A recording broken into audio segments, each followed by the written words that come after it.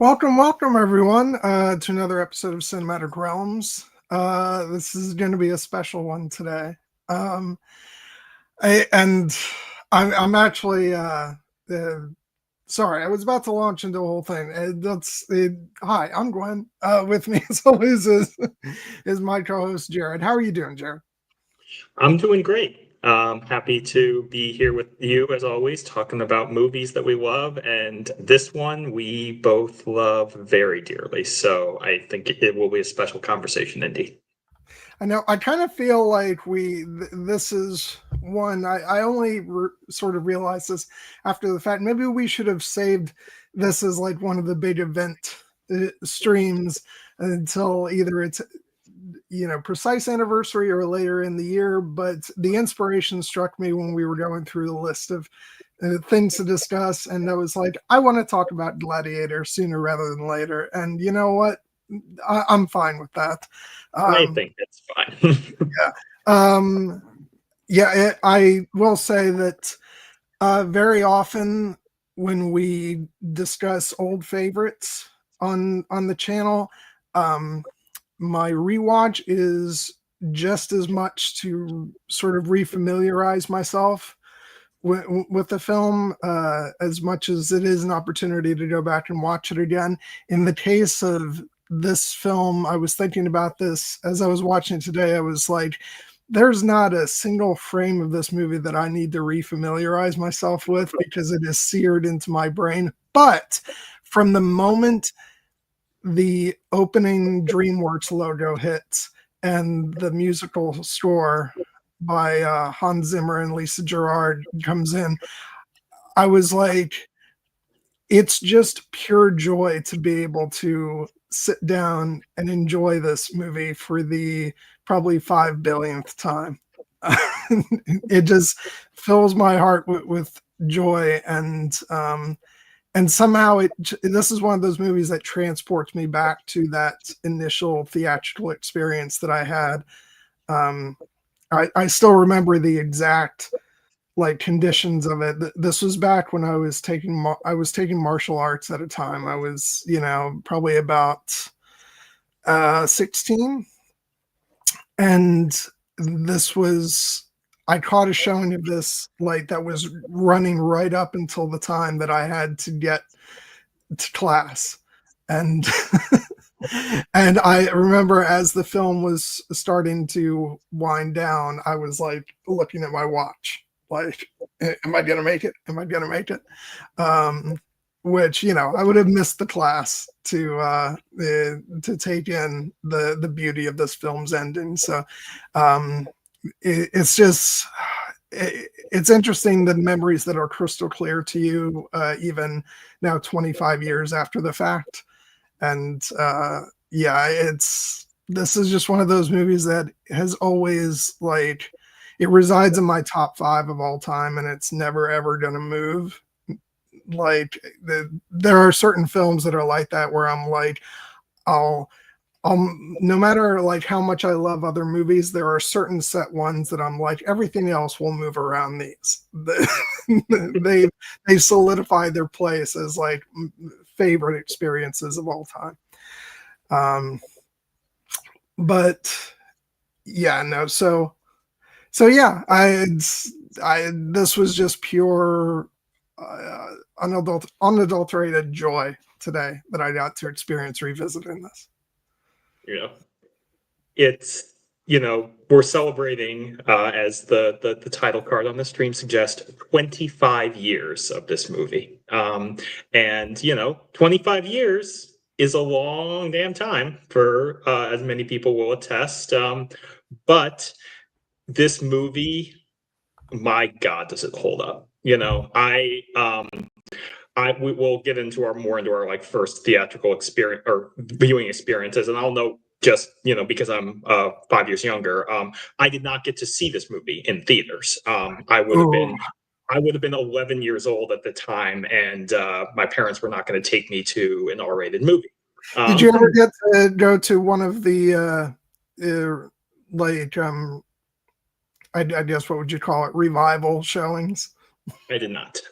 There weren't a lot of those around where I grew up. But Uh, that will be a bucket list item for me for sure if I ever get the chance. And perhaps when the actual 25th anniversary rolls around, maybe there will be some theatrical screenings that I could attend in May. yeah, because I know about 10 years ago, I think it was 10 years ago, uh, it was probably like one of those Fathom events Mhm. showings that they do. They brought the movie back out into theaters, and I got to go see that. Um, and it was just, like it was.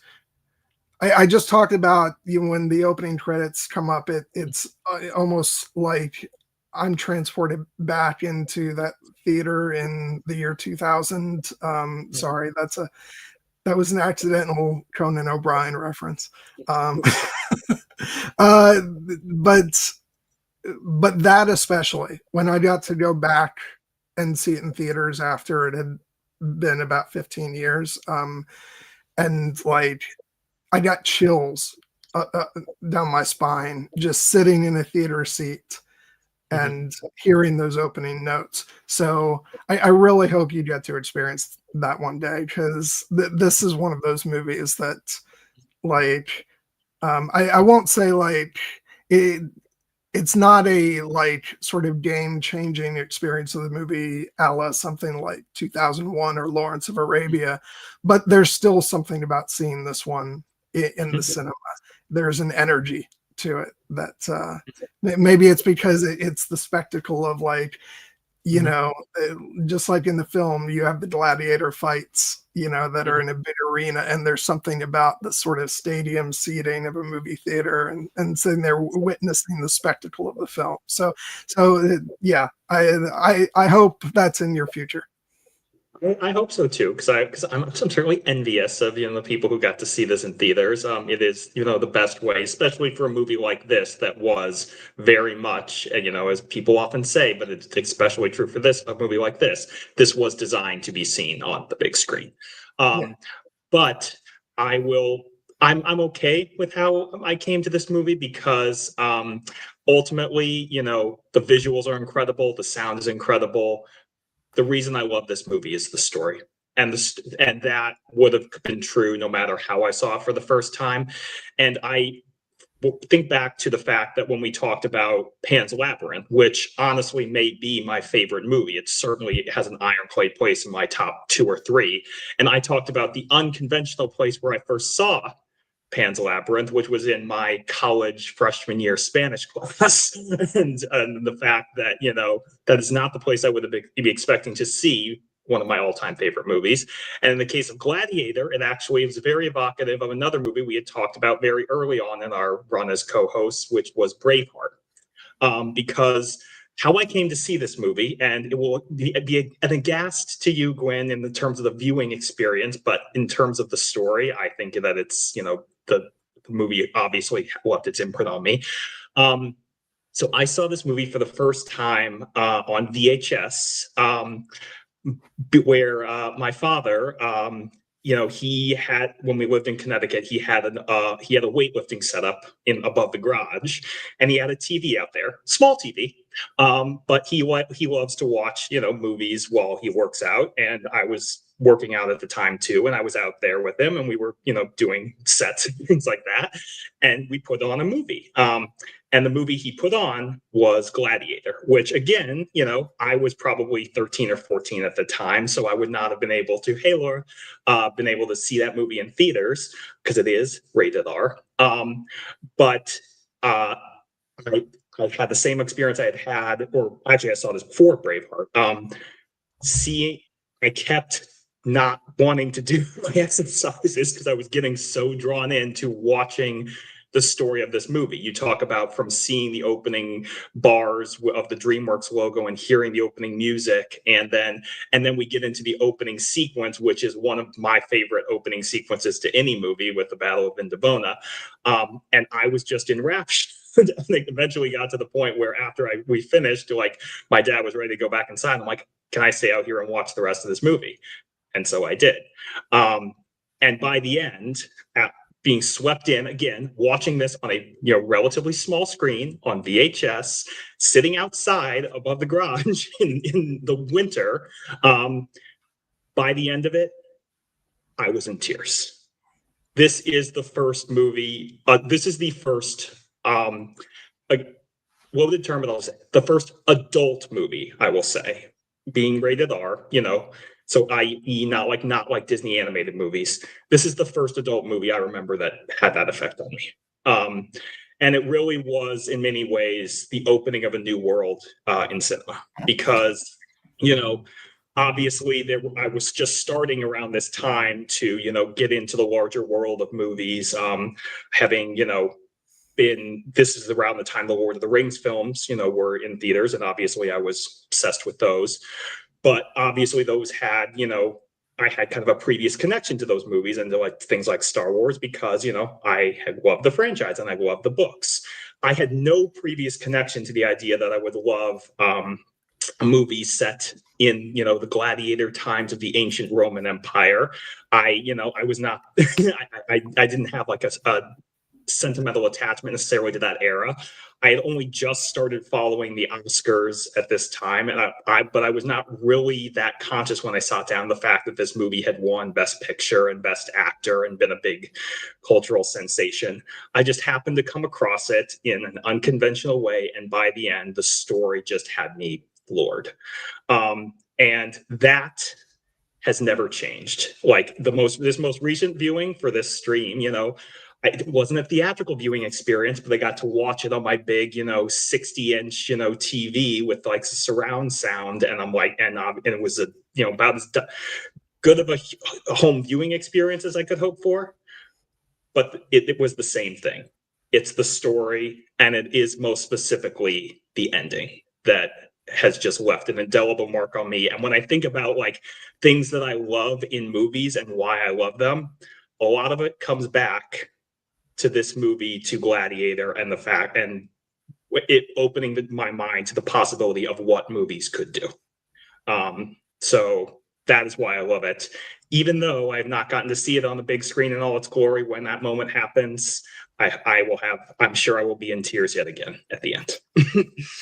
Yeah, I was going to say really quick, does this look familiar? Yes, it does. My copy was a little bit more beat up, but this is a bit of a cheat because this I did not originally own Gladiator on VHS. This actually was a copy that came from my aunt's basement, which I got a couple years ago when I went to visit them. I came home with a bag full of old VHS tapes for sort of, she wasn't doing anything with them, and I no longer have any way to play them, but for the collectible value, I mean, that's not going to come as a surprise to any of you. So I saw this one. I was like, yeah, I want to have my very own VHS copy of Gladiator. This was actually my first copy of the movie, which was the DVD, which came out at the same time, the special Ridley Scott signature selection DVD, which, you know what, I think this is still my favorite home video version. Like, even though later editions came out with full documentary and all that stuff, this still had a healthy amount of bonus features, and it had special DTS sound, and I have the opening menu seared into my brain. So yeah, this is just like, you want to talk about sentimental value for like home video editions. This is like near the top. This is right alongside those Lord of the Rings extended editions for me. So. But yeah, no, it's really interesting just hearing you talk about getting to sort of experience on all that sort of, on the back end of all its, the big hype of its release and its acclaim and its Oscar victories. It's kind of a similar story to me in Braveheart, which I only got to see when it was out on video. And actually, the only reason I saw that at all was because my friend Tim had the VHS. I think maybe they rented it or something, and I watched it over at his house. And I was like, "Oh my god, this is incredible!"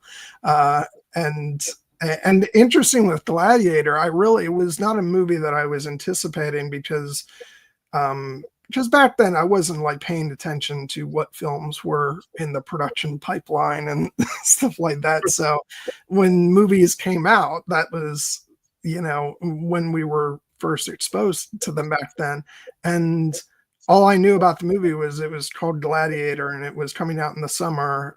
And it just looked like, it's set in like a historical period, but it just looks like an action movie. And for whatever reason, it just didn't necessarily appeal to me. But then after the film came out, you started getting reviews that were singing the film's praises and talking about Russell Crowe and an Oscar-worthy performance, and that there was a lot of talk about him being nominated for an Academy Award. And so I was like, oh, actually, maybe I've misjudged this too quickly. And so that's when I went to see it in the movie theater, and the experience was life-changing because it just immediately became one of my favorite films of all time. It's funny. I have much more of an appreciation for these things now, but it's funny when you're young, you can be sitting in the theater and you can witness a bona fide instant classic, and not realize like how amazing that is, that you're witnessing a movie where all the ingredients came together in exactly the right way. Nowadays it feels like, more of a rarity, also because I'm a bit more discerning in my taste as I've gotten older, but also it's because I appreciate it more now. And so when it does happen, I'm like, holy shit, that movie is going down in the history books. And the fact that this movie went on to win 5 Academy Awards, including Best Picture, Best Actor, it's like we're not in that era of the Oscars anymore. I don't think that would ever happen. Now that a big rip-roaring crowd pleaser of an epic, sword and sandal, film would win Best Picture. It's it was a special time just for this to come out and make the big cultural impact that it did. Yeah. And I remember I got so worried that year about I wasn't really a big Oscar watcher, but you see this movie and automatically you're like, Russell Crowe's going to win Best Actor, right? He's got to win Best Actor, right? And we were just talking about The Patriot last week in like the mid-roll, I think. And after I saw The Patriot, I was like, oh no, Mel Gibson's going to win Best Actor. So I don't know why but again, I wasn't paying attention to like the politics of awards races and things like that. So the fact that I don't think he was even nominated for Braveheart. So not as an actor. Yeah. And so but I didn't know that. I just, it's the guy who did Braveheart is giving another big, historical epic grand, the performance.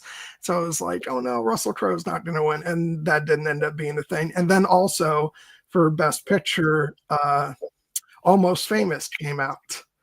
And I was like, and even back then, I didn't know I didn't know this was a word for it, but you see the trailer for Almost Famous and that's Oscar bait written all over.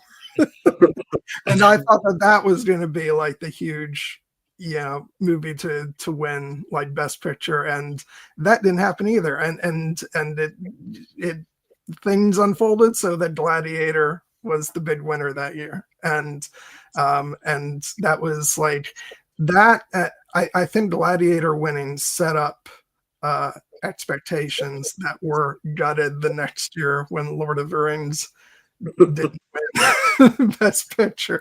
I had to wait. 3 years for that, but that's okay. Yeah. But all of this is to say, like, I was so affected by the movie, and just it's just one of those that had such a profound impact on me, and it still does to this day. I just it's hard to put into words. Like, it was just the right movie at the right time. And back then we didn't have movies like this very often. It seemed like, nowadays we're so used to big event movies in the form of, sort of big budgeted spectacle movies, like a lot of comic book movies, like, are big events. But it kind of felt like back then, movies basically were sort of mostly mid-range, like dramas or comedies, and then once every few years you would get this big, huge spectacle in the form of like a big, like, historical epic, like Braveheart or Gladiator. And so this came along at a time where it was like we're due for one of those big event movies, and it was. And then of course the next year Lord of the Rings came out, and that started a whole new era. But yeah, I just was so blown away by this, and just watching it today, I was like, and today was also the first time I actually watched my 4K copy of the film, and dear God, it looked beautiful and gorgeous. Yeah, it's one of the all-time greats, man. It is. And since you've linked it to Braveheart a couple times, I feel, and you showed off a couple of your physical media, I feel compelled to show off this, which is back in when I was in college and I had no money to buy, Blu-rays and DVDs I love. I was in the bargain basement, hunting for going, to like those little bargain bins at things like Target and Walmart and trying to find movies I loved there. And when I found this double feature of Braveheart and Gladiator in that bin for $10, it was like Christmas come early, man. So, but I wholeheartedly agree with what you're saying about like just how epic and special this movie feels, because even though now looking back on it, it seems like kind of a forerunner for like kind of an outlier in terms of a blockbuster movie that won Best Picture. But it was an outlier back then too, because, this movie falls into the genre of what, we would traditionally be considered a swords and sandals epic, which is a genre that the Hollywood used to make a lot of back in the days of old Hollywood. You think of things like Spartacus and Ben-Hur, and Lawrence of Arabia. And like, that was what big movies were back then. But then, kind of like with the Western, the genre went through a little bit of a lull. And it was, the original idea for this movie, apparently, was like 20 some, like, was like from David Franzioni, like, came up with this idea in like 1972. It took, over 20 years to get this movie made, because basically Hollywood was in a phase of like, oh, we don't do that anymore. And it took someone like Ridley Scott to come along and say, as he so often does in his charismatic, devil may care way, fuck it, I'll do it.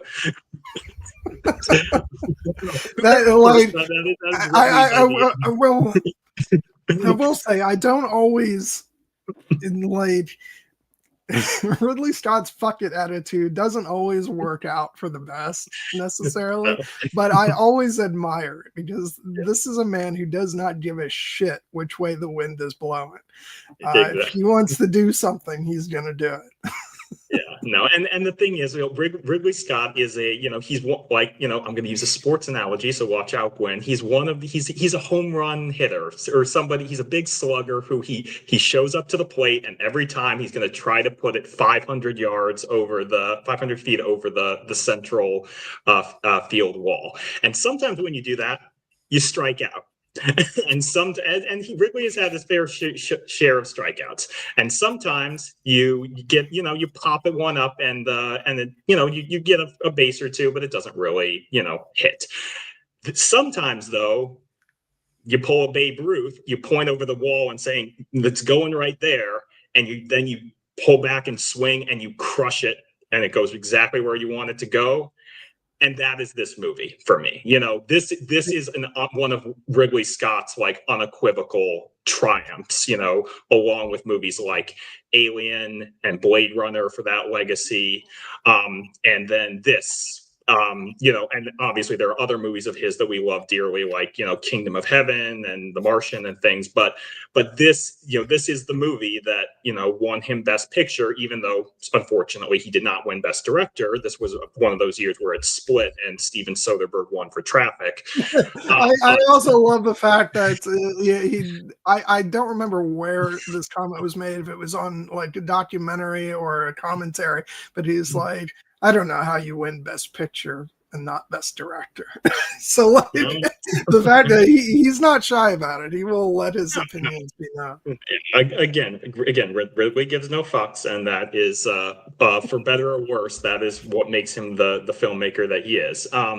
But this is definitely a case of for the better, because his instincts, especially at that time, were exactly what a movie like this needed. This is a movie that is entirely and unequivocally unashamed to be what it is, which is a sweeping, epic story, and anchored by, at its core, by a towering, titanic performance by its lead actor in Russell Crowe.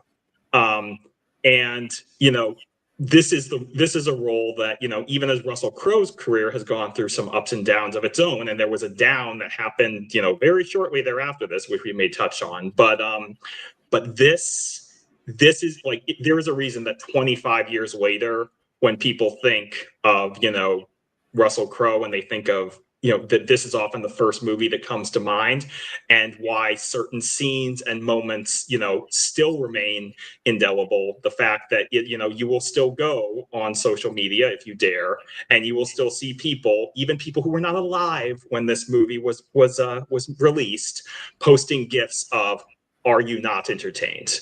and his speech to Commodus in the arena, and scenes from the opening battle and from the ending. And because this is a even if he had not won Best Actor for this, as he rightly did, this is one of those roles that etches you into cinematic history. And it has remained so, even, again, as his own career may have taken some other twists and turns. I feel like that's so, like,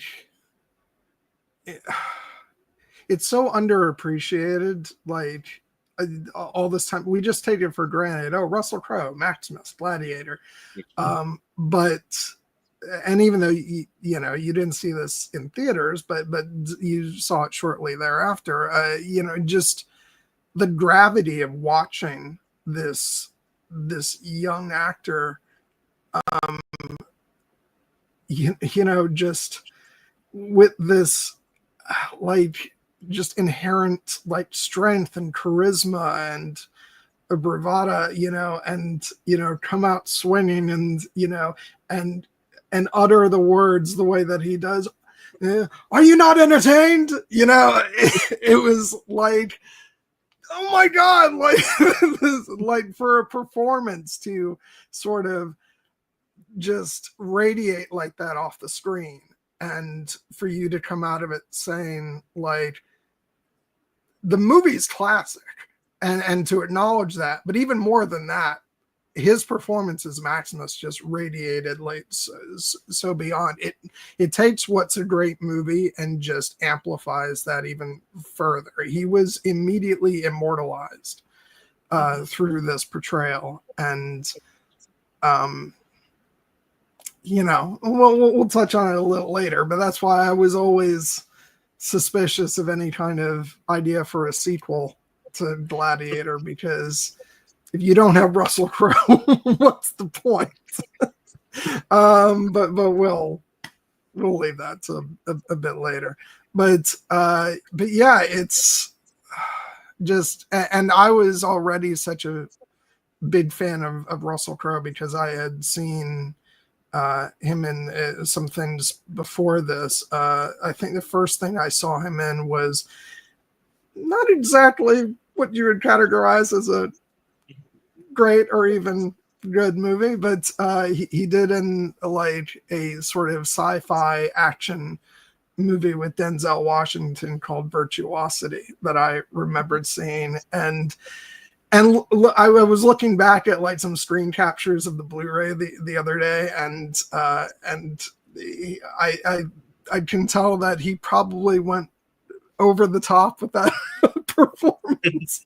So I don't know if it's probably not one of his finest hours, but I think that's just the movie itself. But what I will say is like he immediately grabbed my attention just because of his presence, and then after that he was in L.A. Confidential, which was a astonishing performance from him and an astonishing movie, and he was like one of the key reasons why I watched that movie so many times, as well as the rest of the ensemble. I mean, that was the first time we ever saw Guy Pearce, really. Like that's another great performance from that movie. But so I was primed, like when I went into this movie, even though I said I wasn't necessarily anticipating the movie greatly, but just based on the buzz I was hearing about his performance, I was excited. And right from the opening moments, I mean, like the movie grabs you, like you are instantly in love with Maximus, like because of the way like he's immediately set up, from the opening shot of his hand going through the wheat field, which is like classic and iconic, to just that moment he takes before the battle watching the bird, and then just watching him walk amongst his men with the amazing main theme of the film from Hans Zimmer, and all of his soldiers like paying respect to him and going, so and immediately you're like, oh, this guy is a hero and his men love him. And I'm immediately pulled in.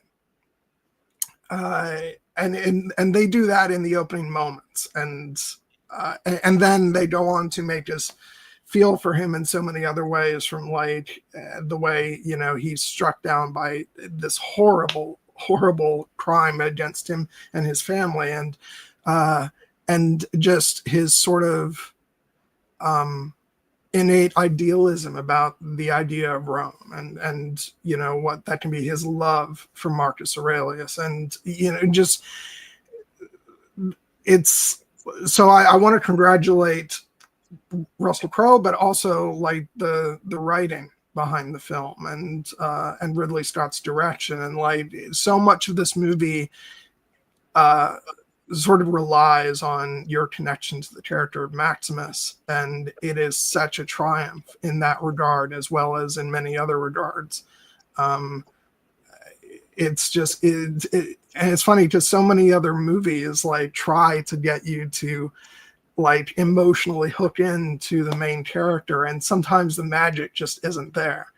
And to watch this movie do it like it's nothing it is just astonishing, and it's why I'm always like, this is kind of the bar. So I'm always like, make me feel for your characters like I feel for Maximus.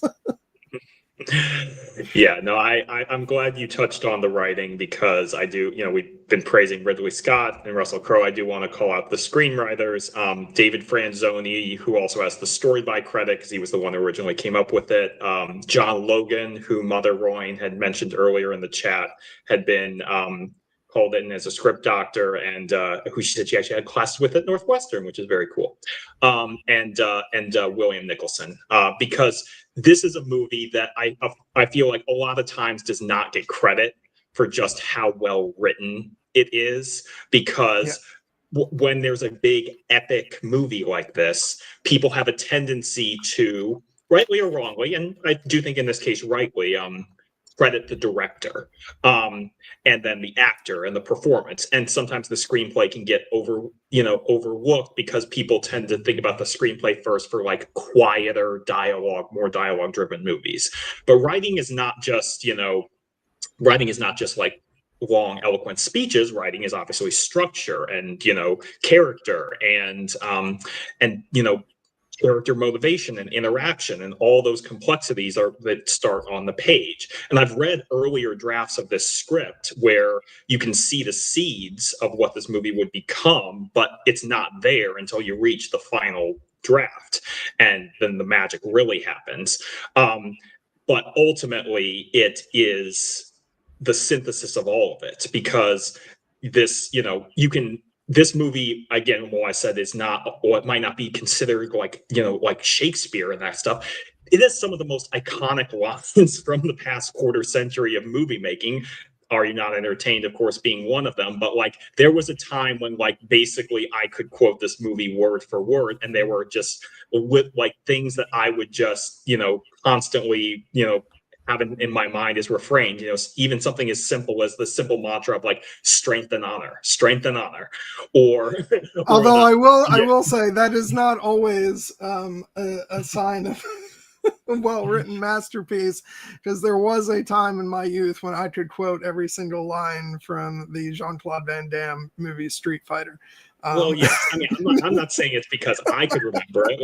I'm just saying that there are lines in this movie that that really pop and really evoke the characters and and convey everything they need to do very efficiently. And obviously, it comes in synthesis with performance, because there's a famous anecdote from this movie that Russell Crowe thought that the speech where Maximus reveals his identity to Commodus and basically proclaims that I will have my vengeance in this life or the next, he kind of had a Harrison Ford reaction to it of, you can write this but you can't say it, this is too direct. But then you watch it deliver it and you're like, oh my god, great cinematic moment. But yes, it's ultimately I just want the writing to get some credit as well, because this is a directorial vision and a towering performance, but the achievement ultimately started on the page. And I think that this is there is a reason why this movie has endured, is because of the story first and foremost. Yeah, it's that's funny. I don't know if I had actually heard that story about Russell Crowe saying that about that speech. Well, thank God nobody listened to him, because it's one of the greatest moments in cinematic history, and one of the most amazing deliveries of any line ever.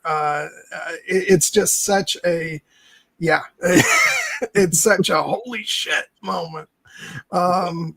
Yeah. Oh, God.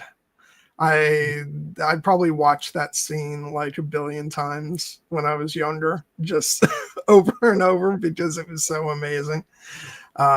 Because I think what's so great about that is because it's not a sort of, it doesn't necessarily fit in with the naturalism of quote unquote modern times. Maybe it is too direct, but it feels like this big incredible moment in sort of classic dramatic cinema or something very literary.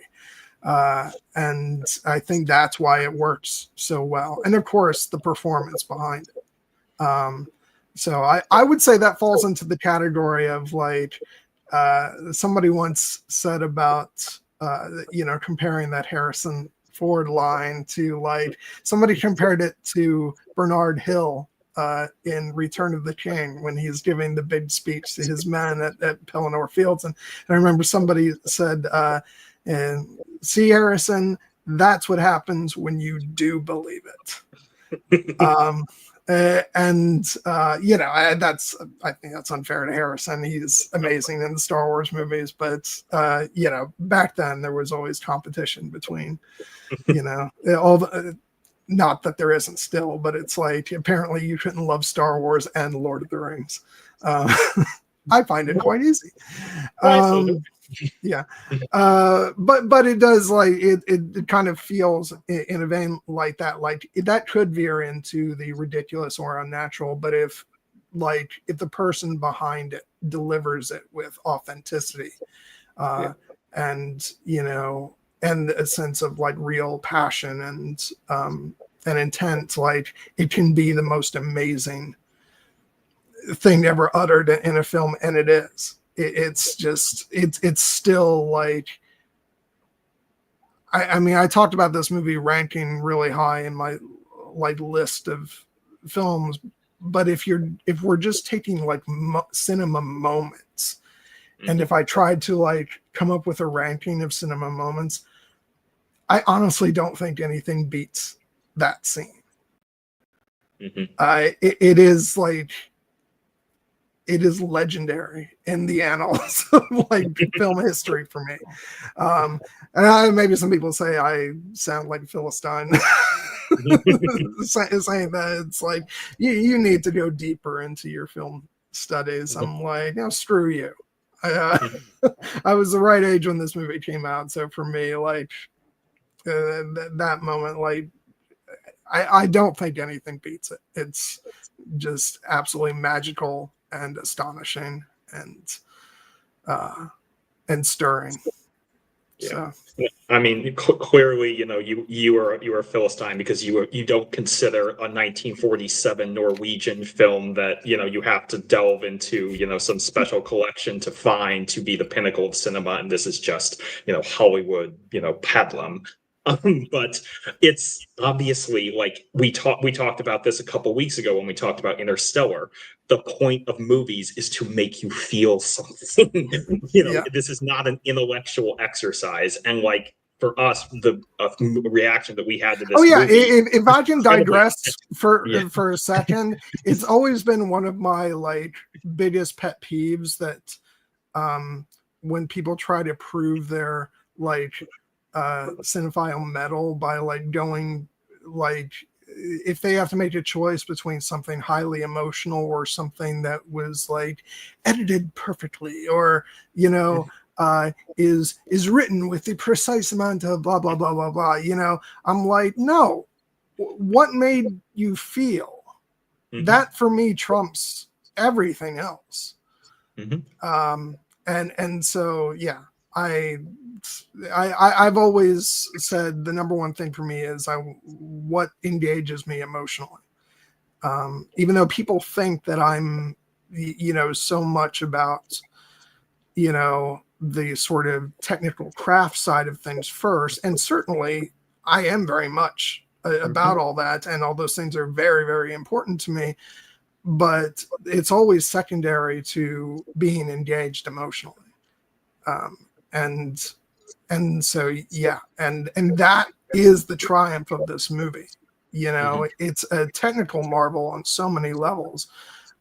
But if the story didn't engage you, then it would be a hollow exercise. I can list many other movies where that's the case. Absolutely.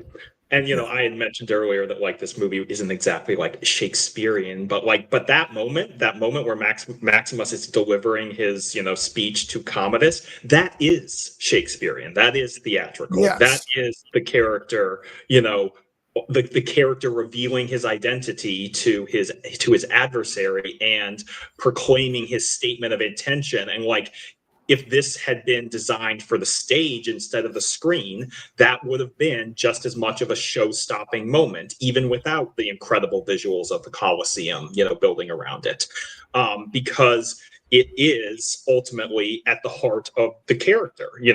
This Maximus, as we mentioned, is a character who is fundamentally, we are meant to believe, a truly good man.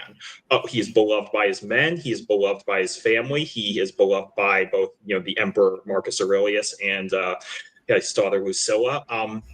He's beloved by his fellow gladiators when he winds himself, in their company.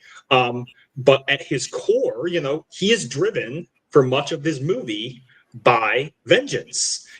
by the wrong that was done to him. And he, we'll get into some of his other great scenes, like his first confrontation with Lucilla in the cell. But like, even though we ultimately believe that Maximus is in the right and is doing an incredibly, like on a righteous moral crusade, he is lost for much of this movie because he has lost so much, and all he cares about is getting his revenge on the man who wronged him, Commodus.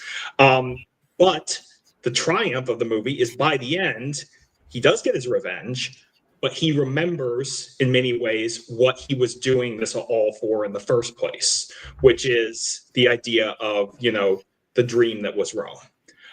And that is what, when that moment comes full circle, that is why the end, one of many reasons why the ending hits like with such a powerful force. I probably wasn't as tuned into that as a young teenager. I was probably just like throughout the entire movie, I was like, Maximus Badass, go get your revenge. And in fairness, like his search for vengeance is very much well earned. Oh, yes. In this, because the movie goes through such pains to portray Commodus as the worst piece of shit imaginable. And even so, still like finds room to like give him moments of like what's the word I was looking for? Vulnerability. Mm-hmm.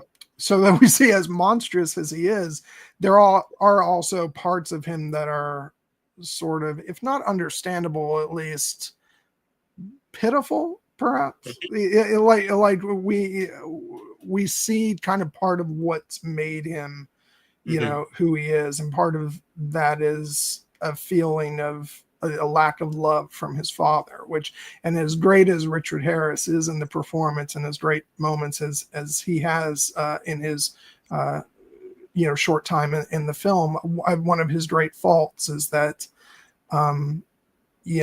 his sort of lack of sort of proper engagement with his son in the ways that his son probably needed, and he realizes that only too late.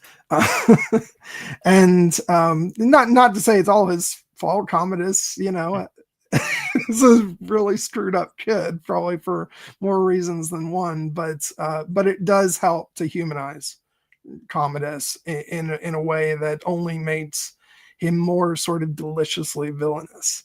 And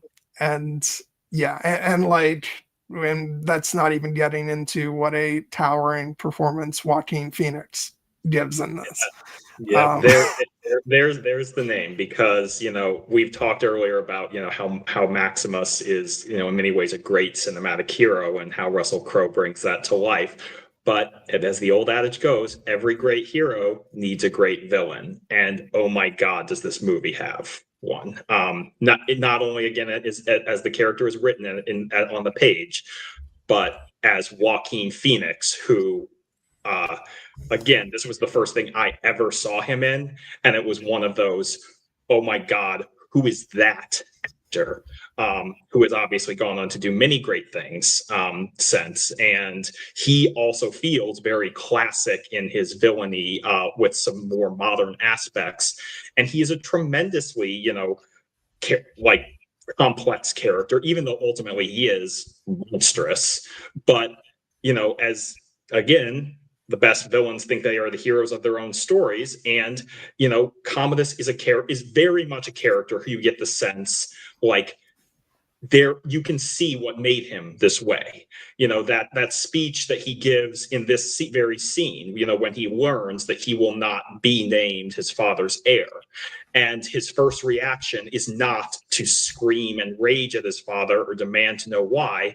It is to recount the story about the time that his father sent him the letter listing the 4 chief virtues of wisdom, justice, fortitude, and temperance. And the line that he says, as I read the letter, I knew I had none of them.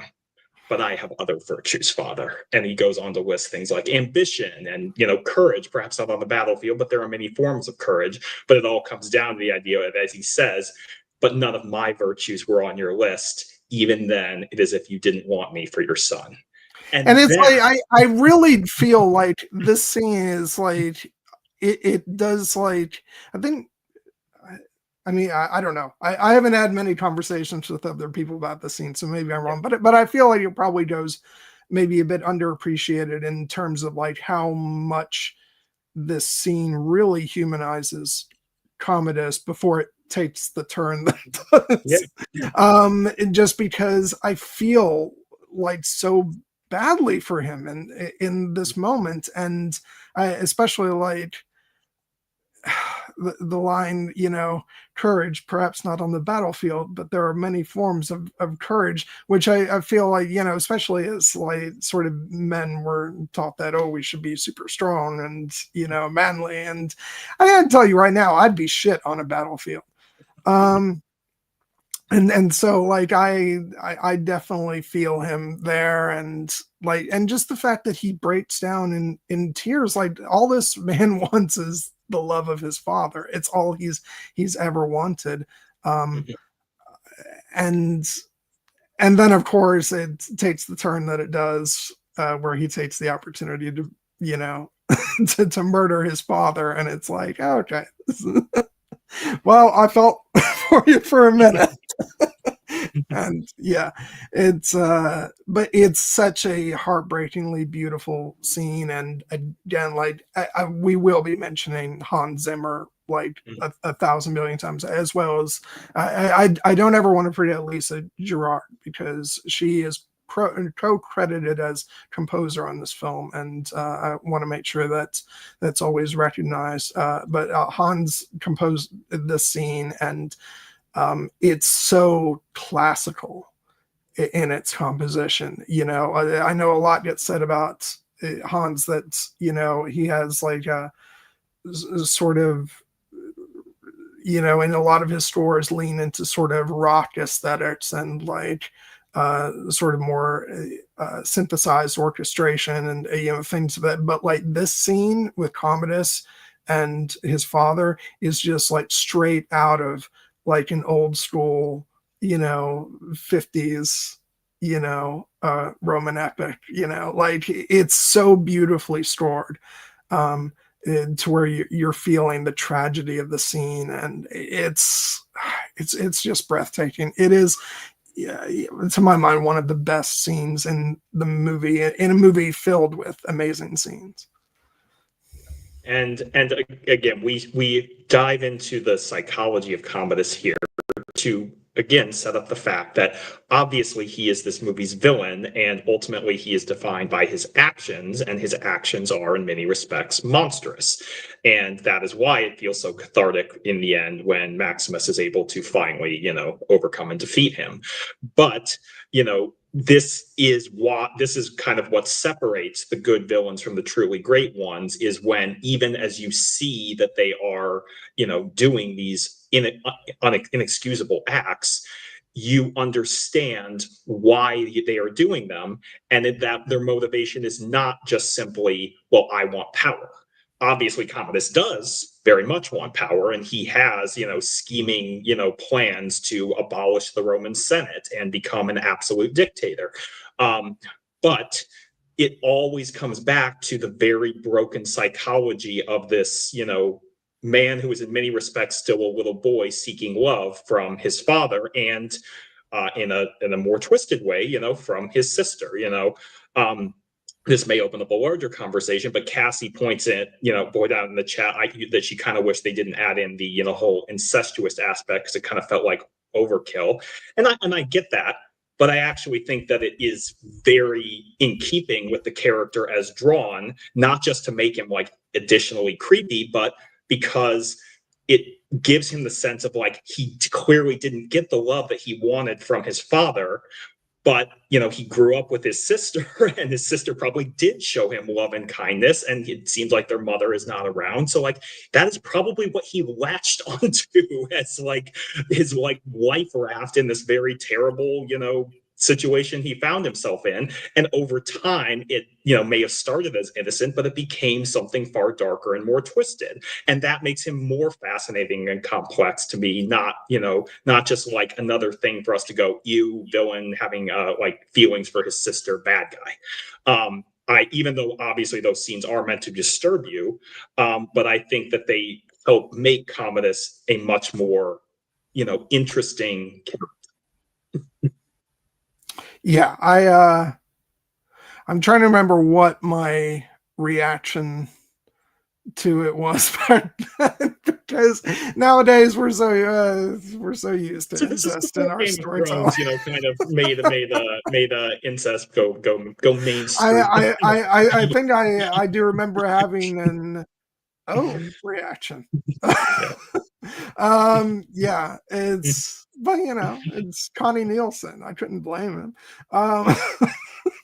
We'll get to yeah, we'll talk about as a young man, various movies and female characters had certain impacts on me, and this may have tapped into something. Yeah, but yeah, no, but I also agree. I think it fits in with his character, and I one of my favorite beats also, as like the scene around it is obviously very creepy. Later in the film when when he tells Lucilla to lie back, and and he's gonna kiss her, but then he doesn't. And I think that's a very interesting character moment for him. That as much as he talks about being in love with a sister and that being something that he wants, when push comes to shove, he can't bring himself to do it. And so I find that really interesting at that point in the story. And so I would agree with you. I don't think it feels, your mileage may vary, but I don't think it feels like overdoing it. I think it feels like a very integral part of his character, because this is someone who's just searching for love anywhere he can find it. And as you said, it seems like the mother hasn't been in the picture, for whatever reason, and he's never had the love of his father. So, he's obviously going to latch on to, that kind of connection with his sister. And then you factor in the animosity between him and Maximus, which comes first, the jealousy because he has the affection for the sister, or is it more so the affection from his father, and then and that's being channeled into his feelings about his sister, making that more complicated. Like there's a whole lot from the past that could be, you want to talk about future movies that could have been done, coming out of Gladiator. They could have just as easily have done a prequel, because there's so much to sort of unpack about the past of these characters. But yeah, no, it's, it feels right for his character. And of course, now we've gotten so accustomed to seeing all manner of screwed up dynamics and in this kind of storytelling. So yeah, I don't know what that says about us. Well, I mean, clearly it says we're a morally depraved society, or it just means that, like, and the classic thing, like, depiction does not equal endorsement. This is kind of the thing where, we're trying to tell stories about dark and psychologically complex characters, and this is a social taboo. So, it's interesting ground to, for these characters to kind of explore. And another element, of the whole, like, Commodus seeking love is, the other place that he is going to be seeking love is the place that, men who have that hole in their heart, and women too, but like that they can't seem to fill. Where do they go search for it? From the people in the abstract sense, and this is probably where the root of, Commodus's, like, maniacal, like, dictatorial tendencies come from, in the sense that he wants to be seen as, like he did not get that love from his father, so he wants to be the father to the people, and he wants them to love him, unconditional. But like he understands at his kind of base cunning instinct that love is transactional. So he gives them what they want, and what they want is blood and death in the arena. So, and he's actually quite good at it. Several characters comment about the fact that like he actually does have the base political instincts for this kind of, politicking. He might not be a good ruler in the traditional sense, but this he does understand. Yeah. Real quick, before I get into some of that, because there's a lot to unpack there, I just want to touch on, and there's a conversation being had in the chat about Hans Zimmer and, and how he's viewed by the film score community. I will say that a lot of it comes down to, yes, there's some elements of it having to do with his sort of team of composers and who does not get credit for helping on his scores. But I feel like that's only a thing for, like, I say this being one of them, the really nerdy amongst the film score fan community. The big thing is that he's had such a wide-ranging impact on the kinds of film scores we get, and he has a very specific style, whereas he's not very often a traditional classical composer. He has he uses synthesizers a lot. He in terms of things like even in this movie, but more so in stuff like you can notice in like Pirates of the Caribbean and things like that, where his style is like a sort of rock aesthetic, oftentimes.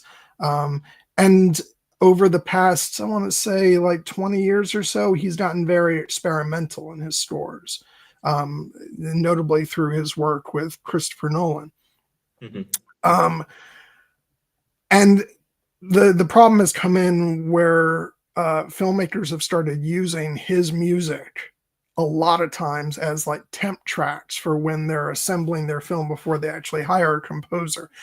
And then when they finally do bring in a composer, they say, make it sound like that. And that's why you get the complaints nowadays of everything kind of sounds the same, and it's then music scores are just kind of becoming noise, and it's kind of because of that reason, none of which is really Hans Zimmer's fault. It's just that studios and filmmakers are getting it more unimaginative when it comes to music for their films. That sounds like a blanket statement. That's obviously not the case across the board, but it's happening a lot. And so that's kind of the thing about Hans Zimmer and his sort of reputation. It doesn't change the fact that he's a brilliant composer. Mm-hmm. And yes, he has his own style that's different from your John Williams, Jerry Goldsmith, Howard Shore, James Horner, but that's what makes him unique. And it's not his fault that lots of people ape his style. And yes, he does have a huge team of composers, but guess what? So does Bear McCreary. Mm-hmm. There's a very similar thing that goes on with his music. And as a matter of fact, one of the things that has sort of separated his score for the Rings of Power from a lot of his other work over the past few years is that he composes every single note of the Rings of Power on his own. Mm-hmm. Because he wants to, because that project is so important to him. Whereas a lot of his other work, because he does so much, he has to rely on his team who have been trained by him, who know how to write in a similar vein to him with, and so I think that's just becoming sort of a thing that, that we kind of have to live with, when it comes to film scores, that if somebody's going to become really big and you're going to hire them for a million different projects, they're going to need a team. Mm-hmm. It's just the way it is. Yeah. So. Yeah, and I mean, obviously, collaboration in art and movie making like this is essential, and in many respects should be viewed as a good thing. It's just that you know, there is a strain in in the film going community to venerate the singular achievements of an auteur who does everything themselves and they own the entire vision, and there obviously that it can be incredibly impressive as well, Yeah. but hair. But it's ultimately like the work is what matters, and you mentioned that a lot of people have aped Hans Zimmer's score. Like it kind of reminds me of the tradition where like somebody like gets tired of a certain trope watching like a bunch of other movies, and then they go back and watch an older movie and like, oh, this movie indulges in that trope, and you're like, no, this movie invented that trope. Yeah. So you just didn't, it's not their fault that it's became so influential that it's now become, almost a standard. Hans Zimmer is a genius, and obviously, like he has not always.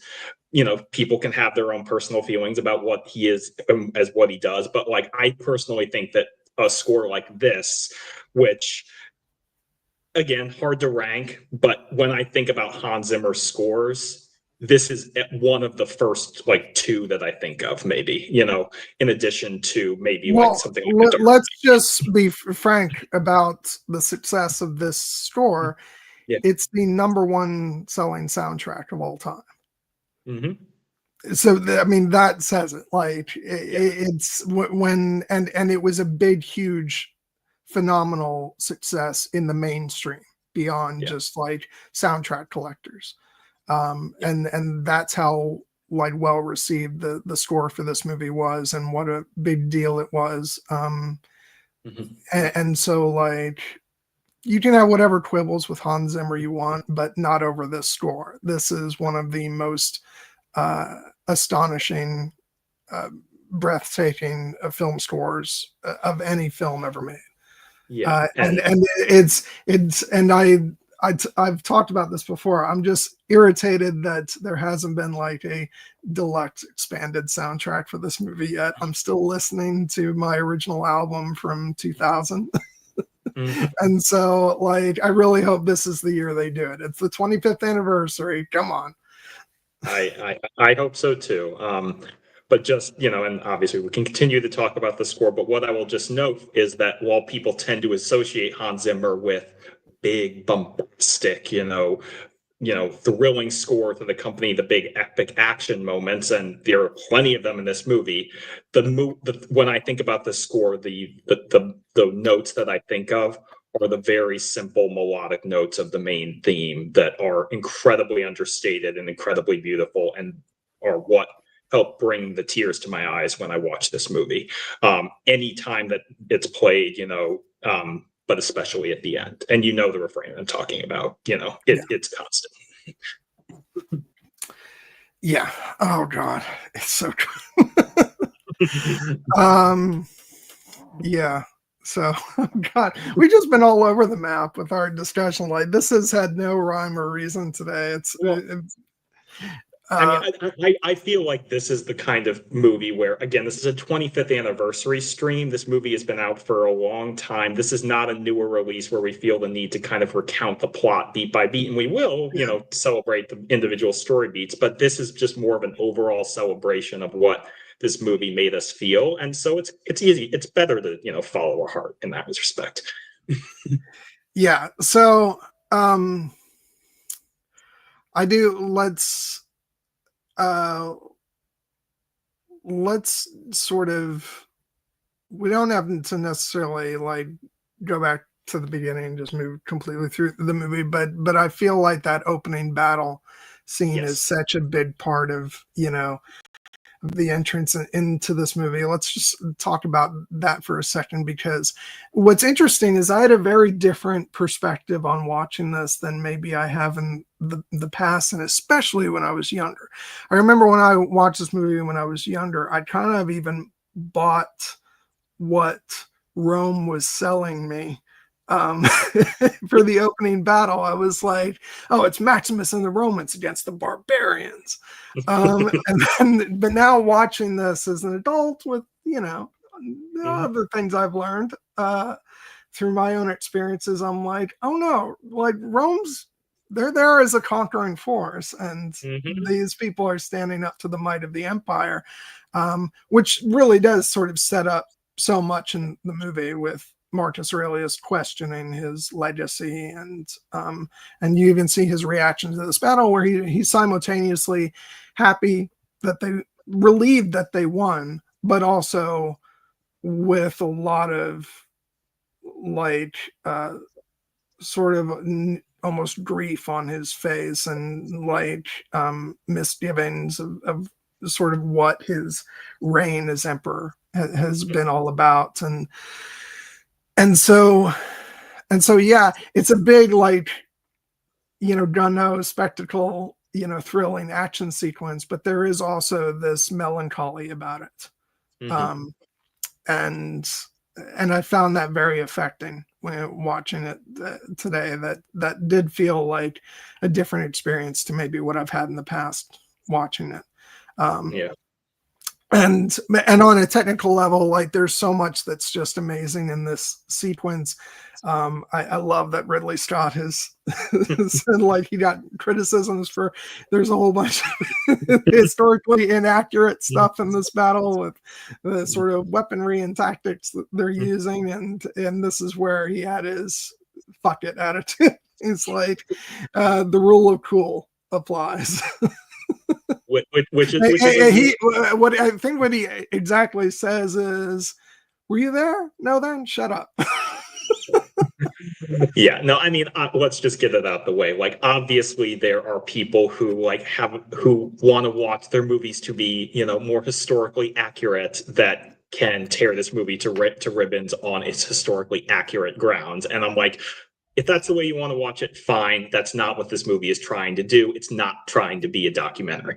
I do find it more interesting in terms of just the political, like, complications of the opening battle. That is something I've become more, invested in the sense that, like, yes, in the opening movie, because Maximus is our hero, we are positioned to think of the Romans as the good guys and the Germanic tribes that they are fighting in this opening battle as the bad guys. But obviously, it is much more complicated than that when you think about the political implications of that. They are invading these Germanic lands to conquer these people.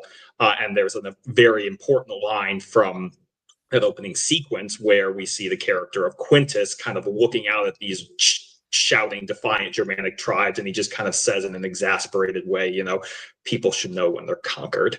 And Maximus, who again is leading the army but has a better understanding of, like, the complicated and tragic nature of this, he just says quietly, "Would you, Quintus? Would I?" And for those of you who have, complicated feelings about an imperialist regime sweeping in to take over these native lands, as you should, just know you can go back to real Roman history and know that one of the reasons Rome falls is eventually these Germanic tribes come back and they sack Rome. So they get their revenge just a couple hundred years later. But obviously, again, this movie is not trying to be a documentary about the politics of the Roman Empire. It is trying to tell a story with those, that conquering hero of Marcus Aurelius as its kind of inciting incident, and the fact that he is having very mixed feelings about what he has spent the last 20 years of his life doing, is meant for us to be our window into the fact that, yes, we just saw this hell yes battle where an incredibly depicted battle where Maximus, through bravery and ingenuity, led his army to victory. But what did they really win? And the movie goes on to reckon with that when, after they have won the battle, and Marcus Aurelius is kind of much more like philosophical, like, "Tell me again, Maximus, why are we here? What did we really do?" And Maximus, when he is invited to speak plainly, has the very understandable human moment where he says, 5,000 of my men are out there in the freezing mud. 3,000 of them are bloodied and cleaved. 2,000 will never leave this place. I will not believe that they fought and died for nothing. And that is kind of what helps ground us in the moment, that even if this battle is something that perhaps should not have been fought, the lives that were lost on both sides are a real tragedy, because obviously many of these soldiers probably did not sign up to die in these foreign lands. And part of the reason that they love Maximus so much is because he cares about them, not the larger ambitions, even though he does share Rome's ideals. He goes on in that scene to talk to Marcus Aurelius about the fact why he believes this what they're doing, and he says, "I've seen much of the rest of the world. It is cruel and brutal and dark. Rome is the light." And Marcus Aurelius goes on to undercut that by saying, "But you have never been there. You do not know what it has become." And again, that is why I find this whole dynamic fascinating, and what makes the battle richer, because in addition, yes, it's just a kick-ass awesome opening sequence, and this is 11 years before Game of Thrones, and probably 12 or 13 years before Game of Thrones really got to depict those big battles consistently. This is it is incredible what they pulled off for 2000 with this sequence. Yeah. Let me see. I just want to say, the director's cut of Kingdom of Heaven is a phenomenal successor to Gladiator. We will be talking about that later this year, if you want to join us for that discussion. I'm just thinking of all the different, like, you want to talk about just iconic lines coming from Maximus in this movie. So many of them are right off the top. You can just mention one when Quintus says people should know when they're conquered, and he says, "Would you, Quintus? Would I?" And then follows it up with strength and honor, and then what we do in life echoes in eternity. It's just, God, it's so good. And and I also want to say, in terms of like other battle sequences, this was just like 2 years after Saving Private Ryan, and this opening fight is kind of in a similar vein, in that you've got like shaky cam kind of utilized, and the battle is very hectic. It's we were seeing very different things from, like, for instance, with Braveheart, which does place you in the thick of battle, but also kind of keeps a more traditionally like steady shot with the camera, and it just sort of lets the carnage unfold before you. Whereas I feel like after Saving Private Ryan, there was no turning back. Like, if you were showing a battle scene, the camera was going to get in the thick of it, with your fighters, and it was going to be all over the place. So, and it had Pup. Like, this is very interesting, because that dog was supposed to play more of a role after the battle. But I forget the exact reasoning for why it didn't. Just like production difficulties or something. But the nice thing is that I don't know what would have befallen that pup if that had been the case. So as it is, it seems like he makes it through the battle. So maybe it's all for the best. I think so. And given what goes on to happen to Maximus, perhaps the good boy managed to find, a happy life elsewhere. But that's another thing that grounds us in the fact that, like, oh, Maximus our hero. It's like he has the dog, and the dog is clearly very attached to him specifically. And the fact that they go into battle together, and one of the most epic opening shots in the entire sequence is when they're coming down from the tree line, and we get that shot of the dog leaping through the wall of fire, and you're just like, God, yeah. Yes. Yes. No, given that my family has a German Shepherd, I'm pretty attached to the good boy here. Yep, I love Cass. I love your reaction. First, I did not know that we were cheated. Refilm. I demand this. And then when I mentioned that it's good because it means that the dog survives, she's like, "Well, point taken." Yeah. Oh god. Yeah. Yeah. Anytime this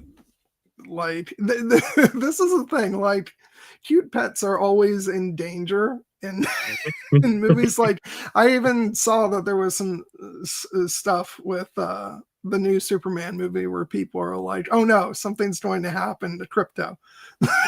It's like Crypto's got superpowers. I think he's gonna be okay. People are always so scared of in tragedy befalling. And for good reason. Nothing should ever happen to cute animals. Oh god.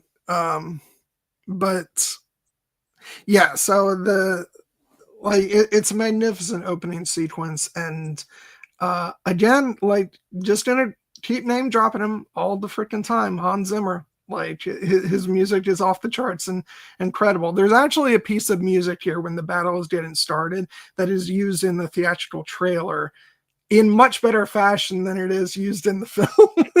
It's like I'm trying to think of how. Yeah, I'm not.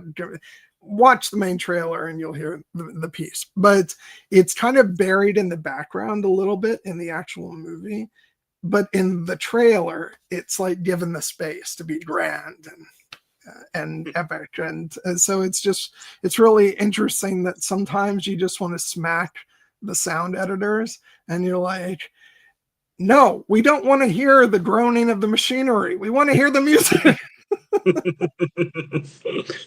But the never-ending battle between composers and sound editors.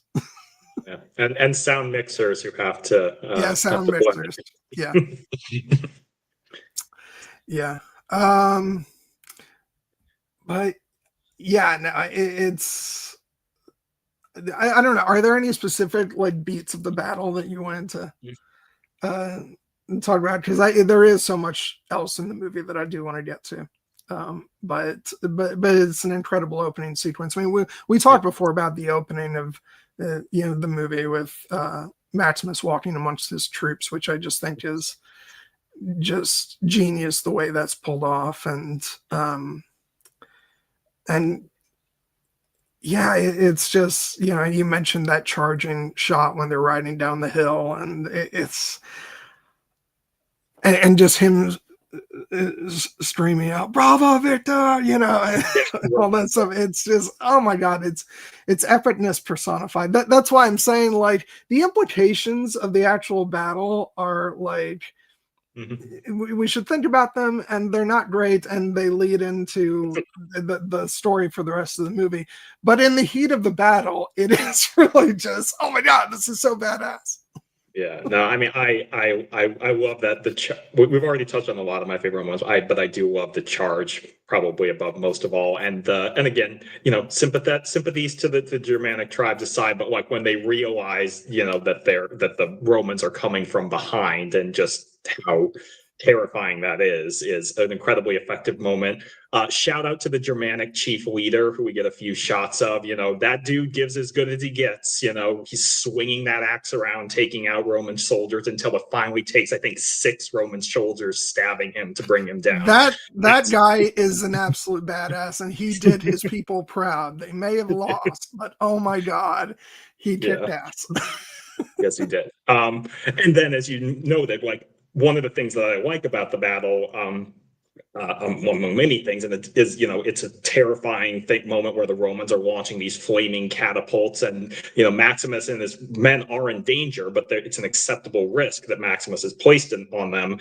And we get to see that even though Maximus is an incredibly capable warrior, like, he is not a superhero, you know, he gets knocked off his horse. He is down on the ground. There's a Germanic soldier like swinging an axe at him. He has to, you know, like fight his way back. He almost kills one of his own guys because he's just in the little midst of a blood rage before he stays himself. Oh, I love that moment where he turns around, it's like, "Argh!" and then he realizes this is one of his men, and he just eases back, and he's like, oh, it's all friendly. Which, by the way, jumping forward, it's another beat that I absolutely love, even though it's when the shit's about to hit the fan, is when Quintus comes in to wake him up, and Maximus pulls out his knife and it's right at him, and after he says, the Emperor needs you, it's urgent, and there's just this little beat of Maximus sort of tipping the knife and smiling and going, oh, sorry. Yeah. Turns out he was pretty wise to be sleeping with that knife, you know. Yeah. But it's that moment where he thinks they're still on friendly terms, and and it is that great moment between soldiers and friends. Just the humanity that Russell Crowe brings to Maximus throughout is just so amazing. Yeah. No, and ultimately, just to kind of put a bow on the battle scene, the fact when they finally have won, and Maximus gets to kind of put up his sword and declare Roma Victor, and then it cuts to the scene of Marcus Aurelius up on the hill, and you just see him close his eyes and let out like a deep sigh, and it feels like kind of a strange note to end the battle on, but then you realize it's the only note that they could end the battle on, because this is what we have just seen. It's impressed upon us that they have been fighting this campaign for years. This is the end of this campaign, and Maximus is thinks that this is the time he's now going to get to go home, but the story is just beginning. Yeah. Oh, poor Maximus. Yeah. Yeah. Things are about to get really bad for you. But yeah, it's just, what an amazing opening sequence. And it's the same principle really as the sort of James Bond opening, where they pull you in with this big, amazing spectacle of an action sequence. And it's the same thing when you have like an opening battle like this, it really gets your blood pumping, and so that, and they've done a great job at this point of emotionally engaging you with Maximus's character, but also like engaging you on a sort of adrenaline level with the action and the battle, and now they're ready to slow down and peel back the politics of everything that's going on. Yeah.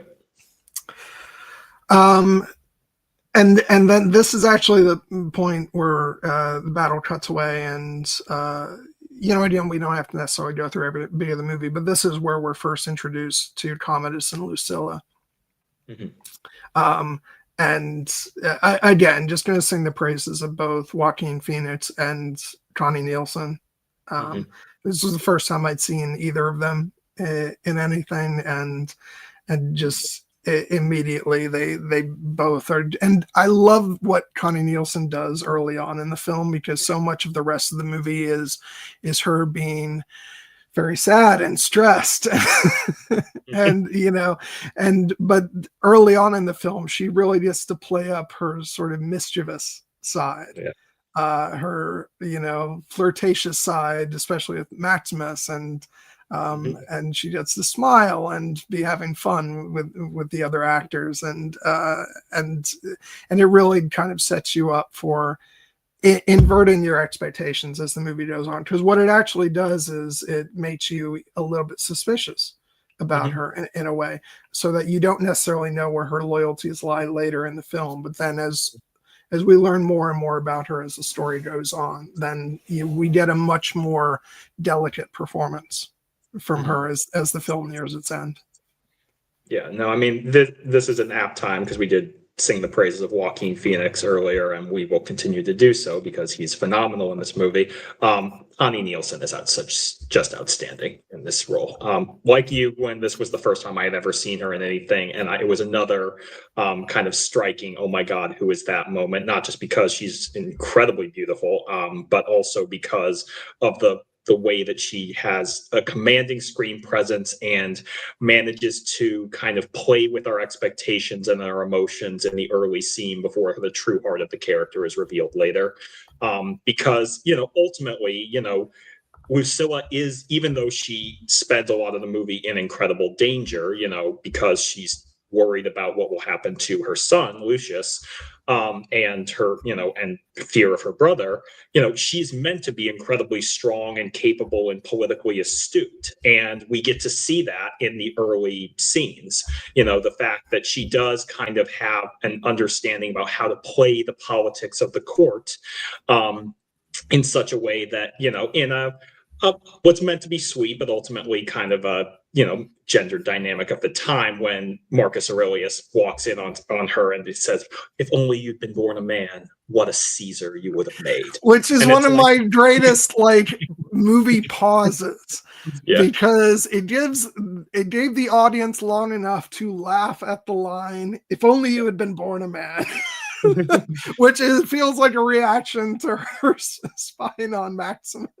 It's like, father doesn't want to have to deal with her daughter having a thing for the general. But then he follows it up with, "What a Caesar you would have made." And that really delivers the main, punch of his sentiment there. And it's a great moment. Yeah, I mean, and obviously, it's like, well, why can't she be a Caesar without it? And it's like, because it's the 180 AD, and this is the way that the gender dynamics are. But obviously, it's meant to play into our understanding that, Marcus Aurelius, for all of his incredible faults as a father, he does recognize Lucilla's power and potential. And also, the love between them is very real and sincere. And when he has the line where he is trying to kind of cue her in on his plans, the fact that he's going to be trying to, restore the Roman Republic rather than naming Commodus as his heir, and talking about he's going to need your help because he's always loved you, and he'll need your support. But then he can't bring himself to do it, and it's just like, enough of politics. Let us pretend that I am a good, you are a loving daughter, and I am a good father. And she has the lovely line "This is a pleasant fiction, isn't it?"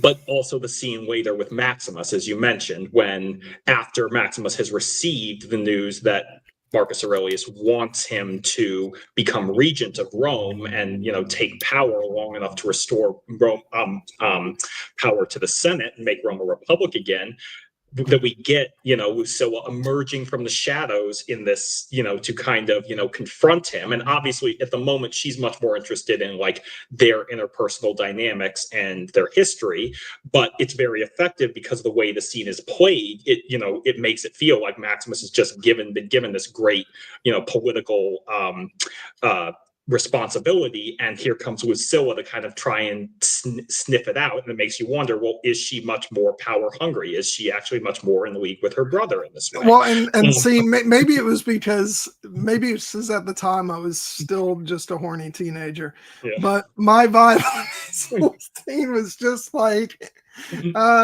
she's just totally flirting with him the whole time, and she is, and trying to get a little her and him time. And the way it's played is there's obviously tremendous history between these characters, and the idea of did they in the past? And the answer is, oh yes, yes they did. But this is part of what I was talking about, though, especially early on in the movie, she has okay, I'm just gonna get into it. Connie Nielsen had nailed this sexy seductress thing, early in the movie. It's She was great. You know, and you know, I was still a young teenager, and you know, and yeah, she was only 34 years old at the time. But to me, you know, that was reading as an older woman, and you know, I'm just saying, you know, she was doing things. Yeah, okay. We were impressionable, Gwen. We were impressionable young men, and Connie Nielsen left an impression. So. But no, she's so great, and it really, again, like I was saying before, it sort of sets you up for not exactly knowing, like, is her ambition kind of, does it play more of a role with her? And so in the events that follow, is she going to be siding with her brother, or is she going to turn against him? And even though that we find out the answer to that a bit earlier in the extended edition of the movie, in the original version of the movie, it actually is sort of a question mark for longer in the film, which is why those scenes were removed. And so I just think it's a wonderful, amazing performance, and all this interplay between them is so much more poignant, like once you go back and you know, like, where her character stands, and it's like, it's clear that, you know, Maximus was the love of her life, and so she really, you know, just is trying to rekindle that here, even though she shouldn't be. He's, you know, he's happily married, you know, and you know, he just wants to get back to his wife and son. So, but she can't help herself. As much as I said you can't blame Joaquin Phoenix, it's Connie Nielsen. Similarly, you can't blame Connie Nielsen, it's Russell Crowe. Yeah, and I mean, and obviously there is an even deeper connection there, like, because you know, after they're kind of having this kind of barbed, flirtatious back and forth with political overtones, like, it ends up getting down into a very sincere human connection where he offers his apologies for the death of her husband, and then they talk about their children, you know, and you know, the fact that, you know, Maximus has a young son, and so does Lucilla, you know, they're the same age. And I know you don't want to get into this, Gwen, but like, this is the element that Gladiator 2 introduces that, yes, we will be discussing. This is exactly why I call bullshit on that reveal, because their children are the same age. I mean, I don't think it's bullshit, but I do think that because you know, Maximus could be on but I get your complicated feelings about it. But yeah, my read on this is that their relationship was a good amount of time before he got married, and I certainly don't think he was cheating on his wife at the same time that they were having their own child, and that doesn't read to me in this film. I don't get that that's the intended implication here. I mean, and that's fair. We'll just, you know, let's not just talk around what to say. Gladiator 2 ultimately reveals that Lucilla's child, is in fact Maximus's son. And that is an element, we will talk about it more when we have our discussion about how Gladiator 2 fits into this picture later in the stream.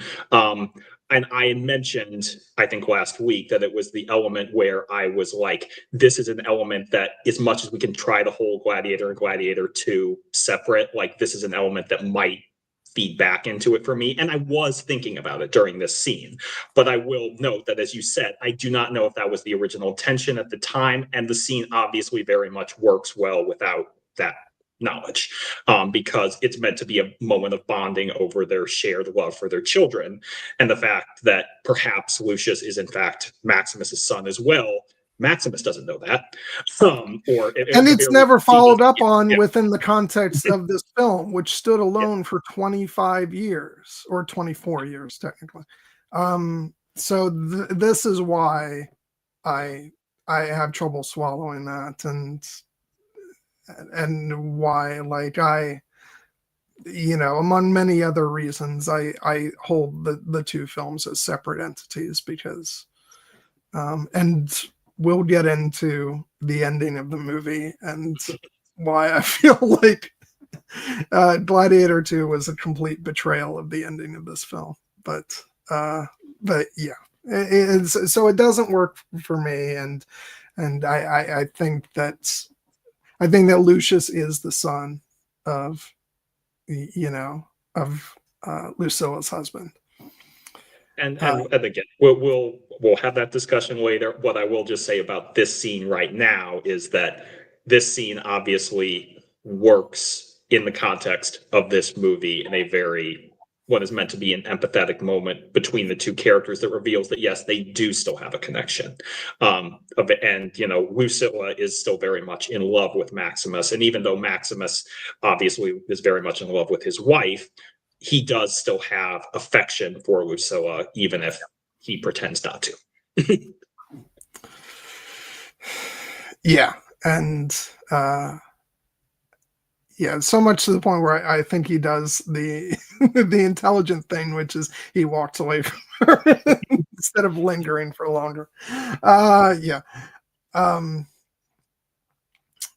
so let's talk a bit, because we did talk about the scene between Marcus and Commodus, but let's talk a bit about the dynamic between him and Maximus. Because I just love their dynamic. It is very much we don't really know what kind of relationship Maximus had with his actual father, but what the two of them share is very much a father-son dynamic. But I love the line from Lucilla where she says, "My father favors you now.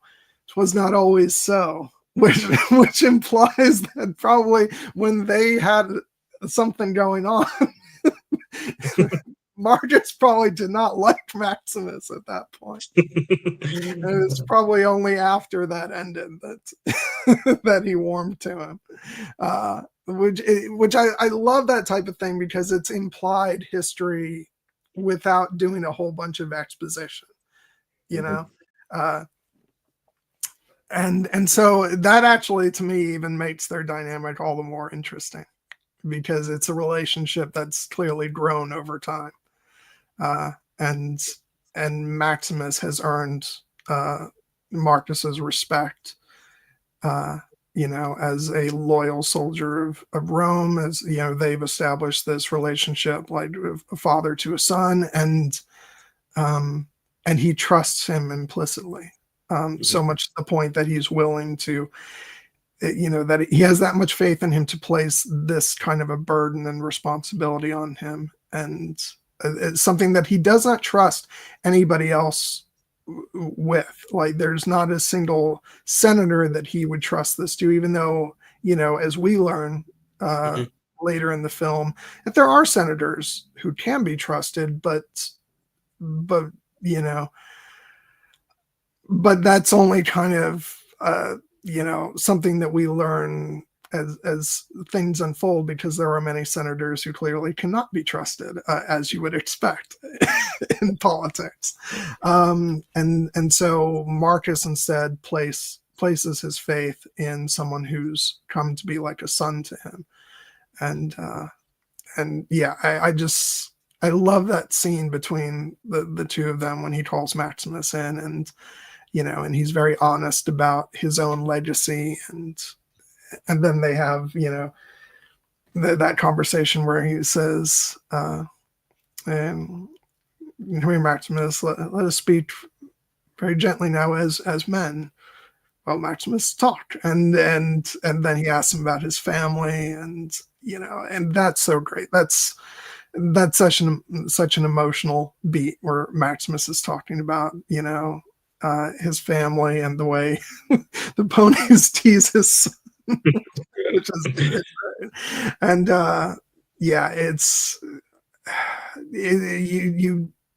it helps you to like form an attachment not just to Maximus but to his wife and son as well, before we even get a chance to see them, and then when we do see them, it's under such tragic circumstances, and that's what makes our heart just sort of cry out for them. And like one of the great like again talking about Hans Zimmer, like this is a much more subtle moment, but there's this great beat of the music where when Marcus says, "There's one more duty of you that I must ask before you go home," and Maximus says, "What would you have me do, Caesar?" And then Marcus says, "I want you to become the protector of Rome after I die." And there's this just beat punctuating that statement before the actual like music comes in. It's like boom. And it's just hits home the gravity of what he's just said. And it feels like such a holy shit moment. and that's Maximus's reaction as he's listening to this. Yeah. You had mentioned earlier there was that moment where Lucilla, or actually it happens after this scene, but where Lucilla says, "My father favors you now. It was not always so." And part of that is because I believe we're meant to hear that like Marcus Aurelius himself may have changed since that time. He was, as he's kind of musing in that scene, like, what he's realized now that he's dying. And when that happens, you want to know that there was some purpose to your life. And he's like, how will I be remembered? The warrior, the philosopher, the tyrant, which is a great little acting beat from Richard Harris.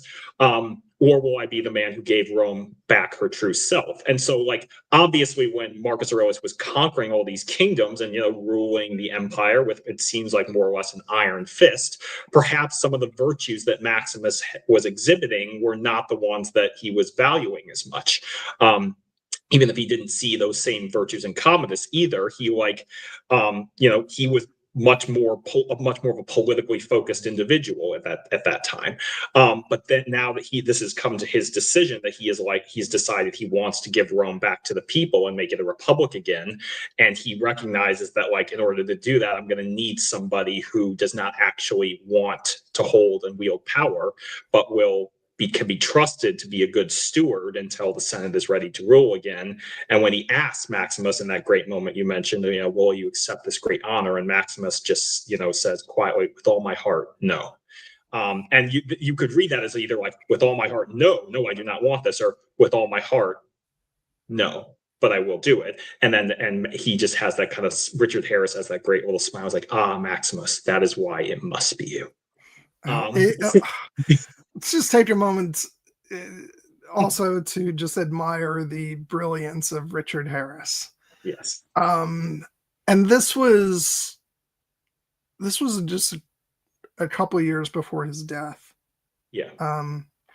And he did go on to do a couple more roles. He was in The Count of Monte Cristo. He was in the first two Harry Potter films.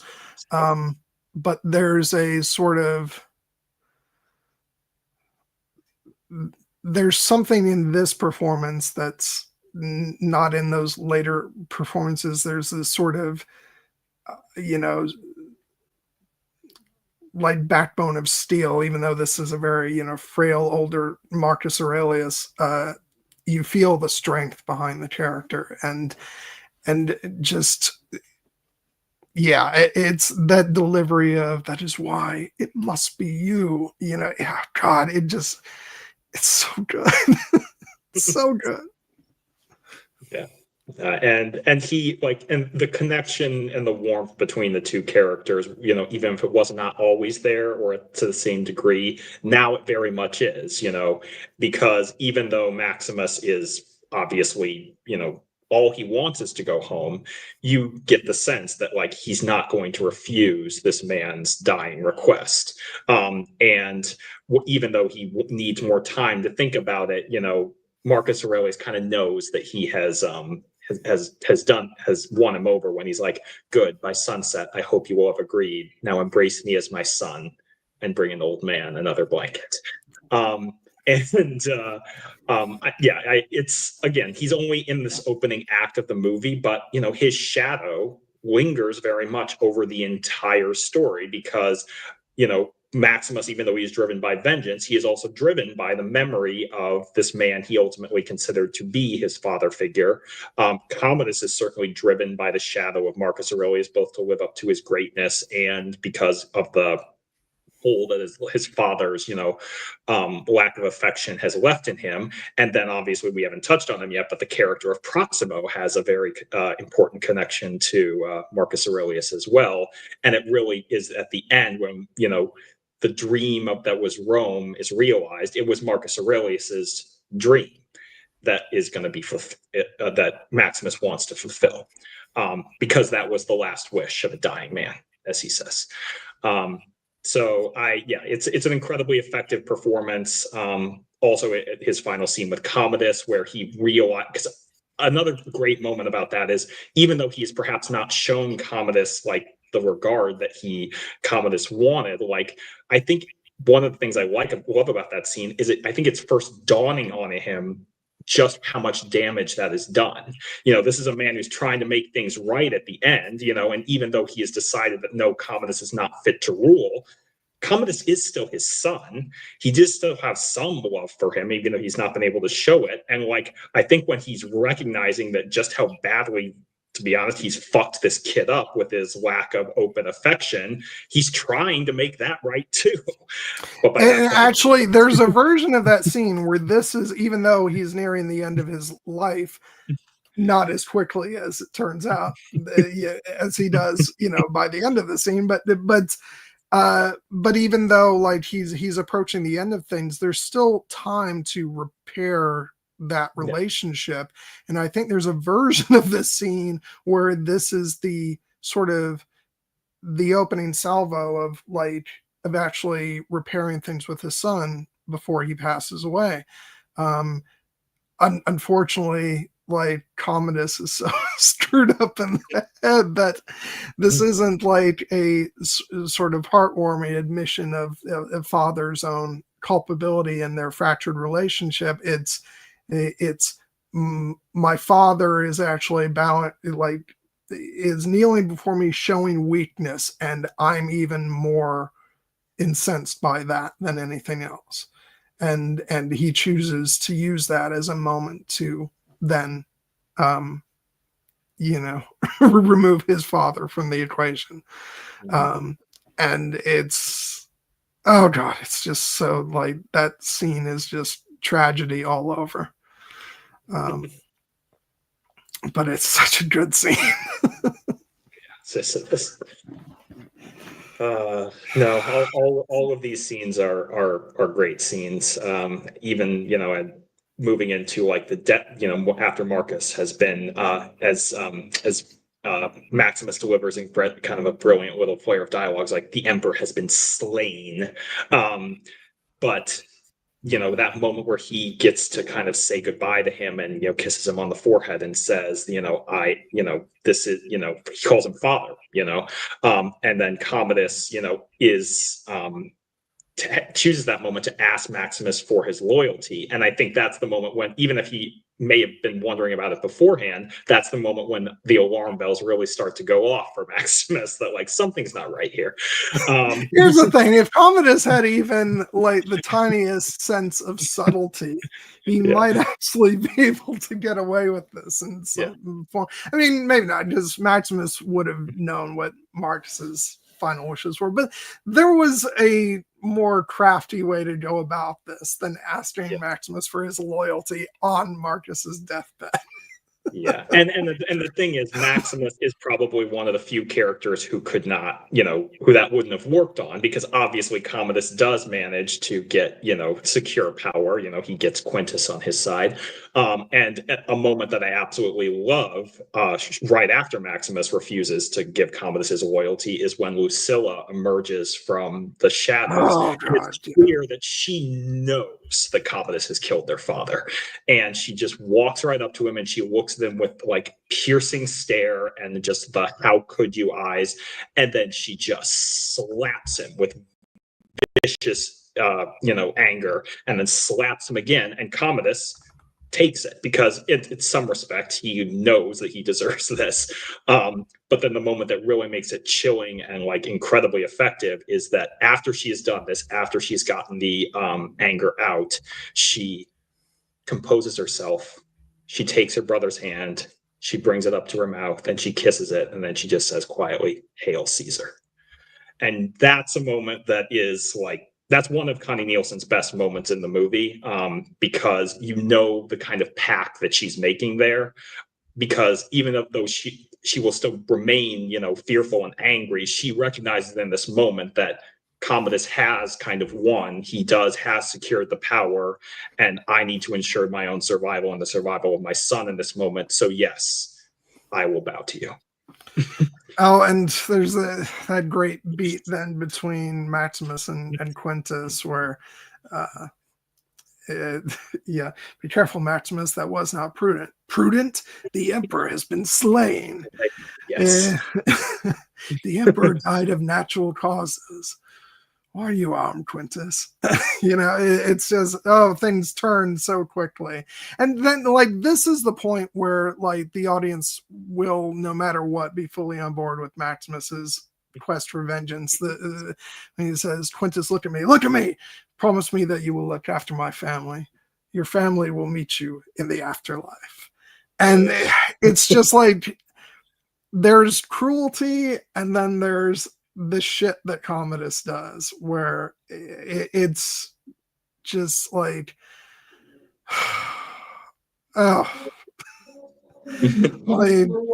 you do not have to be this but you know what, he's a psychopath, and this is what they do. And it's not enough for him to win against Maximus. It's not enough for him to kill Maximus. He has to murder his family as well. And it's just, at that point, we've got no sympathy whatsoever for Commodus anymore. We're that's not it. We still he's someone that we understand still, but we're not going to be upset to see him get killed at the end of the movie at this point. Yeah, and and obviously, we'll get into that psychology later. But I also want to take a moment to shout out the character of Quintus in this scene, because this is very much, Quintus. We had seen his kind of dynamic with Maximus early in the movie, and I don't know whether or not they're truly friends in the traditional sense, but clearly they've served together for a long time. They have great understanding and respect for each other, and I don't think Quintus is necessarily happy to be doing this, but Quintus, it seems to have a better understanding about the nature of politics than Maximus does. It kind of reminds me a little bit of the whole idea, if we frame Maximus in some respects as the Ned Stark. Quintus is kind of a character who recognizes you just made an incredibly foolish political decision in the short term, and I will not follow you down that path. And if that means you have to die, then so be it. Well, it's also, Quintus is a character who's he's not like Maximus. He's not beloved by the emperor, Yeah. So even as this starts off, he's in the good graces of his commander, Maximus, but he doesn't have any standing that will, spare him from immediately being executed if he shows even the slightest bit of disloyalty towards the current emperor. And so he's not in a position to to take a stand. And and you can say, well, the character can make a decision to stand loyally by his general, who he knows is in the right, and then, face death for that. But we also don't know, does he have a family? We're not really privy to that in the film. And we know what Commodus is doing to Maximus's family. And even if he is just concerned about his own hide, you can't really blame him for that. No, I mean, and so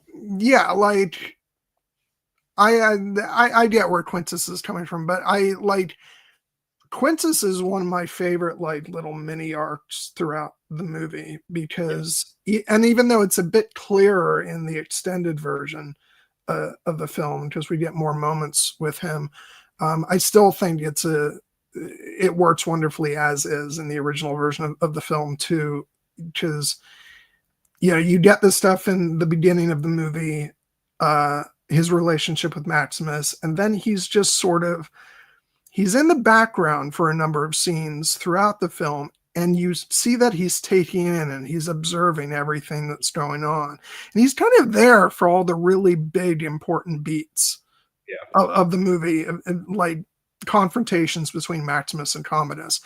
And then you see him at the end of the movie. It cuts to him when Commodus stabs Maximus, and then it shows him making that decision when Commodus is in need of a sword to tell all the soldiers to seize their swords, and not help him. And so it's sort of a simmering reevaluation of the actions that he took earlier in the film. And so he eventually does get there. He gets to the place of realizing that that he needs to stand by Maximus. And granted, the stars align to provide him with an opportunity to do that. But it is like, I love it when you see sort of minor characters like that get an arc throughout a movie that then feeds into the main storyline. And I think it's done really well here.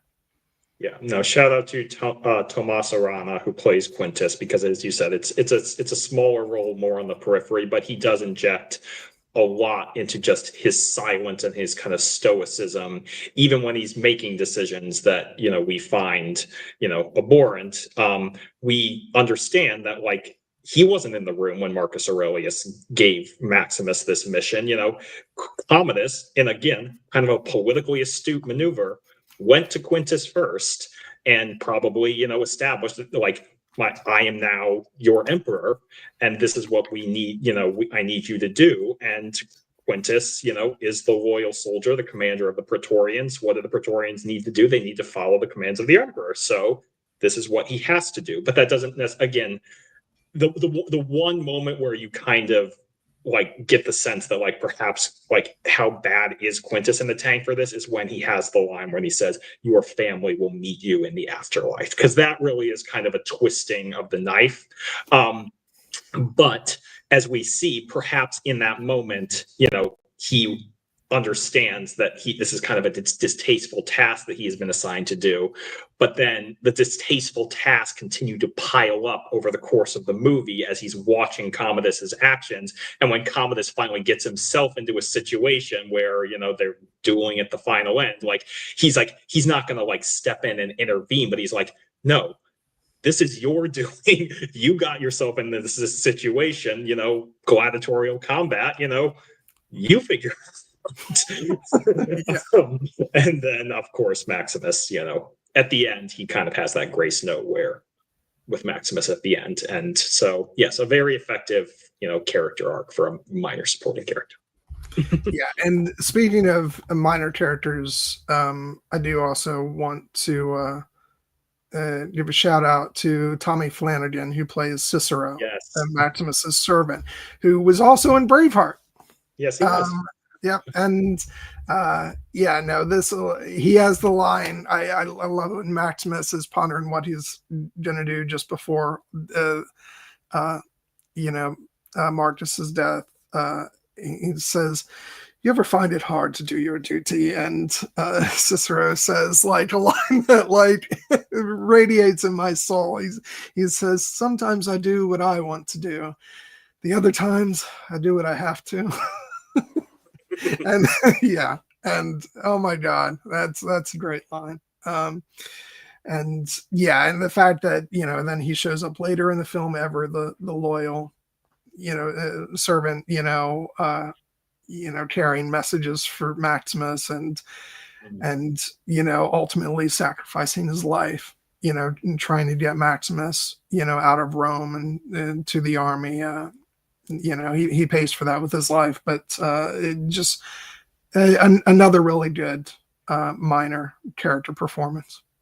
Yeah, no, I have a lot of affection for Tommy Flanagan. This was the first time I had seen him in anything, and I would go on, as you said, to see him in Braveheart, and also his role on Sons of Anarchy, which I watched for many years. But in this movie, I'm just like, Cicero's a real one, and he's a very, like, he's the character who you feel like his loyalty comes without charge, truly, because he is a character who very easily did not need to take the risks he does on behalf of Maximus now that Maximus has lost his official position.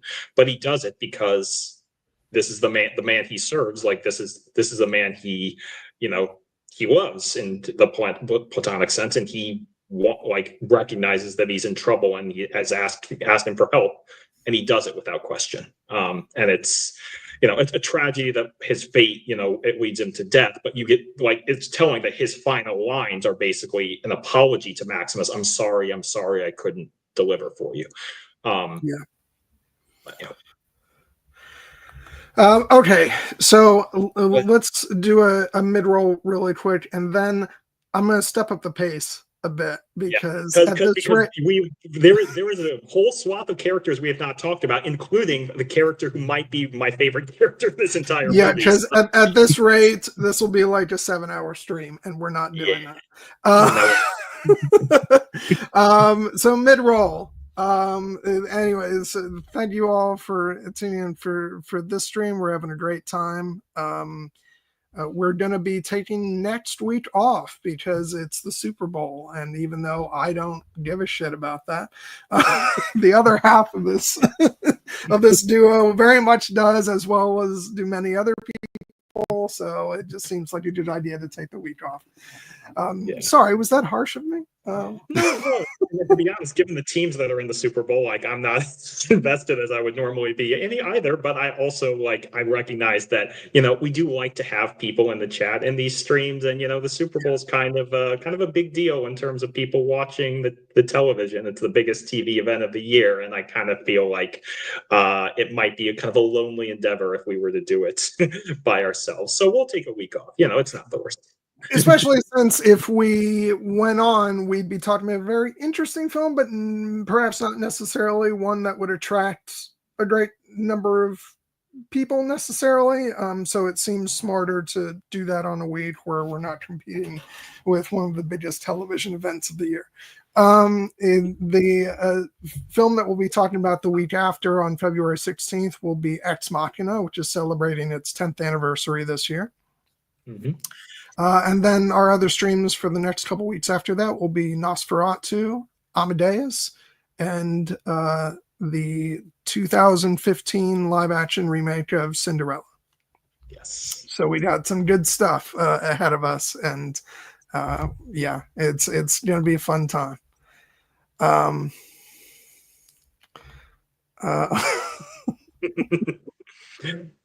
That's okay. It's kind of a running joke between Gwen and I, the fact that I'm a big sports fan and he very much is not. I know it's an overstatement to actually say that we agree on everything, because first of all, as far as movies are concerned, that's not the case. There's the obvious things that we have disagreements over, one Star Wars movie, namely, but also you have jokingly threatened me before with a host of film opinions you have that may very well upset me. So we won't get into that. But, and so another thing is sports. Yeah, that's a big dividing line. I just, I am not a sports person. I'm just not. Just not to say I haven't been known to enjoy a game. I've been to baseball games with my dad, and when I'm there in person, I get into the spirit of things, and mostly I have a really good time just spending, the occasion with my dad, and there's fun to be had, but on TV, no. There's nothing that I find more tedious. But I hope you and everybody else who really gets into that stuff has a great time watching next week. And that's what we'll be discussing over the next couple weeks. As I've said before, I'm really excited about that Amadeus discussion because the 4K edition of the original theatrical version is being released, which kind of also ties into our discussion today about the fact that in the early 2000s, they released a so-called director's cut of Amadeus.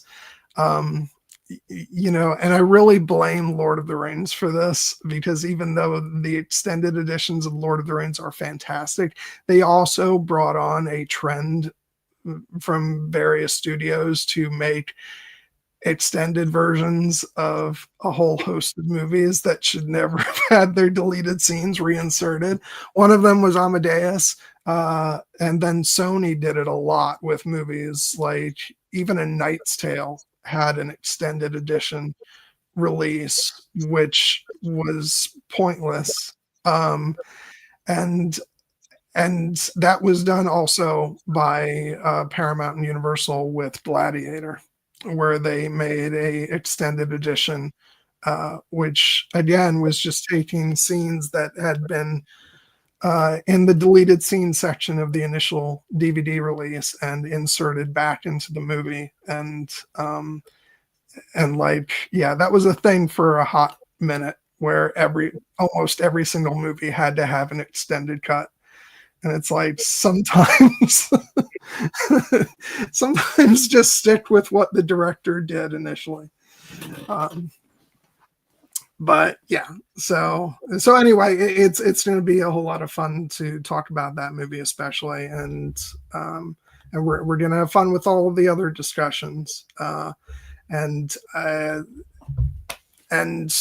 Speaking of movies coming out, I'm getting really excited because in 2 days I'll be running out to pick up my 4K Blu-ray of Wicked finally.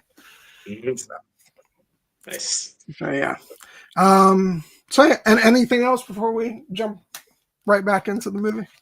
No, just to remind her, like, that, 2 weeks from now, Ex Machina, which is a movie that we, it's hard to believe it's been 10 years, but it'll be a great discussion. We will be waxing rhapsodic about one Alicia Vikander and but also Donald Gleason and Oscar Isaac. Nosferatu, which I know you have not, had a chance. You didn't pick up the digital version, but I have. I've watched it twice already. Still not the extended cut, but God damn, that movie is just going up in my estimation with every watch. And then you mentioned Amadeus, and then I am thrilled that we are going to be talking about the live action version of Cinderella, because that's another movie I just rewatched recently, and it makes my heart feel so happy. I love it so much. And it'll be a nice, we're talking about some dark movies in the next couple of weeks. Like, that'll be a nice pick me up. Yeah. Yeah, that's true. Although I will say the theatrical version of Amadeus is a bit lighter than the director's cut. So and even though it does veer into like dark material, especially later in the movie, I've always considered it a more of a cheerful, like happy cinematic, movie, because until it takes that dark turn near the end into murder, it's actually a really, uplifting, happy, fun movie. Funny how murder can mess with that. And then even after it gets super dark and there's, plotting, murder, and death, in the at the end of the movie ends with that wonderful Mozart giggle. So it makes you smile again. So, so yeah, no, that'll be fun. But yeah, so I don't really have anything else. So we're making up for last week's like 40-minute mid-roll with a short one this week. Okay, so I want to. We started to move a bit through chronologically through the movie. I want to like put the kibosh on that because that's like I said, that's going to result in us being here way too long. Let's talk about a cast member that we haven't highlighted yet, and that is, the great. Why am I drawing a blank on names? Oliver Reed, that's his name, as Proxima. Oliver Reed's final performance ever. He died during the production of this film, and they had to use some trickery to deliver the final beats of his performance. And this is like way before the technology was in place to really do something like that. So it's really quite ingenious the way they pulled it off. But he is just astounding throughout this film. I was watching today. I was like, this is a performance I don't think I appreciated enough when I was younger. He's just like absolutely amazing. And you can tell that this is an actor who had, who'd been around for a long time and, and delivered some just amazing performances. I always forget that he plays Bill Sikes in Oliver. And he was in the Three Musketeers movies and, things like that. An amazing actor. And when he's giving that speech to Maximus, about his time as a gladiator, and it's like, oh my God, he's just incredible. It's and his first scenes where he's just like instructing the gladiators, and and he's really just, he's trying to be almost like, he's delivering lines that almost like he's sort of a fatherly figure ushering them into the ends of their lives. But it's like, hey, he owns you and he's using you for entertainment. But yeah, Proximo is just an amazing character.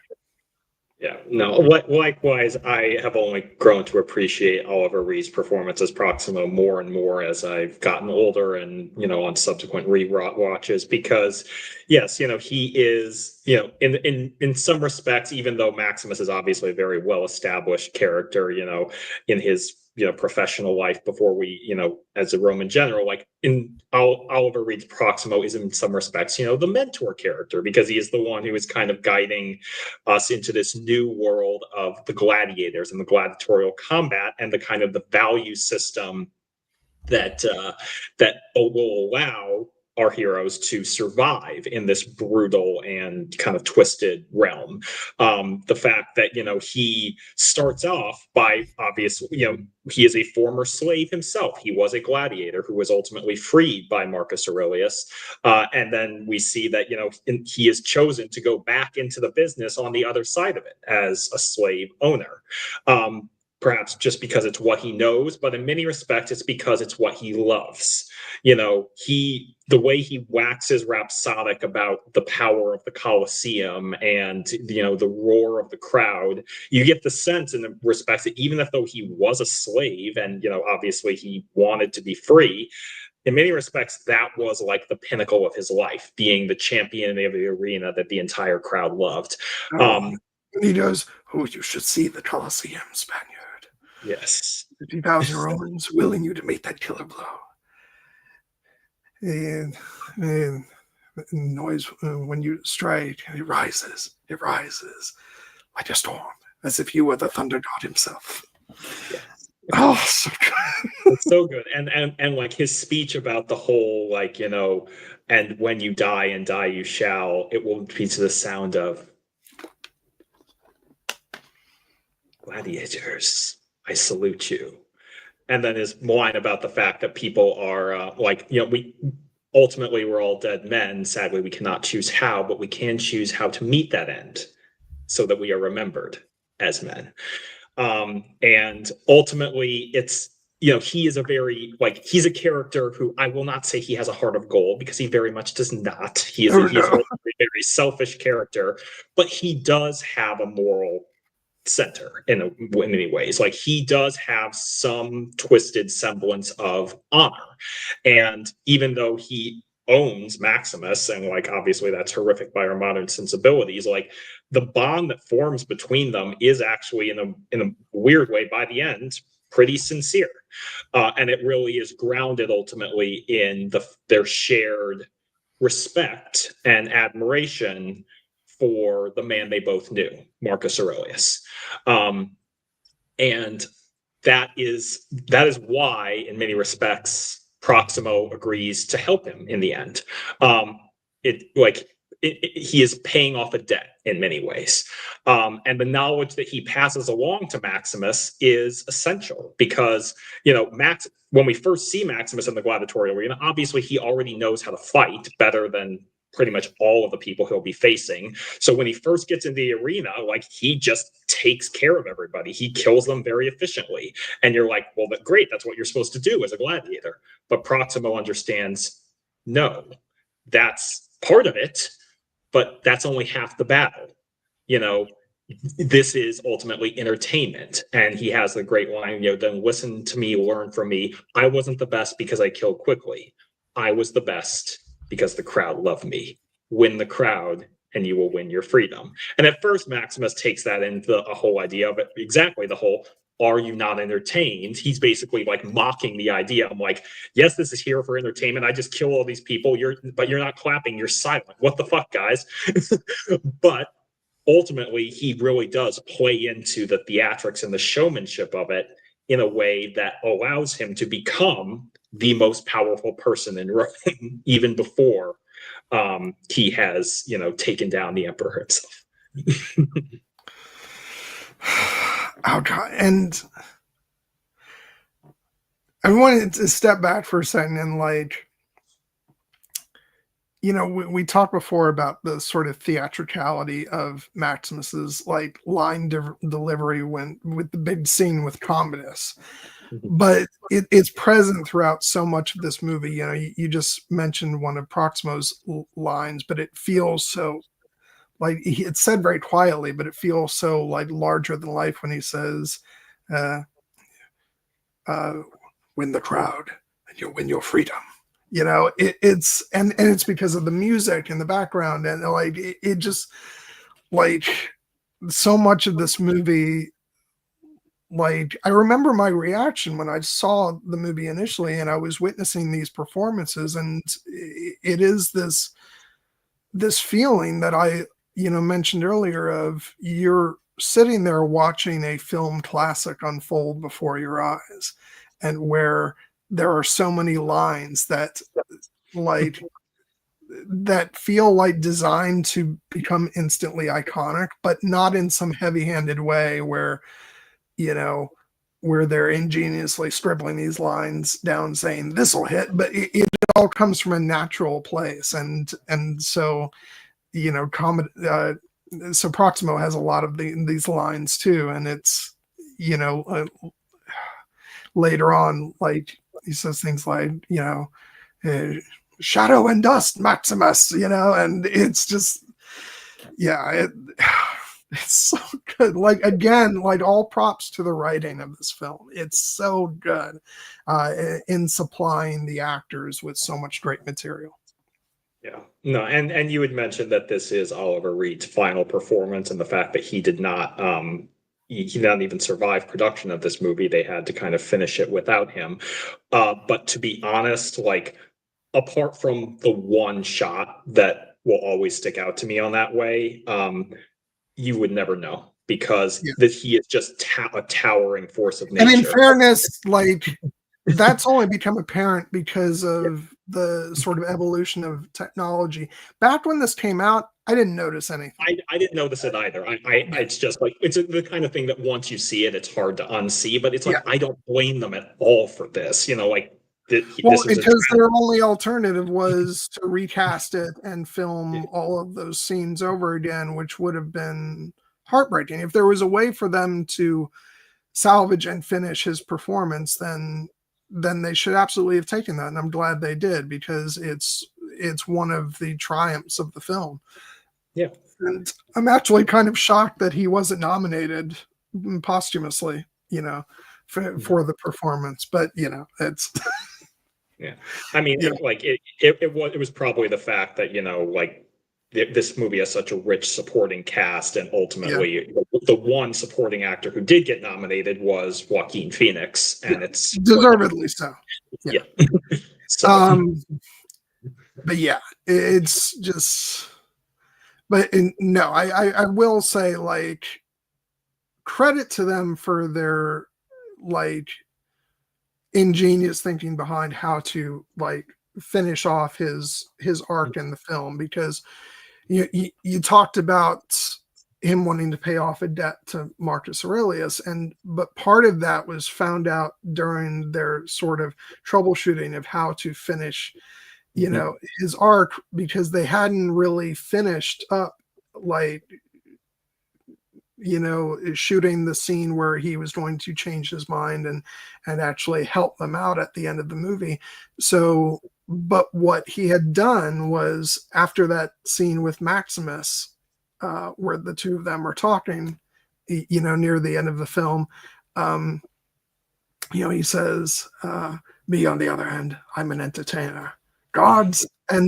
But the camera lingered on him, and he was still delivering a performance like moments after that. And he had this look on his face like he was considering something. And so they shot the insert of Russell Crowe going, he killed the man who set you free. And cut back to that lingering shot. And that gave them the little extra oomph to like get his character arc the rest of the way.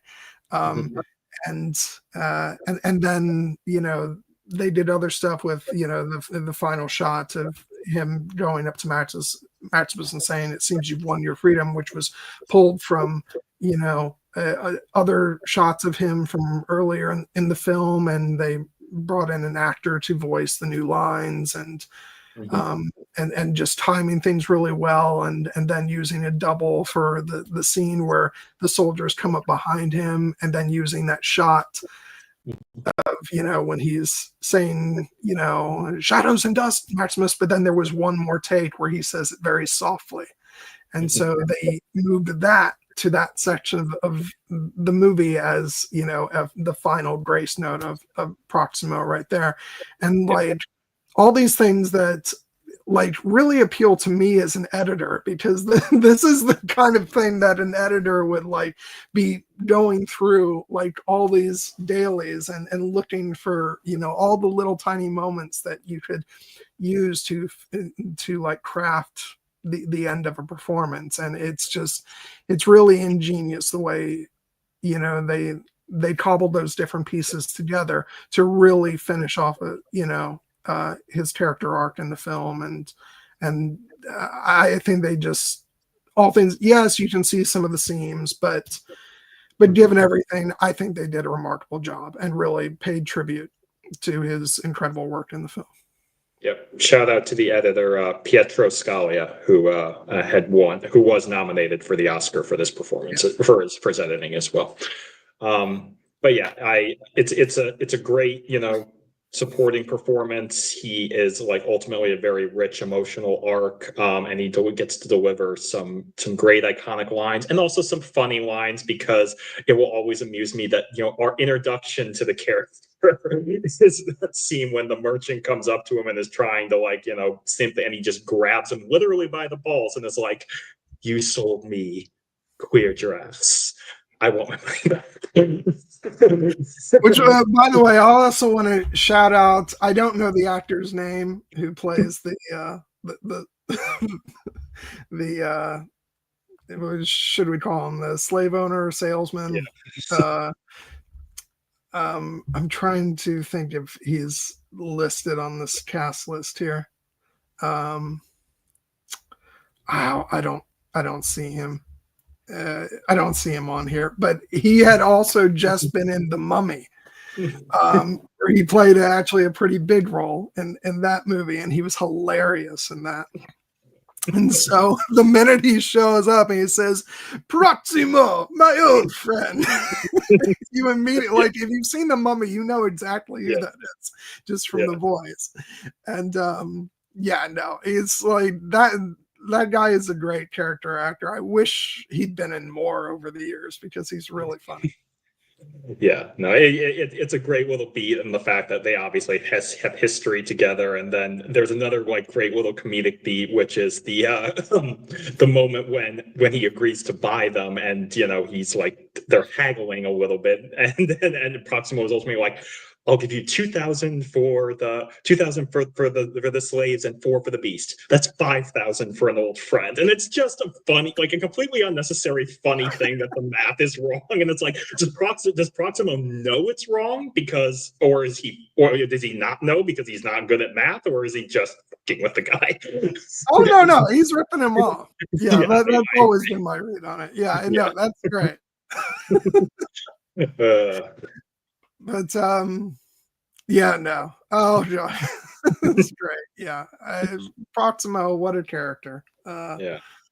Just great. All right. So I feel compelled to, at this point, because we barely mentioned him, and it feels like an oversight, even though this movie is so rich. Well, this is the time we have to talk about Djimon Honsou as Juba, because he, honest to God, even though I love Maximus in this movie, Juba might be my favorite.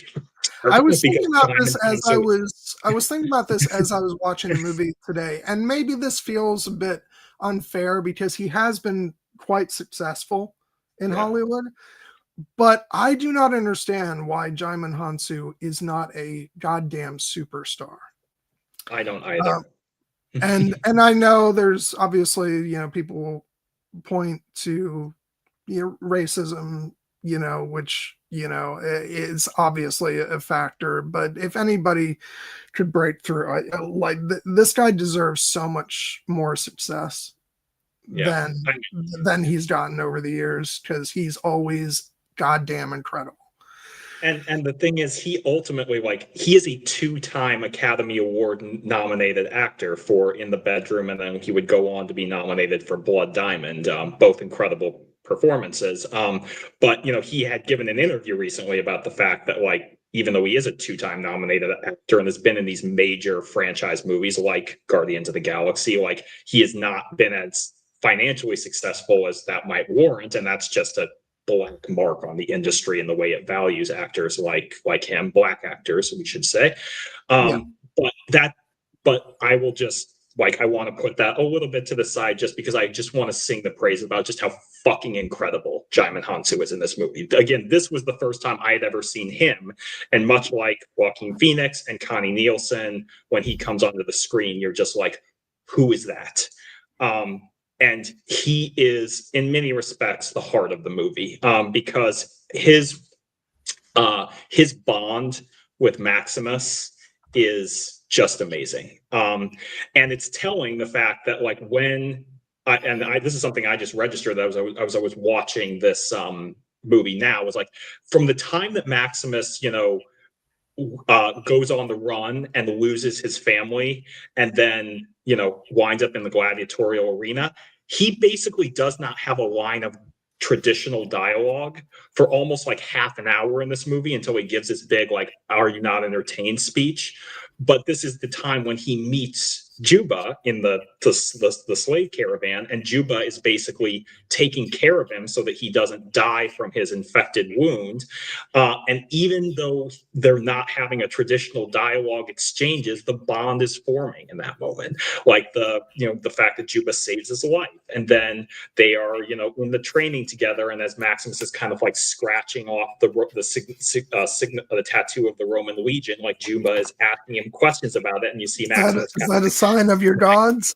Yes. Will that not anger them? And Russell Crowe's response to that is great. Yeah, he's so good in this, and I do want to keep it. We can keep it focused on this, but I do just really quick just have to say that his performance in Amistad is so goddamn incredible. Every time I watch that movie, I'm completely in awe of his work, and here, you just said, there's a long stretch of this movie where Maximus doesn't say anything, and Juba he's saying a lot, and it's just their friendship carries then throughout the rest of the movie, and he's right there by his side constantly, and and even when he's not necessarily doing character work, like in the first big battle in the arena. I love when he tosses him the sword and he's like, Maximus, and then when they win, where he's like, yeah, and it's just, he has so many great moments. It's just, yeah, he's so great. He's so fun in this. Yeah, he's just like, he's the best friend possible. Yeah, and a character who feels like he has his own incredibly rich and, you know, incredible life that he's led outside of the events of this movie and going forward. Because for me, like, I was loving this movie from the first time I saw it, but I remember vividly the moment when I realized I was watching a truly special movie, one I was going to love for the rest of my life. And it is the scene between Maximus and Juba on the roof, where they are talking about their families. And Juba is recollecting the fact that, you know, at this time, in many miles away, his wife is going to be, you know, like making dinner, and his daughters are going to be collecting water from the river. And then he has the moments like, will I see them again? I think not. But they're never far from his thoughts. And then Maximus has the great line where he's like, but do you think you'll see them again when you die? And Juba's like, of course, but then I will die soon. They will not die for many years.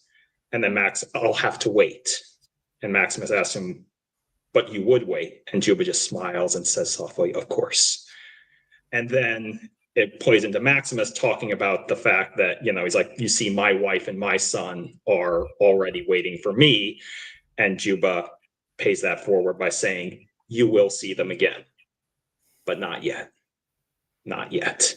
And I just remember getting chills watching that scene. And the fact, part of the reason that I adore this movie as much is obviously because that comes back at the end in the most powerful way. And the movie ends with Juba. It is most notable, but we won't just skip forward to that yet. But like, this scene is the heart of what makes the ending of the movie so powerful to me.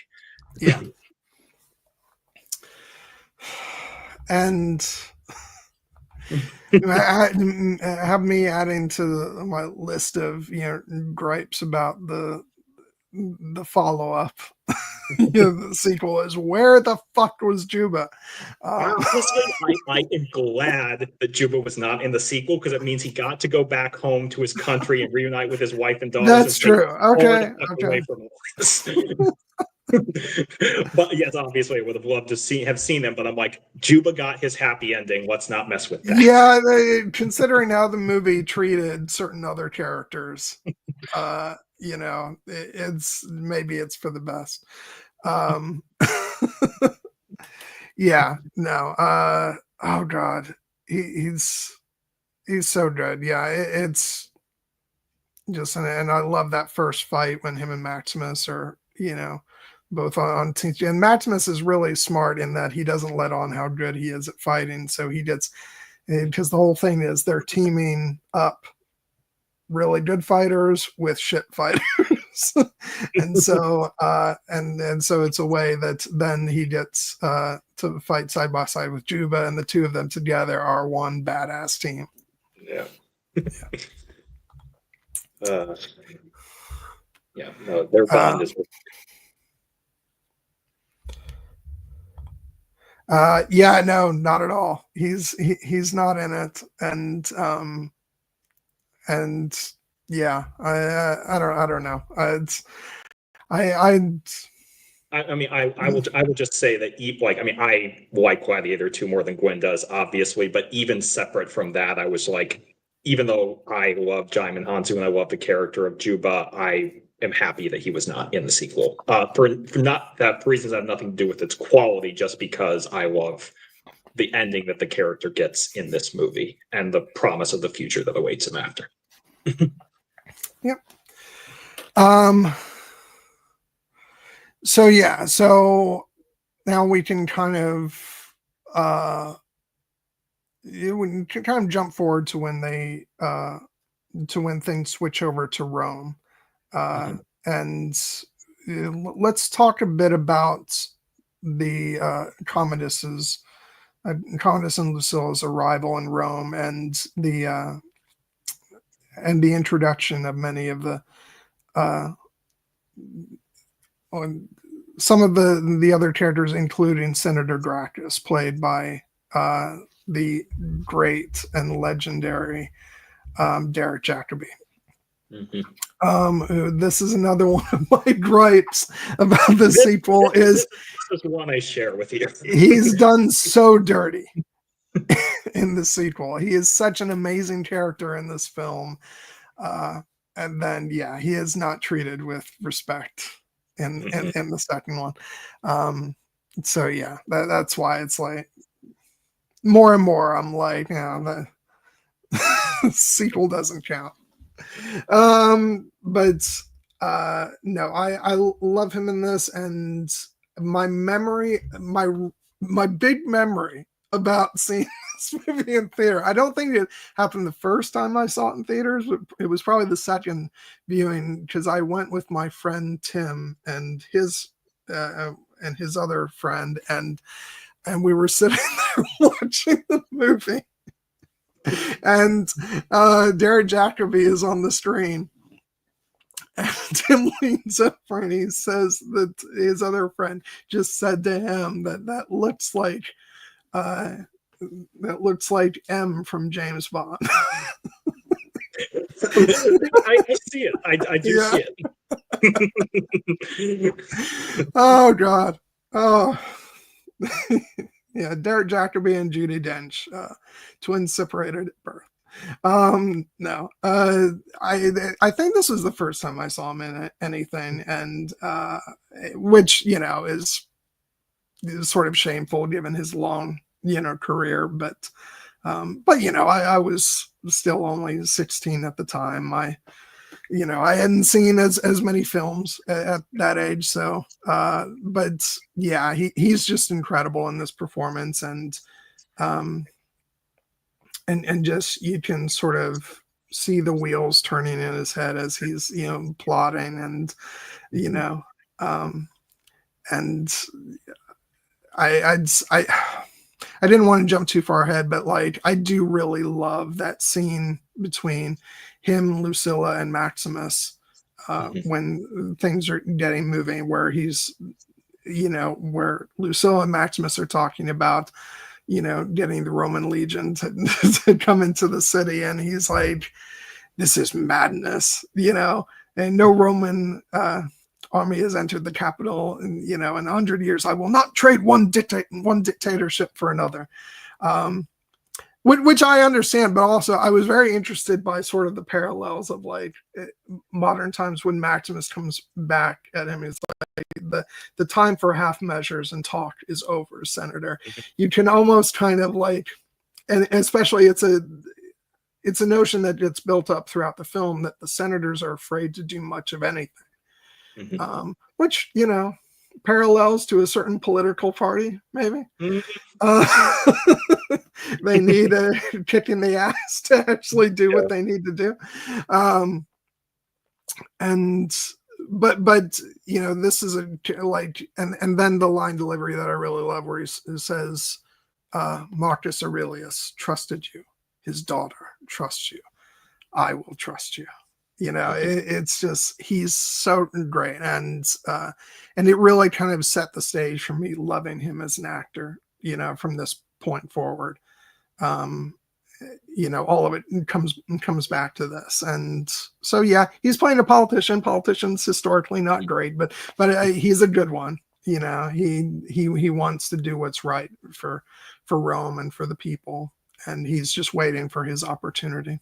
And I think it's a great performance, and I love the way he combats verbally with Joaquin Phoenix earlier on, and he goes right up to the knife's edge as far as he can get away with.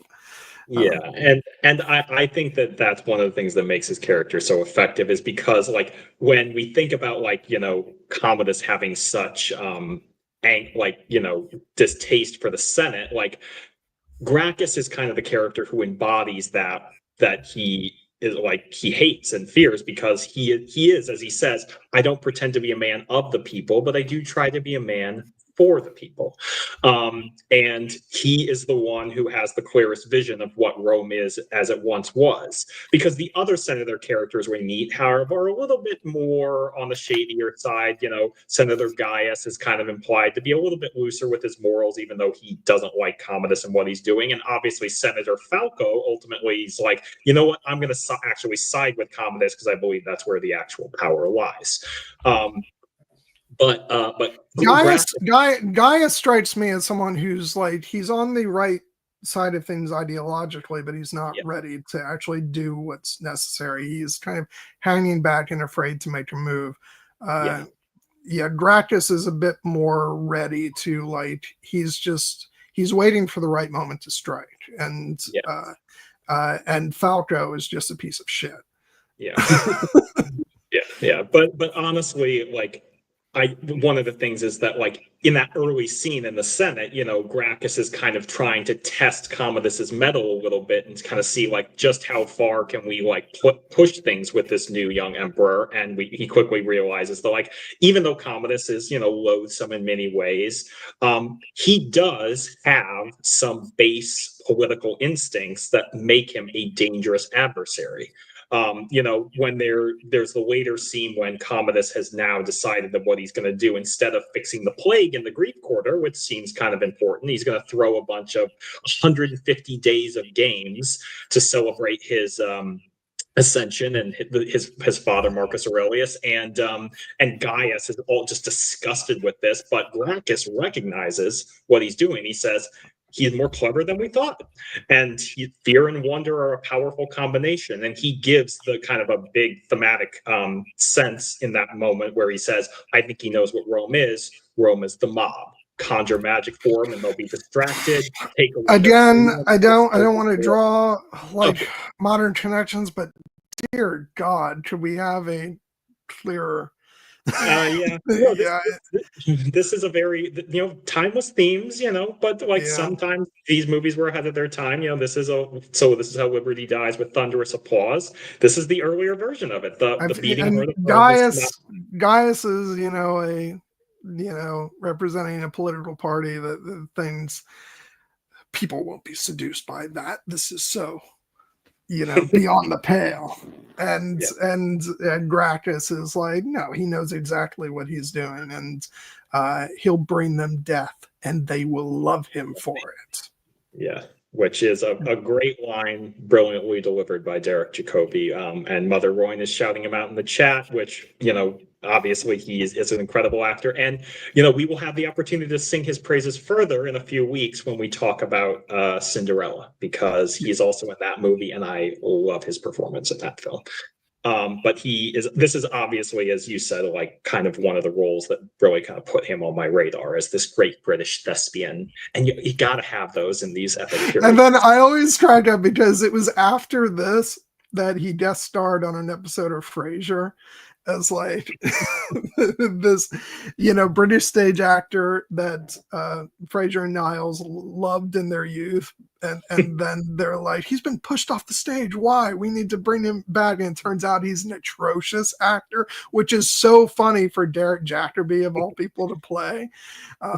He gets on the stage and he's like, you know, and we're going real over the top.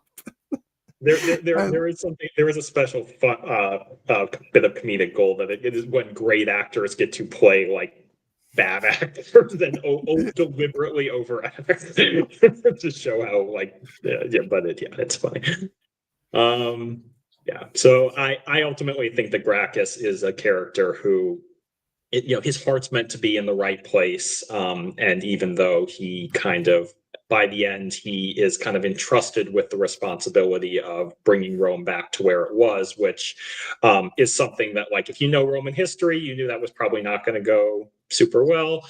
But it is a moment where you're like, yes, like this is who actually should have, and, you know. And this is where we get into my feelings about the sequel, like putting real history aside.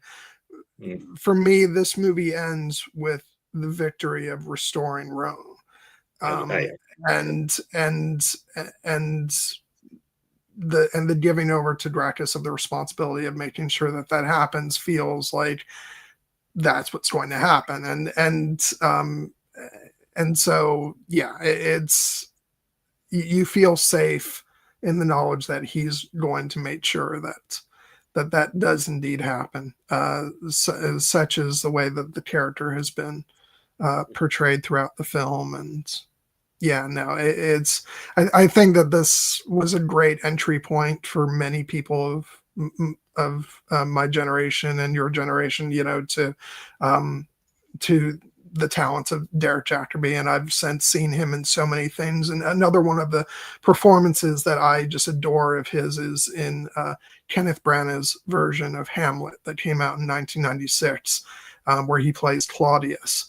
And, a despicable character by all accounts, but I think it's the most astonishing and nuanced portrayal of Claudius that I've ever seen in a Hamlet adaptation. And he's just phenomenal in that. And he's a pleasure to see whenever he shows up.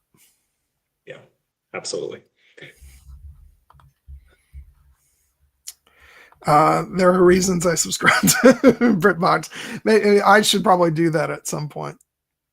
There's so much that I would have a great time watching. Okay, Cassie, thank you for hanging out with us. It was great to see you. Yeah, great to see you. Yeah, so let's talk about some of the big gladiatorial fights that we get in the Roman arena. Let's go ahead and talk about the first one, which I touched on a little bit with, Juba's great moments in the fight, but it's so great because the gladiators are supposed to lose this fight, that it's the massacre of Carthage. And there's like, there's just so much about this whole fight that's great, from Maximus's, getting the other gladiators to fight as one. And he says, and it's established through the dialogue that by this point, the men know fully who he is. And, and one of them has even fought, in some of the same campaigns that, that he was leading. And so he gets them to fight in a coordinated way that's, that keeps them alive. And then there's all the wonderful reactions from Commodus throughout the fight, which was like, okay, Commodus is awful, but Joaquin Phoenix playing Commodus when Commodus thinks he doesn't have a worry in the world is a sight to behold. From the tongue hanging out, loving the sight of all the blood, and to him, after Juba tosses the sword to Maximus and Maximus twirls it and he goes, ooh. It's just, he is so much fun in this scene. Yes, he is. And again, like, name dropping again, fucking Hans Zimmer, and the music throughout the scene, which is, bringing back some elements from the opening battle, and really, like, when talking about another reason why Hans Zimmer is a little controversial, is because much like James Horner, he likes to take from the classics on occasion. And what you're getting here is a lot of The Planets by Holst, and but it's great music, and so incorporating elements of that into his score works really great here. And it's just, it's amazing. It gets your blood pumping. It's, and it just adds all up to a really great, amazing sequence. I just, and the costume design with the legionnaires, the gladiators dressed as legionnaires attacking them, and the part where one of them gets cut in half is just, oh my God. I think that was the moment when it really like dawned on me as a young, impressionable 13 or 14. I was like, oh shit, this movie is really is rated R. uh, But yeah, like, and this is all before the big confrontation between Maximus and Commodus. It's just such a great a great action sequence, and I love when one of the chariots like slams into the side of the wall and everybody stands up, and even Commodus and Lucius run over to look over the side. It's just, yeah, it's a magnificently staged and brilliantly executed action sequence, and really sets the stage for all the big arena scenes that we're going to get throughout the rest of the movie. Yeah, no, this is the movie. Like, I mean, we'd obviously had the smaller arena gladiator fights earlier in the film, but this is the Colosseum. This is like everything scaled up to a map, like the biggest extent possible, and it feels like you're actually watching a fight in that historic and venerated arena. And ultimately, it's all like it's all practically staged. It feels very visceral and real. And from Russell Crowe in this scene, even though his face is concealed behind the mask, like he is just commanding in this scene. And you want to talk about like great costume design? Yeah. The conception of his face mask, is just, oh my god, it's so great. And that's before we get into his like body armor, which he's had adorned with his horses. Yeah. And we didn't mention that scene, and we haven't really mentioned. I mean, we've mentioned him, but we haven't delved into Lucius. We'll do that soon. Yeah, But there's a great scene between the two of them. A little bonding moment, and where he mentions that, and but yeah, when he dons that mask, it's like, oh shit. Yeah, no, I mean honestly, we could rightly call out like the costume design obviously in this movie is just freaking stellar, because you have to, like, it's a period piece. They generally have to have great costumes in order to immerse us in the world, but like the design of the armor is immaculate, and yes, and this is one of the Oscars that the movie won. One of its 5 was for costume design, rightly so. But in particular, like you mentioned, the design of like the helmet that Maximus is wearing, like, obviously it's to kind of help preserve the surprise later, but in the moment, it like makes him like look like the savage barbarian that he is supposed to be playing. But that plays into the idea that he is actually incredibly ingenious, and his use of deploying military tactics, and the great like moments when he's bellowing, and you're like, yes, fuck yes, when they managed to figure out a way to take down these chariots. Because obviously our reaction when we see these giant chariots with the knives protruding from the wheels, are like, it's not fair. And no, it's not. This is supposed to be the massacre of Carthage, but it is what makes it so effective that they managed to turn the tables. And that great moment at the end when Commodus is like, my history's a little bit hazy, Cassius. Weren't the barbarians supposed to lose the Battle of Carthage? And he's like, yeah, they were. Sorry about that. Which also, Cassius is just great. We're talking about the costume design. Like, this is just great. I love when, it's kind of meant as kind of a humorous moment when he's talking to Proximo. He says, you have your contract rate, so you get your contract canceled. You don't like it, and you can crawl back down that shithole that you came from, as he's putting on the wig. Oh god. Yeah, no, he is a ham in the best way. Like, he just, you would think like a grand like Roman Colosseum announcer has to play it to the hilt, and boy does he. Yeah. Yeah, I'm looking at Wikipedia. I wish there was a better cast list, because it has like the main cast, but it doesn't have some of these supporting characters. So I can't. I want to give credit to these actors, but oh wait, Cassius, David Hemmings says yes. his name is No, he's great just because of like the line readings that he gets. Your emperor is pleased to give you the barbarian horde. Yes. Yeah, no, it's great. Yeah, and then like, okay, so we did mention the big, line reading and reveal earlier, but like I do want to talk just about the big moment when Commodus comes down to to meet the Spaniard, and Maximus is ready to kill him at that point until he sees that Lucius has followed him down, and he's not going to do that in front of Lucius. So now he's just trying to get out of the situation.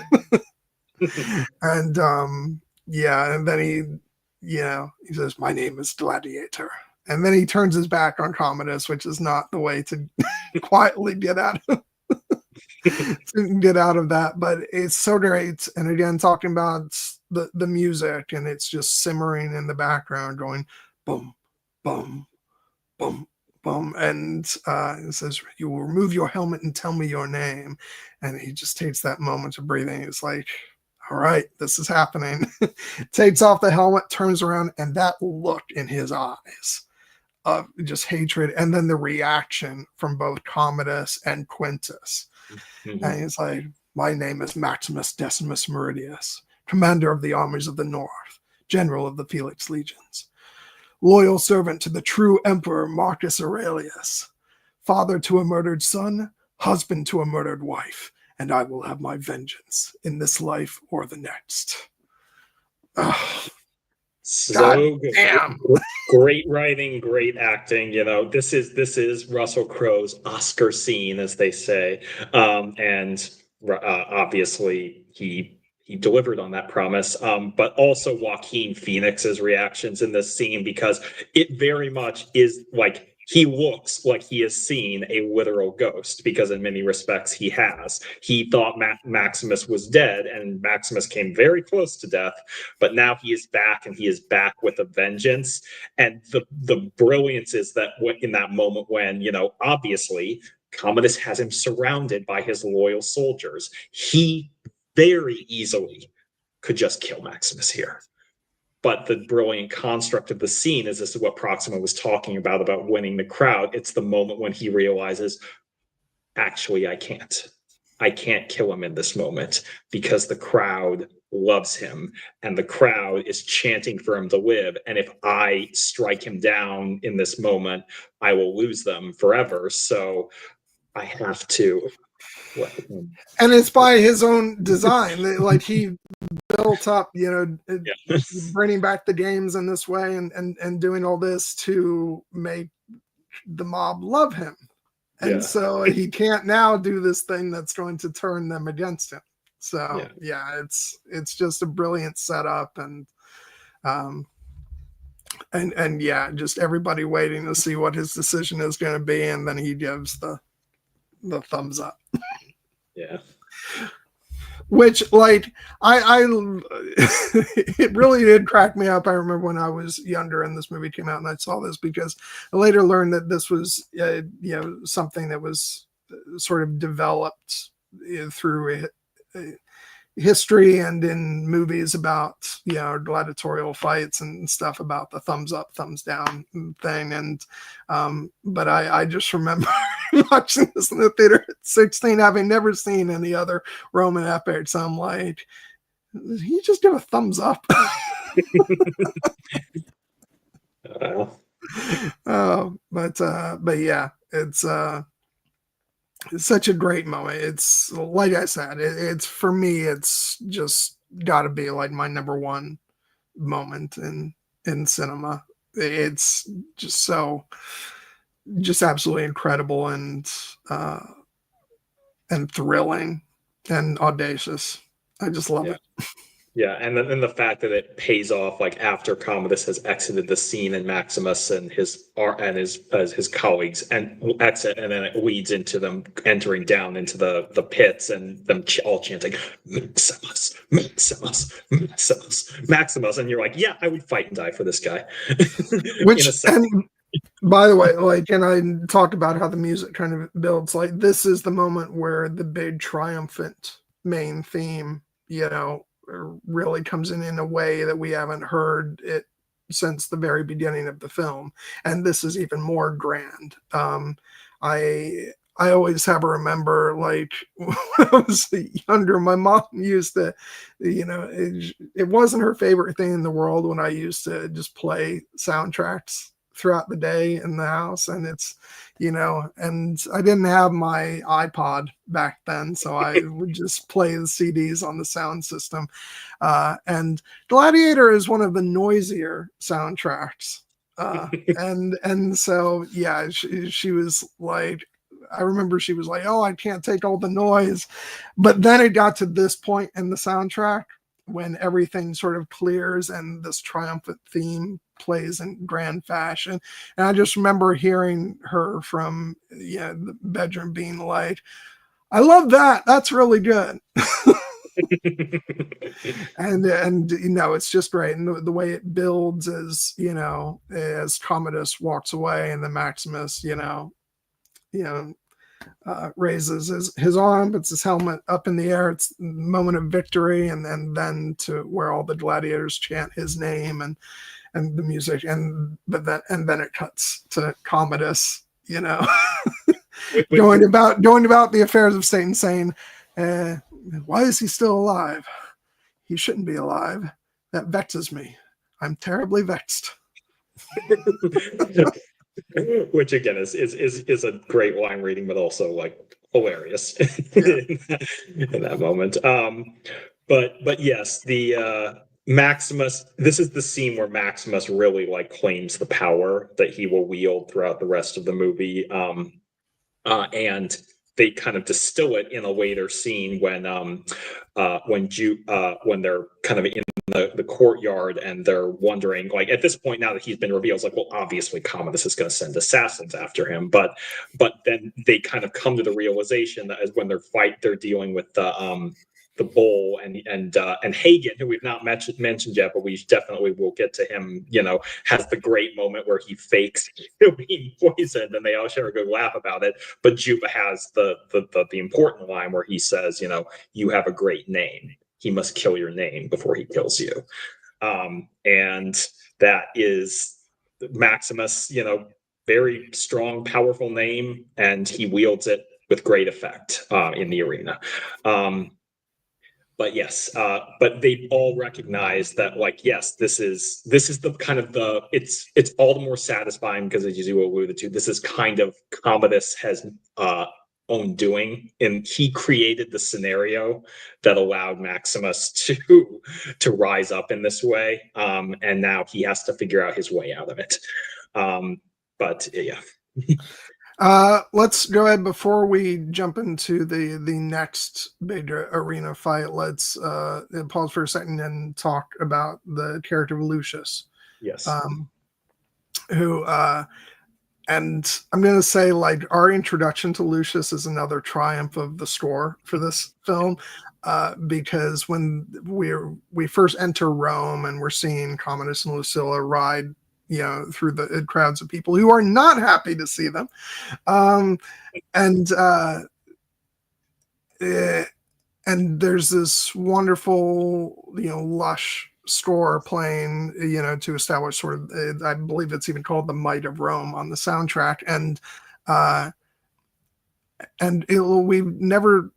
We haven't seen Lucius before, but we've heard Lucilla obviously talking about him. And there's this great moment where we pan up to, the senators are standing there, Lucius is standing there, and and there's that great exchange between Gracchus and Falco, where he's like, give him time, Gracchus, he's young, I think you could do very well for Rome or for you. and then Gracchus says, go to your mother, Lucius. It's what she'd like. And Lucius runs down the stairs to Lucilla, and it's all the music in the background that with the chorus and everything that builds up to this great emotional moment when the two of them reunite. And that's the power of music, the fact that it can really sell something like that, where this is the first time we're seeing these two characters together. And you get that it's been a long time now since it's been a while since they've seen each other, and it's this reunion between mother and son, and it's just a very effective use of score. Yeah, and the smile that Connie Nielsen gives as Lucilla in that scene, just like the biggest, widest, most pure and joyful smile we've seen from her entire in this entire movie up to this point. Because obviously she's been, much more reserved and, kind of sly smiles, but this is her joy. This is, being reunited with her son is her greatest, was her greatest wish. And ultimately it is the thing that is driving her motivation throughout this movie is to protect him. And I find it really powerful that, like, the character of Lucius in this movie, played by Spencer Treat Clark, it's, he's a child actor, so he doesn't have to play like the widest range, but like he does a great job with what he's asked to do. His interactions in particular with Maximus, like when he finds him in the little enclosure before the big fight, and he kind of they have that little exchange where it's at this moment like Maximus doesn't realize that this is Lucius, Lucilla's son, his son, but it is, but he recognizes the bond, like that this kid, he gives him the time of day basically, and he talks about Gento and Scarto, his horses, and he leaves an impression on Lucius, when he's like, "I like you, Spaniard, and I shall cheer for you." I've always really liked Spencer Treat Clark's performance so much, to the point where, hey, it might have actually been a good idea to, create a story for the sequel in which he could have come back to play Lucius. But I thought he was always really good, and I do like that scene between the two of them a lot. And it's ultimately, it ends up being very effective because this is kind of seeding the ground for the fact that, like, Maximus is winning the hearts and the minds of the people, and that is even extending into the heart of Commodus's own home, because he has won the fascination of Lucius. And it is a moment that is meant to be, very sweet, but ends up obviously becoming chilling later, because unfortunately Lucius's affection for Maximus is kind of what gives the game away to Commodus about the nature of the plot that is unfolding. But obviously he's not really to be blamed for that. He is meant to be, he is kind of meant to represent innocence in this scene, even that even though he is, like, he's the heir to the Roman throne and very important in that sense, he's also just a boy who wants to, he looks up to his heroes, and it's, Spencer Treat Clark plays that level of, kind of honest enthusiasm very well. Yeah, I will say it's because I've seen him in things over the years since this, and notably, I remember he was in Joss Whedon's version of Much Ado About Nothing, and which that would be a lot of fun to talk about too, because there's a lot to love about that. But so it's just really weird seeing him as a little kid here. Yeah, no, I mean, he obviously has not gone up to become as famous, but I do enjoy seeing him in things. I remember when he popped up in Agents of S.H.I.E.L.D., I was like, hey, it's Spencer Treat Clark. Yeah. good to see him. Yeah, and you mentioned, like, later on in the movie when he's play fighting with the servants, and he accidentally says what he shouldn't say, which is that I'm Maximus, the savior of Rome. And ooh, bad timing with that one, kid. Bad timing. Yeah. But it's inferred that Lucilla was the one who said as much to him, and maybe she shouldn't have done that. Yeah. But out of the mouth of babes, it can't, I don't think he can be blamed for that one. No, and then of course there's also the scene where he's being read to by Commodus after that, where Lucilla comes in. That is such a chilling scene, where poor kid thinks everything's fine. He's just having like some quality time with his uncle, and the fact that he becomes very much aware of what's going on in that scene between Commodus and Lucilla, and just his delivery of the line, "I don't know, uncle." It's just that scene is so outstanding, even though it's very upsetting to watch, because Spencer Treat Clark is playing, which is he knows something is wrong. He can see that his mother is upset. He can see his uncle's tone has changed, but he obviously doesn't have the full picture. We do. We know what this is entailing, and back to singing the praises of Joaquin Phoenix. This is one of his absolute best scenes in the movie, the way he's delivering that. The monologue about Emperor Claudius, but just does it in a very quiet, the whole he knew they were busy little bees. Yes. And then the whole just chilling bit of like, tell me what you've been doing, busy little bee, or I will strike down those closest to you. You will watch as I bathe in their blood. And that's when Commodus in many respects has been not the most physically intimidating character, but in this scene, he has all the power because he has Lucius right there and he could kill him right now. And Lucilla, like at this point, like it is implied, like she gives up the game.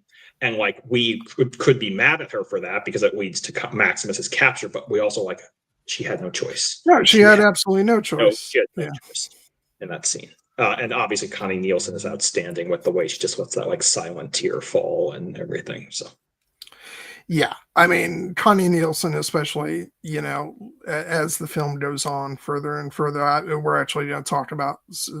Actually, this is a great time to talk about some of her scenes. Like, I want to start off with talking about the scene where she goes to Maximus after that first, arena fight, and he's been revealed, and she goes to see him, which is such a, it's before the walls have fully come down between the two of them, but it's just. It features like, I want to sing the praises of Connie Nielsen in the scene, but also it's like one of Russell Crowe's best delivery moments when he the line reading is do you not understand? I may die in the cell tonight or in the arena tomorrow. I am a slave. What possible difference can I make? That's like, I think that was his Oscar clip. And it's a good choice because he has no shortage of them in this movie, but this is a great one. And like I had mentioned, I think earlier at the beginning of this stream, the whole idea about like, even though Maximus is very much in the right and we want to see it, he is kind of lost in this, like his motivations. And I was thinking about this scene in particular where Lucilla is trying to get him to see that like we could restore the Roman Republic as Marcus Aurelius wanted, and she's like, talking about Gracchus, this man wants what you want, and Maximus just leaps forward and bellows, then have him kill Commodus. Like that is kind of his, the thing that's clouding his judgment, even though that ultimately is what needs to happen. But this is really where kind of the layers come down between the characters, because what you mentioned, when Lucilla goes to see him, like in the beginning, she almost tries to evoke that same flirtatious dynamic that they had in the earlier parts of the scene when she's kind of says silently, like, rich matrons pay a fortune to be pleasured by the finest champions. But then she quickly realizes that that's not going to get her anywhere, because Maximus thinks that she's in league with Commodus and kind of spits at her. I knew your brother would send assassins. I didn't realize he would send his best. And that's when she just completely drops the facade and is like, Maximus, he doesn't know. It's kind of like really sad that also there's that moment where she's trying to avoid her own, not, I wouldn't call it culpability, but her knowledge of actually what transpired, where he says, my wife and child were crucified while they were still alive. And at first she says, I knew nothing. And he says, don't lie to me. And then she changes that to, I wept for them. And then that angers him further. He's like, as you wept for your father, as you wept for your father. And then she explains, she says, they've been living in a prison of fear since that day. It's been to be unable to mourn your father for fear of your brother, to live in terror every day because your son is heir to the throne. Oh, I've wept. And yeah, I think, and that's the moment when the walls kind of come down, because they're both being very honest with each other. And obviously the trust is not cemented in that scene, because ultimately it seems like there's been a breakthrough, but then Maximus is like, yes, you can help me. Forget you ever knew me and never come here again. And then to call out, guard, the lady has finished with me, and kind of ends the conversation. But it's, and obviously in this scene, like, Lucilla, like, ultimately recognizes that, like, Maximus's wound is not fully can't have been healed because of the situation he's in. But this is part of a catalyst that causes Maximus to start to wake up and realize that I need to do more with this power that I have been given than just ultimately kill Commodus. Like, this, I can, in fact, fulfill the final duty that Marcus Aurelius entrusted me with. And when they reunite later, and he's more open to that idea, like you mentioned the scene with Senator Gracchus, it's because Lucilla's she is starting to unfold those layers to him, and it leads. I don't know if we want to talk about this now or later, but the absolutely beautiful scene when she visits. Let's hold off on that one just for a little bit longer, because there's other stuff that I want to talk about first. Let's go ahead and get into the second arena scene. Because something that I got really excited about when I was watching this today that I wanted to mention, because I don't think it's something that I mentioned way back when I did my first stream on this. Maybe I did. It's been a long time. But I love the fact that his opponent in this scene, Tigress of Gaul, is played by Sven-Ole Thorsen, who... for those of you who know your sword and sandal movies, know that he played Thorgrim in Conan the Barbarian, which was one of Thulsa Doom's big henchmen. And it's just, it's something to geek out over for those in the know. And I was doing the math today, and I'm like, and I'm sorry, I know I always go on about the passage of time and everything, but the fact that when this movie came out, Conan the Barbarian was only 18 years old. And now we're looking back at the 25th anniversary of this movie. So, yeah. And obviously this guy Sven-Ole Thorsen, he was primarily cast for his physical prowess. Looking at his filmography, he primarily worked as a stuntman, but he certainly looks the part and he acts the part as well, because even though he's playing this great, like, hulking colossus that is supposed to be unbeatable, the only undefeated champion, as Cassius proclaims him. And this is a setup that, as we learn from Commodus. It's rigged. This is meant to give Maximus because there's also tiger. live tigers in this scene, and like these are real goddamn tigers. Yes, also. they are. and it makes like, and I will say, it's like I understand why in the recent sequel, why, like, for instance, the monkeys were CGI and stuff, but like it's and maybe we are past this time of like putting both animals and humans in danger, but like there is something to be said for the fact that these are live tigers. Yes, there is. It really adds a sense of danger to the fight that you just really can't get any other way. No, I mean, the eyes do not lie, and our eyes tell us that's a real fucking tiger. And it really is leaping up and trying to kill these actors, not just like, passively trying to kill these, like, for acting, actually trying to kill them. But it makes for a thrilling set piece, obviously, in the fact that Maximus is able to overcome these tremendous odds, not only by facing down the tigers. Yes, no tigers were actually harmed in the making of this movie, even though Maximus does kill one of them in this scene. But also defeating the Tigress of Gaul, the legendary fighter.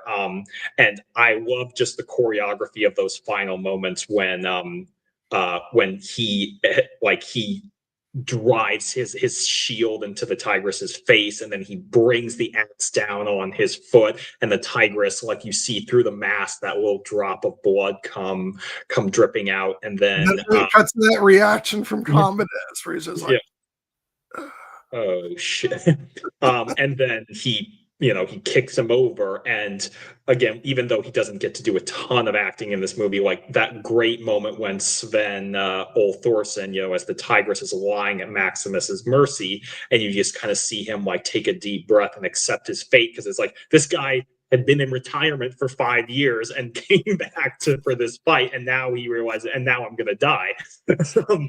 But then, of course, we get Maximus the Merciful, because the one thing he can do to spite Commodus in this scene, when Commodus tells him to kill him and the crowd tells him to kill him, is to say no. It is one of my favorite moments when when the person in the crowd shouts, Maximus the Merciful, and Commodus gets this look on his face that's like, of course.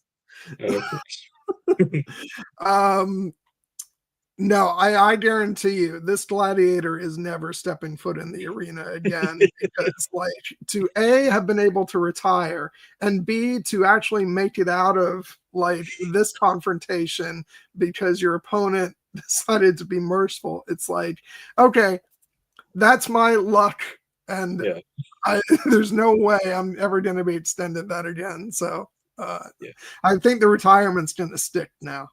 Yeah, and it's left ambiguous, like how much choice did he really have in the matter? But it definitely is one of those moments where you want to go home and rethink your life. and now I'm sure he will. Yeah. Oh God, but yeah. So the whole sequence is thrilling. Like I mentioned before, there's just something like hopefully they took all the safety precautions possible, because it is thrilling to actually see the real danger of like the fact that they were real tigers. I remember watching the behind the scenes stuff on that. And Russell Crowe being like, we're not screwing around here. This is pretty dangerous. So yeah, glad that everybody was safe and sound, both human and animal alike. Yeah. But yeah, I know, like, and full acknowledgement that things are better. The fact that now the impulse is instead to use CGI in a lot of cases, because you shouldn't be placing animals in that kind of danger.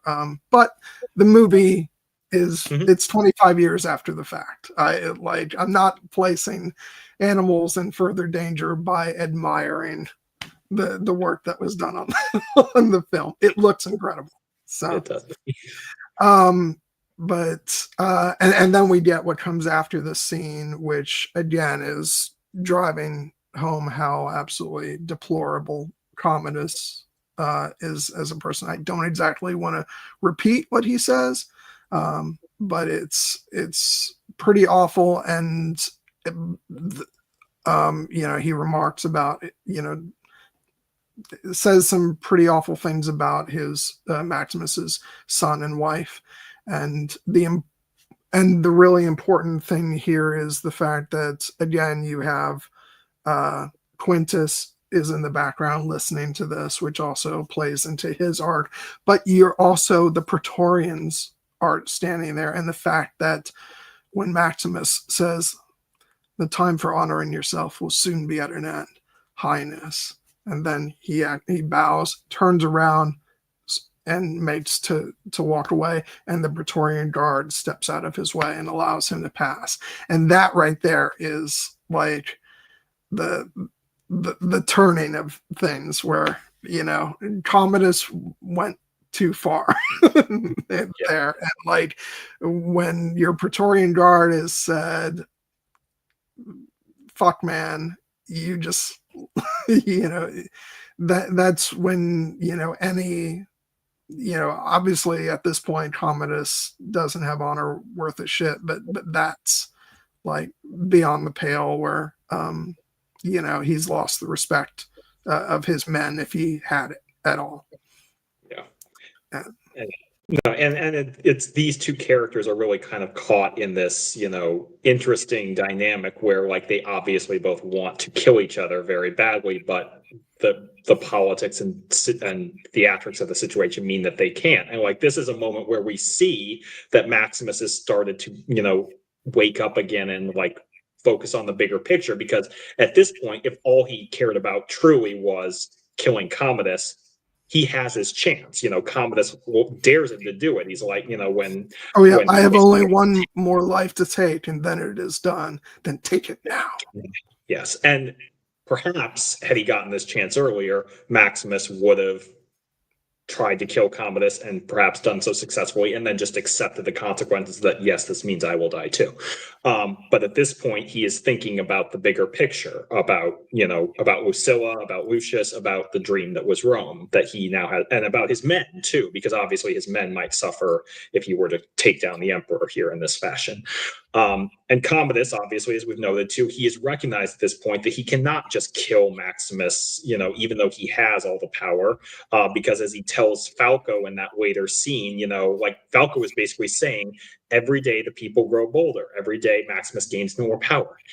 Kill him. And Commodus says, "No, I will not make a martyr of him." This is again him understanding the political dynamics of the situation, but even though Commodus is in many respects, morally loathsome and cowardly, he, as I've said, has an understanding of these base political instincts, and that I think it's a great scene when Falco tells him the story about the sea snake. And the whole, like, just the understated dynamics of like it lies on the ground or lies on the floor of the ocean as if dead, and then it lets its enemies come closer and take little bites of it, and yet it will lie still. And then Commodus' smile, like, so we will let our enemies come to us and nibble. And then you just get the chill because Lucilla is over here. Well, yeah, and by the way, let's another take our hats off as well to David Schofield, who plays Senator Falco. He gives a great performance too. Like from the earlier scenes of being all smiles and it's certainly familiar to us. A politician being all smiles, but then being despicable. And then later on, he gets those great line deliveries, like what you just said. And he's really good too. But I will say my favorite bit of that scene is after it, it cuts back to, it cuts from Maximus and Juba to Commodus, and he's just pacing around going, and now they love Maximus for his mercy. It's like, oh, shut up, crybaby. But actually, speaking of which, let's jump back a couple seconds. After this battle, or rather throughout this battle, we're seeing the reappearance of Cicero, and then he shows up to pass along to Maximus the figurines of his wife and child, but also this is the beginning of them getting back into communication to get the pieces moving for the end of the movie, to where then he's going to communicate to Lucilla that he's willing to meet with Senator Gracchus, and then there's that scene that we talked about earlier, and also, like, moving things into place theoretically to have Maximus meet up with the army and then come back into Rome, which doesn't quite happen. But what happens after that reunion between the two of them is the scene between Juba and Maximus, which I love, Yes. where Juba says, what do you say to them? His wife and son. He says, to my son, I say I will see him again soon, to keep his heels up when he's riding his horse. To my wife, that is not your business.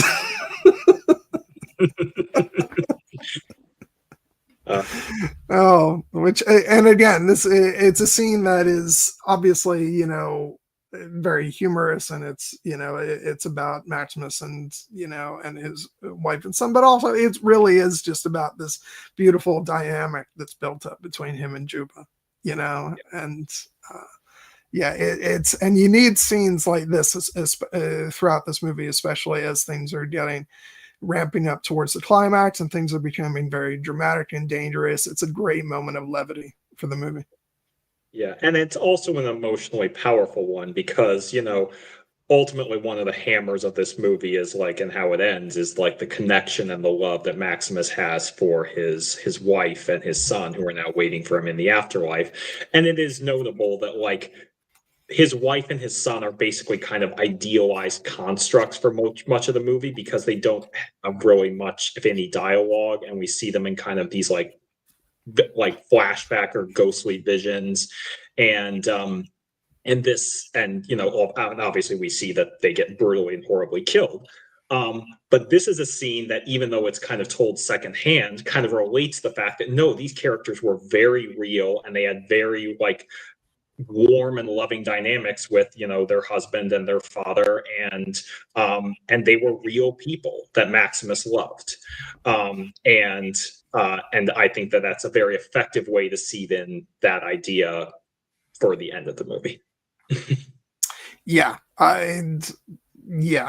Before it veers into the humorous territory, like when he's he pulls the figurines out, it's just the look on his face alone, it communicates like how emotional that is, and it's like how important it is to him to have just this little piece of them back. And it's really good. And so now things are coming to a head. The plot's in motion.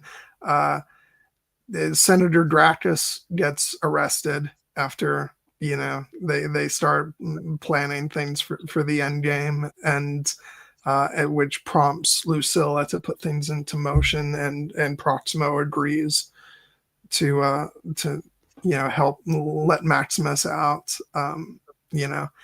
Congratulations, General. You got very persuasive friends. And now we can talk about that scene between Maximus and Lucilla, which is just, it's just like so emotional and beautiful, and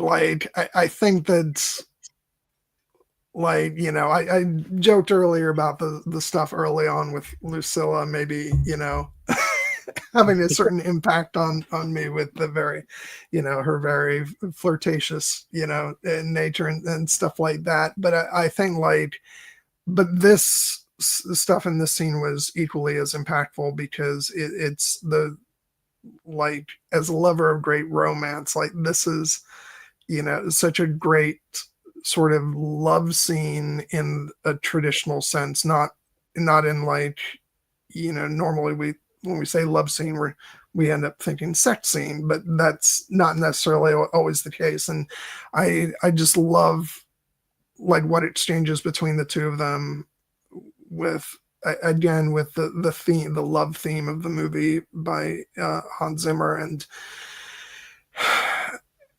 and just like when she says, my brother hates all the world and you most of all, and he says, because your father chose me.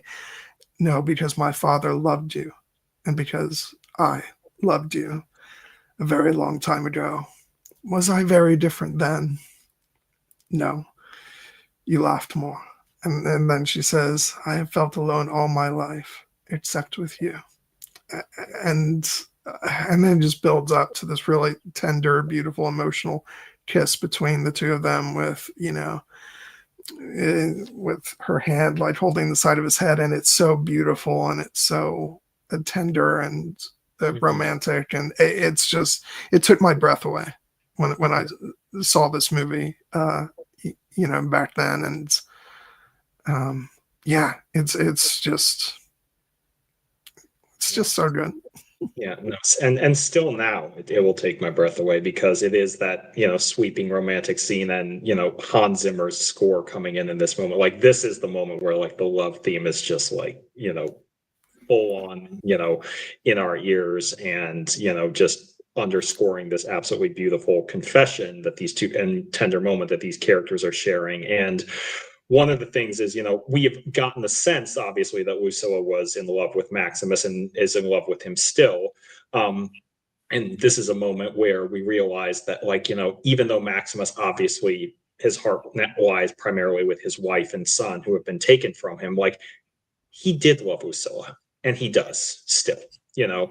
And what makes it a fascinating dynamic is that, like, this is, in a more conventional sense, opens us up to us the possibility that, like, well, then maybe if these two, you know, these two characters can overcome and defeat Commodus, then perhaps there's a second chance for them. You know, this could be like the opportunity for them to find some secondary happiness, you know, as some people who have suffered tragedy and the loss of a loved one often do. But really, it is like having established that bond and the, you know, the beautiful kiss that they share and the reaffirmation of their affection, it is ultimately setting the scene for the end. And we won't get to there yet, but just the simple and absolutely beautiful moment that really caused me to start to tear up with the quiet just go to them at the end. Yeah. Yeah, and I just, and I love the little beat in this scene where she says, I should go. And he's like, yes, you must. And then the two of them coming closer to each other, and that, you know, that kiss, it's just, I think it's one of the most beautiful kisses in, like, in screen. Not to get all sappy about it, but it is kind of like the end of The Princess Bride with, you know, since the invention of the kiss, they have been rated the most passionate, the most, yeah, it's, you know, it's that's the vibe I get there. And yeah, it's I just love it.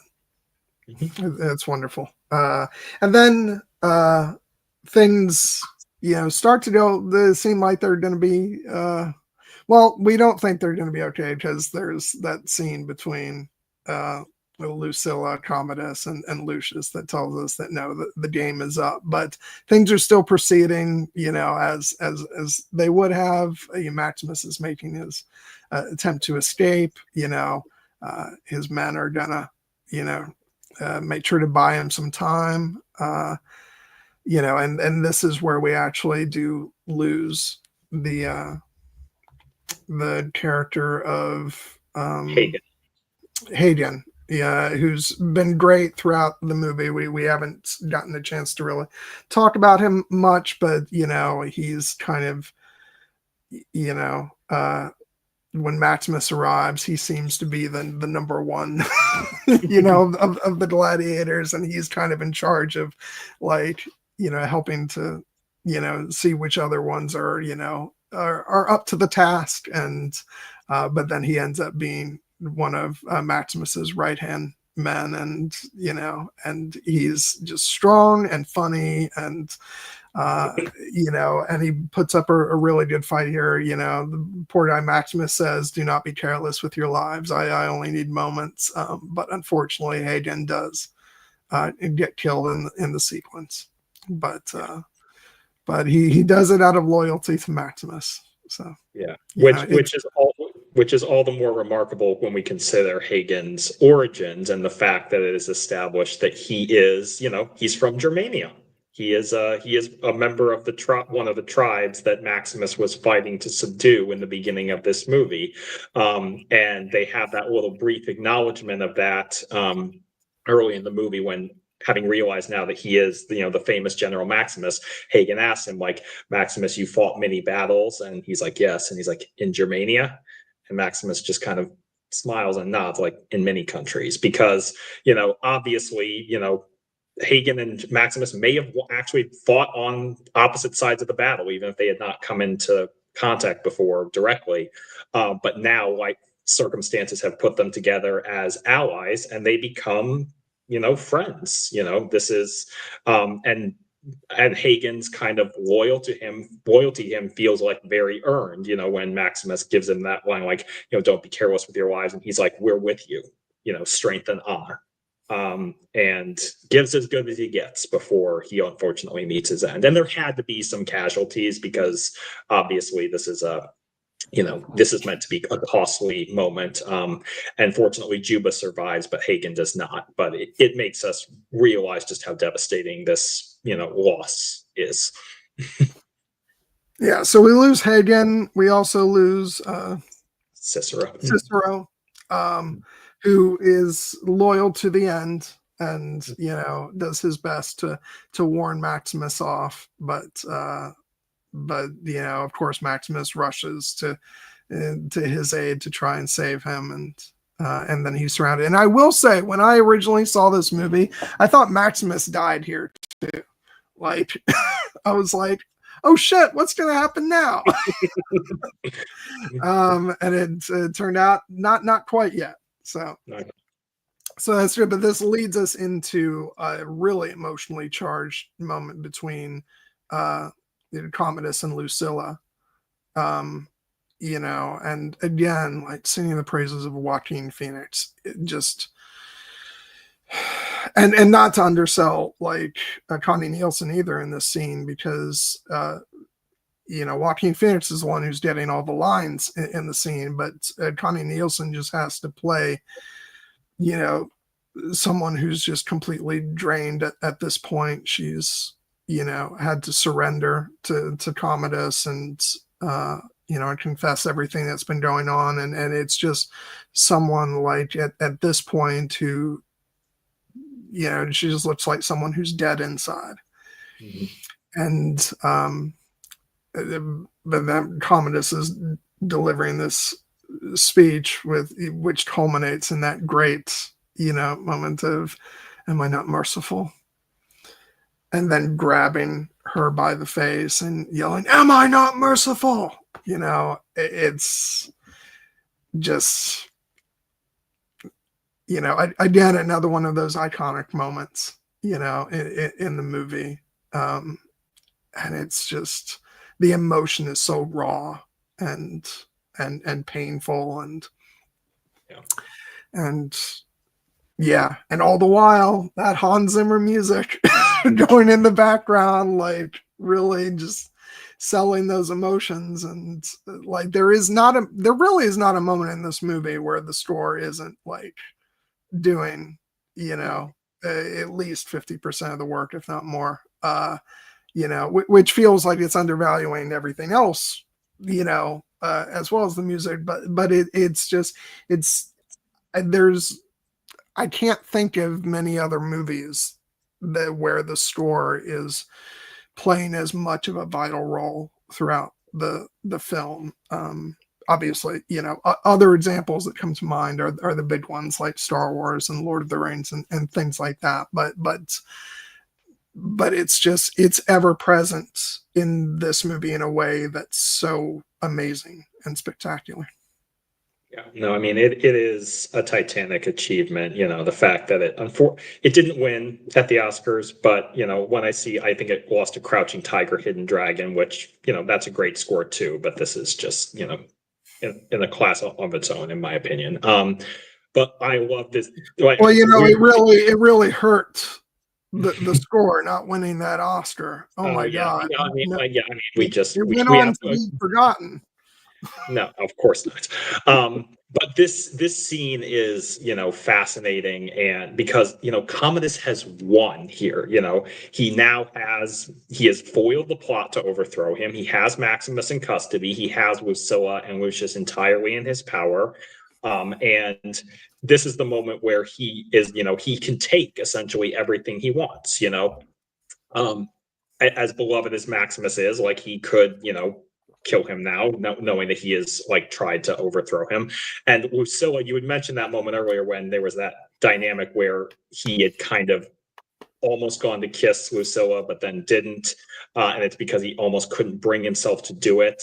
And it's because, in many respects, he wants her to come to him willingly.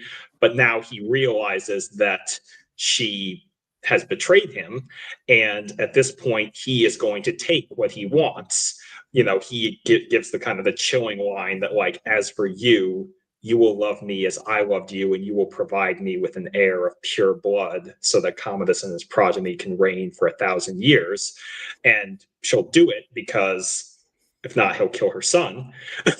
But in the same respect, even now, he still wants her to love him, and when she won't give him that, that's what triggers the rage, because again, he has all the power, but he cannot rule her heart in that way because it belongs, to her son and to Maximus and to Rome, and whatever love she once felt for him as her brother, has been subsumed by everything else that he has done.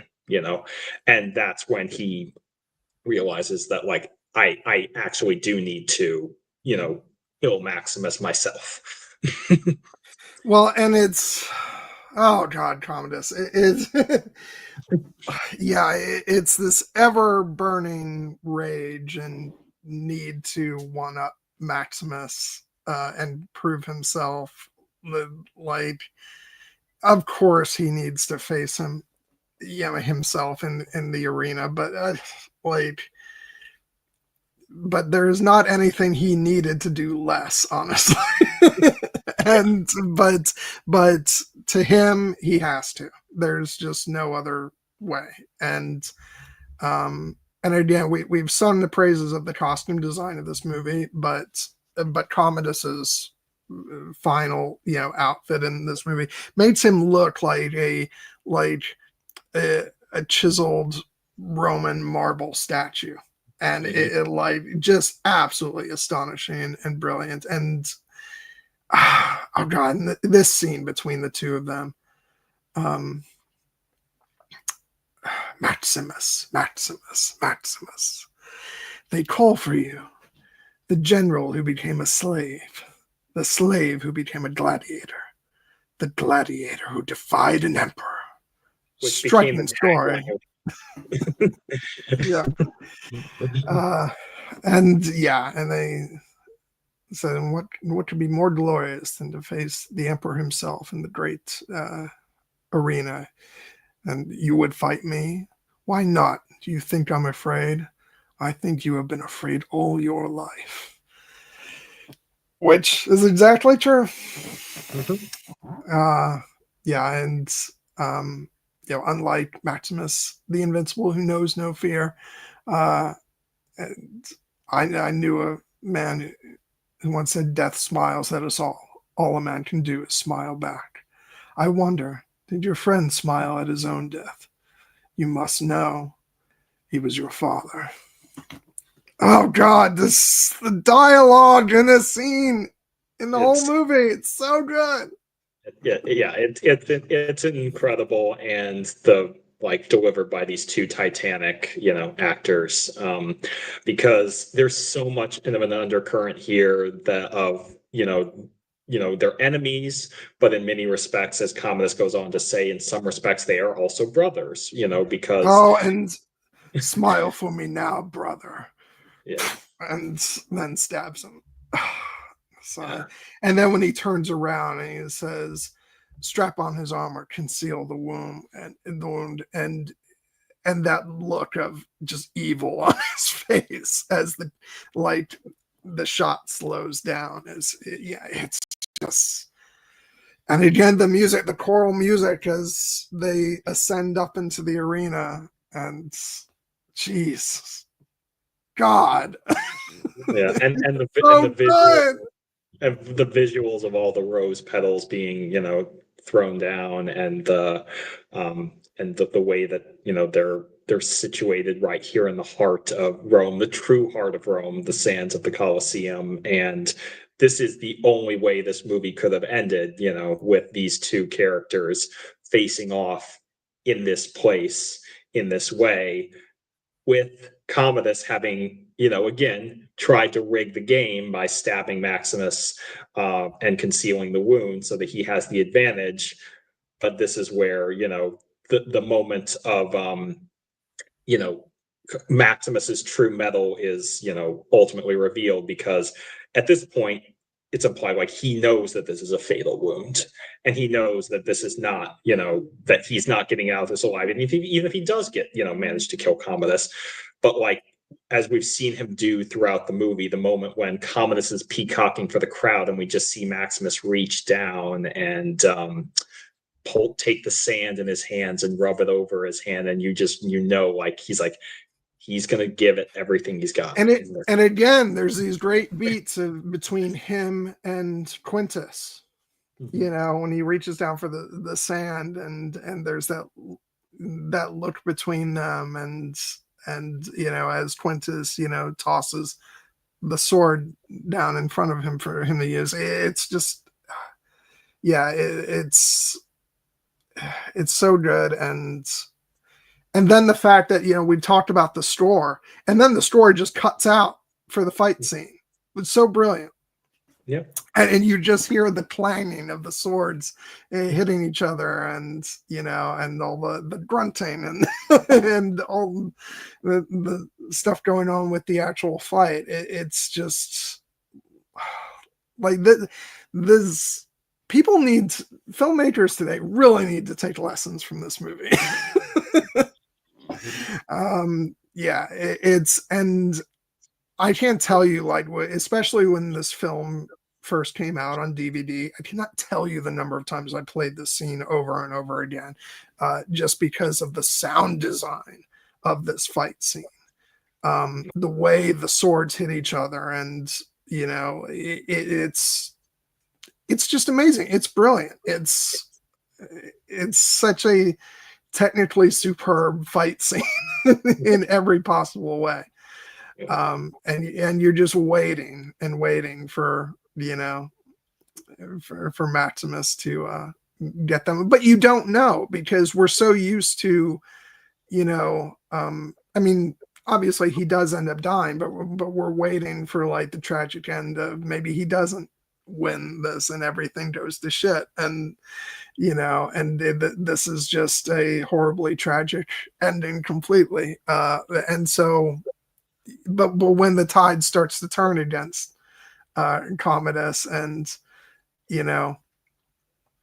and he's like, man, Quintus, give me your sword, and then Quintus isn't budging. And then he just turns to all the other Praetorians and said, "Sword! Somebody give me a sword!" And then Quintus tells them to seize their swords, and then he pulls out his knife, but that ends up being used against him, and Maximus, puts it into his throat, and it's just this, and then you just see it. It's what's brilliant about that is at the end of everything, you see that this is just, he's a scared little boy, in his final moments. And,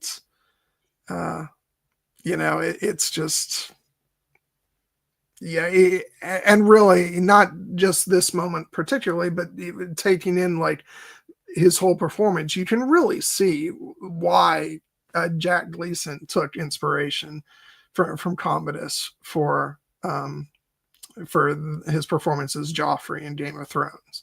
And then there's really, so there was so much to mine here, and so much that, really, it comes from some of the same places. And it just, it's an astonishing performance, and just a really epic like final fight scene. And yes, it's like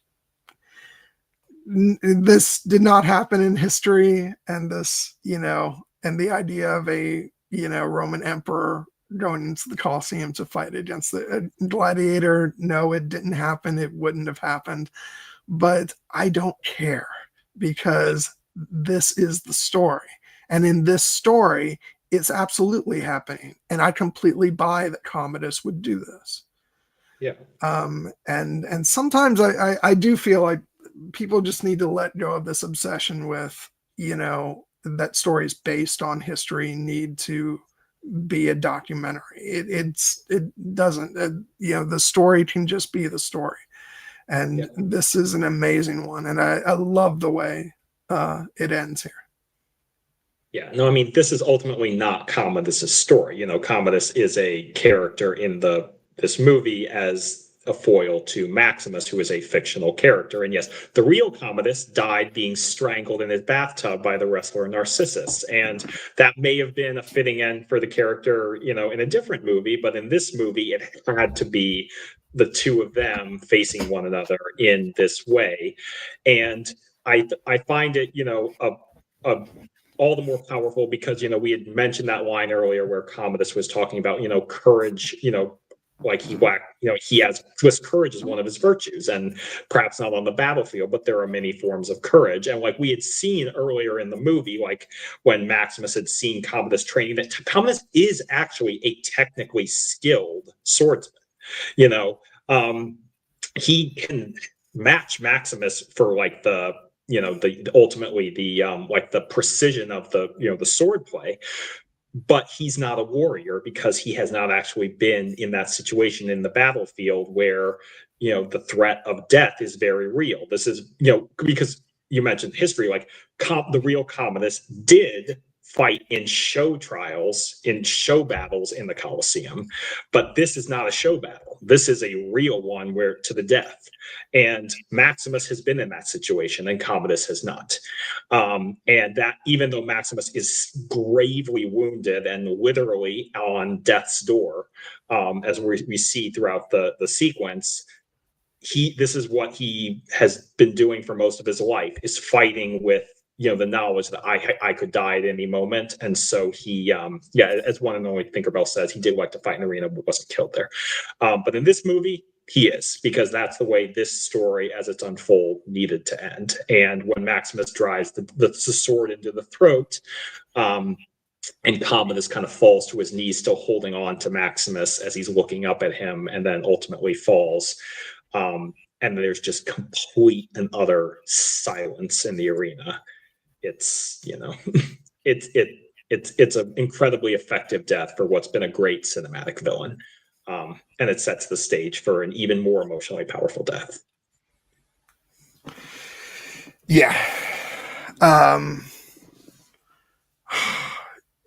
And then the music comes back in. You get the thematic work by both Hans Zimmer and Lisa Gerrard, who I haven't mentioned as much in this stream, even though I did tip my cap to her earlier on. She is responsible for much of the scenes where the pieces where you do hear her vocals, like when Maximus comes upon his family early in the film, and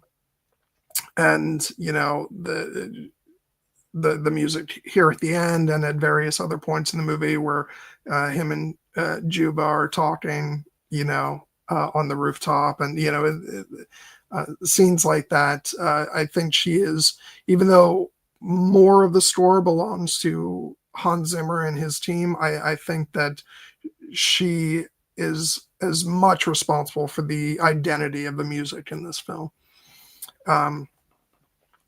And so their themes come in here after minutes of silence with the fight, and Maximus, is starting to see the afterlife, and he's getting ready to let go and go there, but not quite yet. He hangs on for a couple more minutes because because he hears Quintus's voice calling back to him, and I always love his performance there when he hears Quintus going, Maximus, and and he's ready to pass out, and he's like, it's like it struck me as like when you're about to nod off and you're like, what, huh?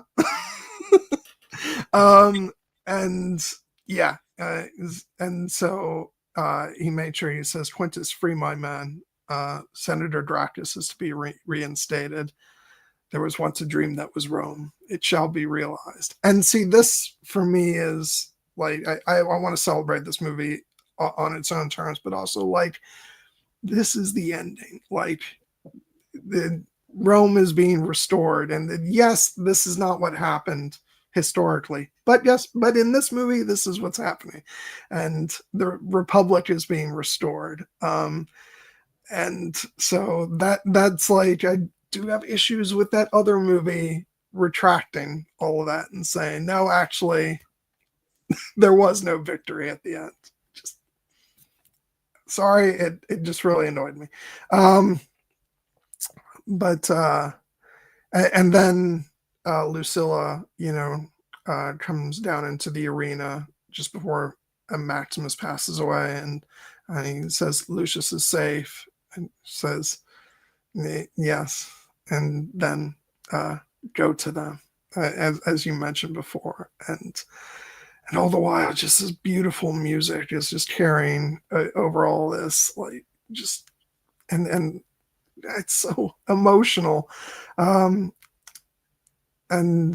yeah, and then she gets those great closing lines of the movie where she says, "Is Rome worth one good man's life? We believed it once.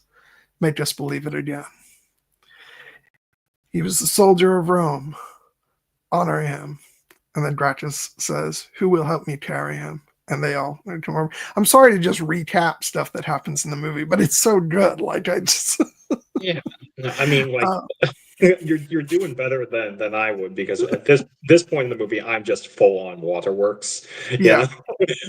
Like, from the first viewing onward, like, I just it has never failed to make me at least tear up, if not like outright like tears stream down the face, just because this is ultimately like, it was a moment where I realized that this is what movies could do, Yeah. like, because it is not typical, frankly, to have the hero die at the end. And I will note that I've read an earlier draft of this script where Maximus, in fact, does not die. I believe actually Lucilla dies, and then Maximus goes off and kind of like raises Lucius, as his own son, and goes to try and rebuild. And I'm like, maybe that would have worked in a different version of the movie, but I'm like, this had to be the ending. It was the only ending, like, now having seen this movie, that Maximus, had to, having now done his task, had to go be with, his family. And just the power of acknowledging that like, yes, Maximus is dying. This great hero is dying.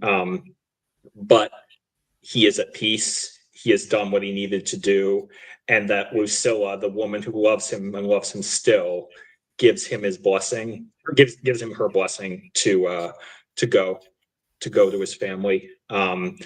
And that we see all this imagery and iconography that's been seeded all throughout the movie, the hand moving through the wheat, the floating above the ground, the passing through the door to Elysium, and then him seeing his wife and child there, and him walking off into the distance, and then as his eyes close for the final time, Lucilla recognizing that he is gone, saying, "You're home." Oh God. Yeah. It's just God. By the way, I do because we haven't mentioned earlier, Maximus's wife in this is actually Ridley Scott's wife. And sir, you are a lucky man. Yes, you are. If you're going, you're going to have the kind of the idealistic, beautiful woman like off in the distance, casting your own wife, makes sense. It's something. I don't know if they were married at this point or if they met on this. And well, that makes even more sense. Yeah. I don't know. Yeah, either way. Yeah, but Giannina Fazio, we should say, is her name. And yeah, so after that emotionally charged moment and Maximus getting carried out, then we get that amazing final closing moment with Juba, which I'll let you talk about. I've rambled enough. Well, I mean, thank you. I think we've both done our rambling here. But yeah, I mentioned earlier that the moment that I realized I was watching a truly special movie was the scene with Juba and Maximus on the rooftop and recounting the story of their loved ones and when they might see them again, either in this life or the next.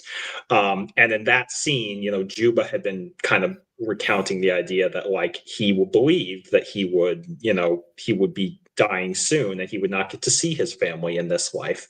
And Maximus, knows that his only possibility of seeing his family again is in the next life. And this being a movie that shows us the afterlife is real, that Maximus does get to reunite with his family, and to know that that is what he wanted and that is what will ultimately be his peace and his reward. But Juba, having been the loyal soldier and having followed Maximus into the fires of battle, that is not his story. And he is in this moment, he pays tribute to his dear friend, this man who he shared blood and shared great trials and a deep and abiding friendship and love. And he will honor him as Lucilla had asked, and he honors him personally in his own way, and in the way that I think Maximus would have appreciated by taking the two figurines of Maximus's wife and son and burying them in the sands of the Colosseum. And he does that with a full heart and honor and respect. But then the line where he's like, now we are free. We have won our freedom, the no small thing, an incredibly important thing, is like, and I will see you again. And they will. But then again, Djimon fucking Honsou, just brilliant. The way that small smile creeps over his lips and he says, but not yet. Not yet. And that is the moment that just gives me chills and tears and a smile every single time. And obviously this is how the movie ends, with the epic pan up to the sunrise. But knowing again that Juba's story with now we are free playing in the background, this is the piece of music throughout the movie. This is of all the incredible pieces of score that we have celebrated throughout the movie, this is the best, in my opinion. This is the iconic piece of music. It's so emotional, and I do love the way it pans up, above the Colosseum, and then it doesn't just fade to black. It dips down to black around the sunrise. Or the sunset, as the case may be. And then that blackens out, and then it goes into the end credits with the song playing, and it's just, it's so, I'm just gonna censor myself completely. It's so fucking emotional and beautiful, and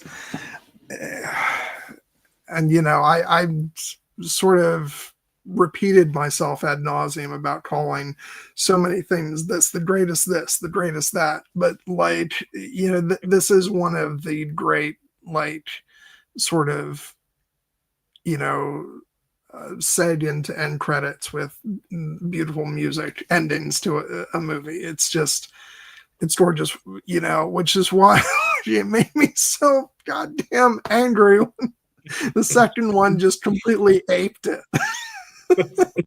It's like, no, you didn't earn it in the way that the first movie did. But yeah, it's I'm just going to focus on this movie and how beautiful it works as an ending to this film. And yeah, it's just, I mean, I am waterworks whenever I get to the ending of this movie, and you know, it's just like everything else in this movie. It's just pitch perfect, and it's classic, and it's like it's forever going to be as affecting to me as it was when I saw it for the very first time. And it's just a movie that never ages for me and never loses its power. And I love it. I love it to pieces. Yeah, as do I.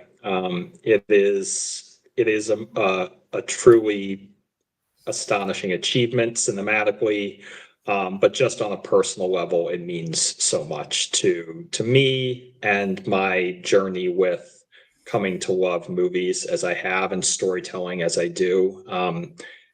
This is a touchstone. You know, this is again a movie that opened my mind at a like kind of that critical age, you know, of like early teenage years when you are transitioning from, you know, boyhood into manhood. You know, the possibility that like, okay, this is what storytelling can do at its best, and it is a And power. also, I wanted to mention really quick, what you're talking about, like transitioning from boyhood and to manhood. Like, I want to mention something that I feel is really important about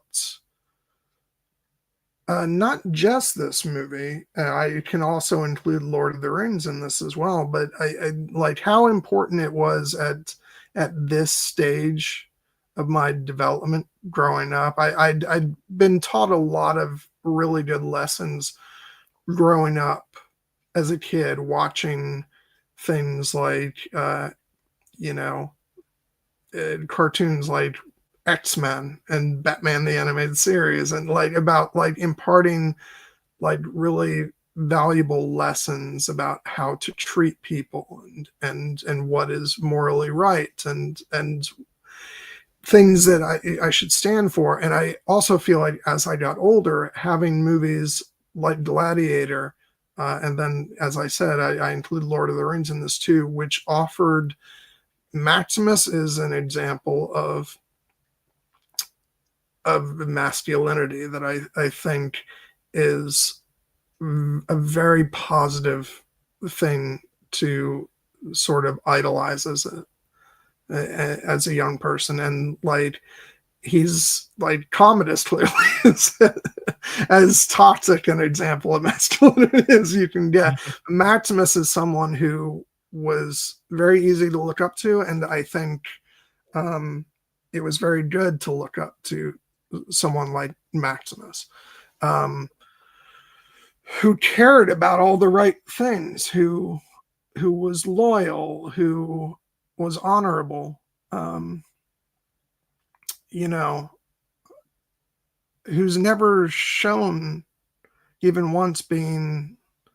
There's a moment where he's angry at Lucilla, where you know he, you know, gets a little physically violent, but I think given everything that's going on, I think we can understand his anger. But for the most part, he's seen being very respectful towards women, and I would also, and I said I include Lord of the Rings in this because I think you have examples of like looking at characters of not only the hobbits themselves, but then you look at Aragorn.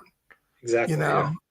Someone who is that for me is like, I look at Aragorn as like the pitch perfect portrayal of the masculinity as it should be portrayed. And these were very important to me growing up. Obviously my, sort of definition of how I define myself has kind of evolved and sort of changed over time. But at that time I was very firmly in the camp of, I'm a boy growing into a man, and, and it was to see examples like that, I think were very important for me at that point in my development. And, and so I guess I just want to applaud, this movie and other movies of the time for doing a good job in that area. Yeah, no, I mean, it is important to have examples of, positive masculinity in a way that is still traditionally coded as what we would think of as masculine. There has been rightly so much talk about toxic masculinity, because it is an insidious force. One way I think about that is, affecting a lot of aspects of our life. But like, I feel sometimes where people have gotten a little bit too far from it, and perhaps that this triggered some of the backlash, is the idea that like that masculinity in and of itself is inherently toxic, and that is 1000% not the case.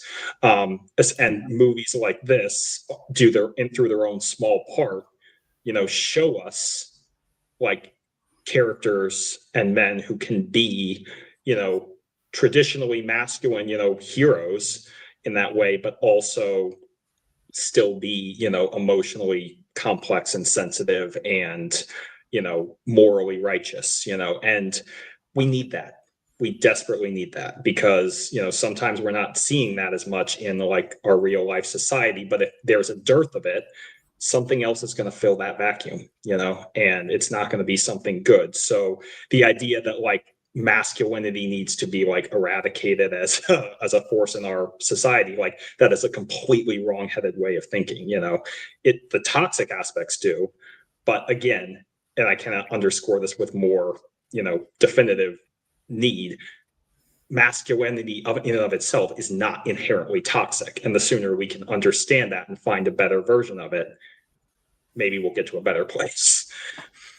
Yeah. And so, yeah, just to have grown up seeing positive examples like Maximus or Aragorn, and also, like I said, I want to include like Frodo, Sam, Merry, and Pippin in that too.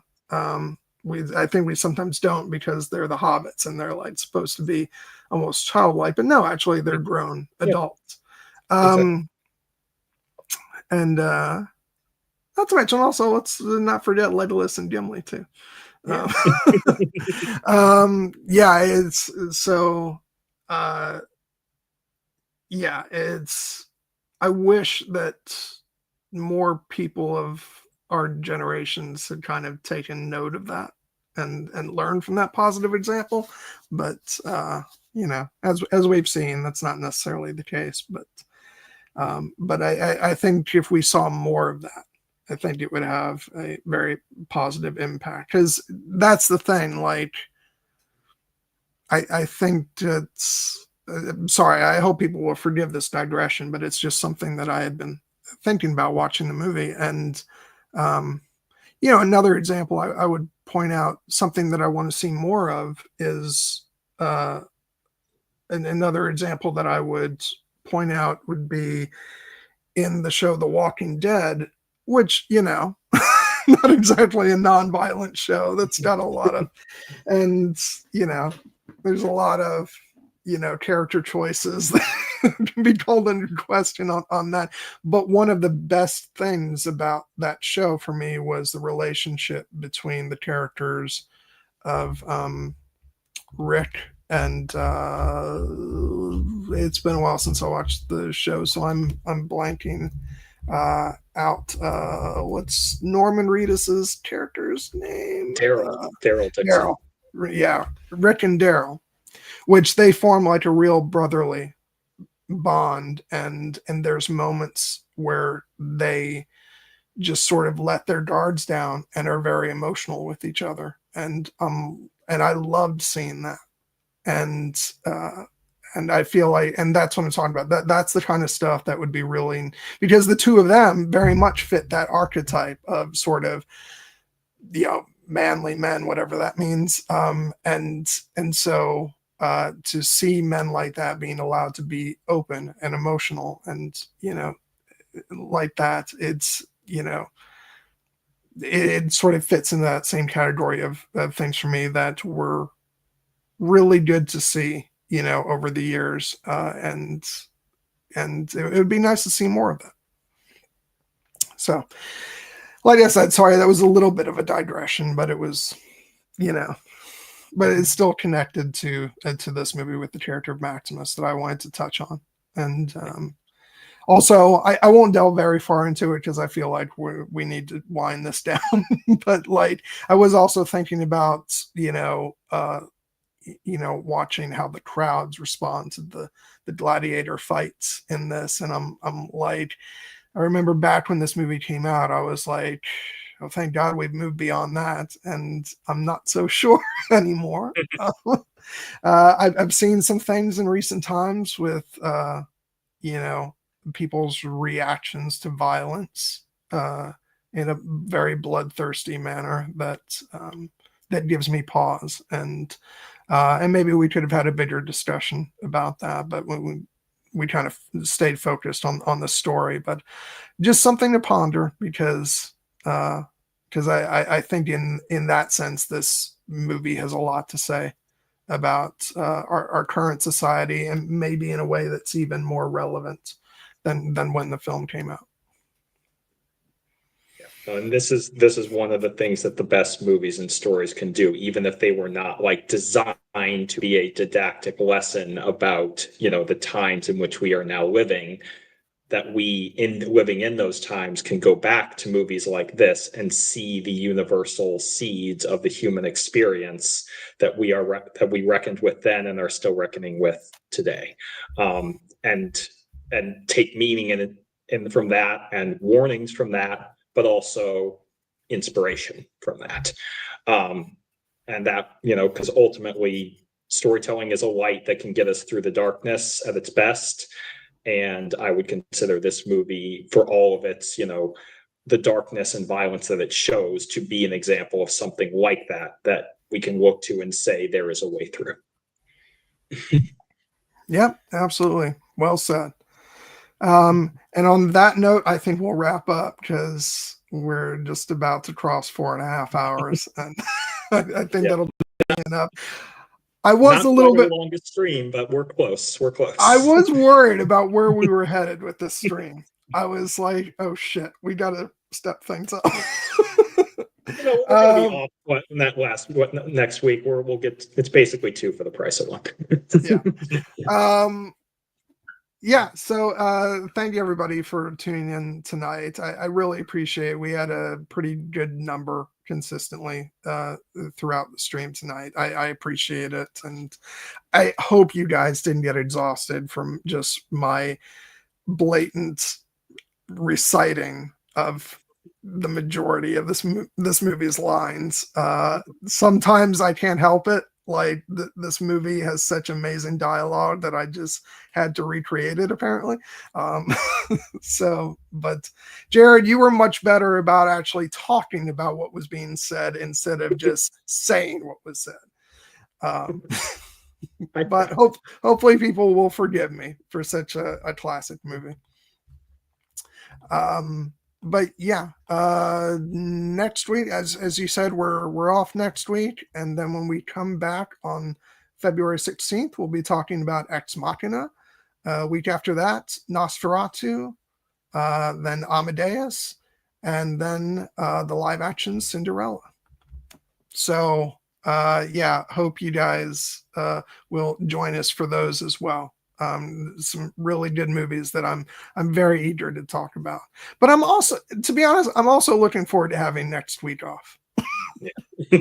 So sometimes it's I found that it's really good to intersperse a few more breaks in between, you know, our nonstop streams, because it allows me to kind of take a breather and you know, and delve into some other stuff. I've been past couple days, I've finally been getting back into my reading after I sort of slacked off for a good week, and I'm just about finished now with the Star Wars book Queen's Shadow, and then I'm gonna get into some other stuff. I got some choices to make, but I'm looking. I have noticed a trend. It's like whenever I slip up and dive back into like checking social media, I don't do my reading. And when I do my reading, I'm not tempted to look on social media. So, you know, seems like a pretty good idea to focus on the reading. I think so. Yeah. But thank you guys. Love you guys so much. You have any final comments, Jared? No, I am so very glad that you and I got a chance to talk about this movie, Gwen, because, you know, as you mentioned, you had talked about it several years ago on the channel with your Here Be Dragons co-host, Devin Nessie. And I, you know, was grateful that you wanted to revisit it as part, and particularly for the 25th anniversary. Give or take, you know, it's still a few months out for the official 25th anniversary, but like clearly this is a movie, as you can attest, that it's very important to both of us, that we both love very sincerely. And I think that we have made that clear, and hopefully you all have enjoyed hearing our reasons why and sharing your own in the chat. And yes, it's Gladiator, 25 years on, still a timeless classic. And may it continue to be so for many years to come. Yeah. Yeah.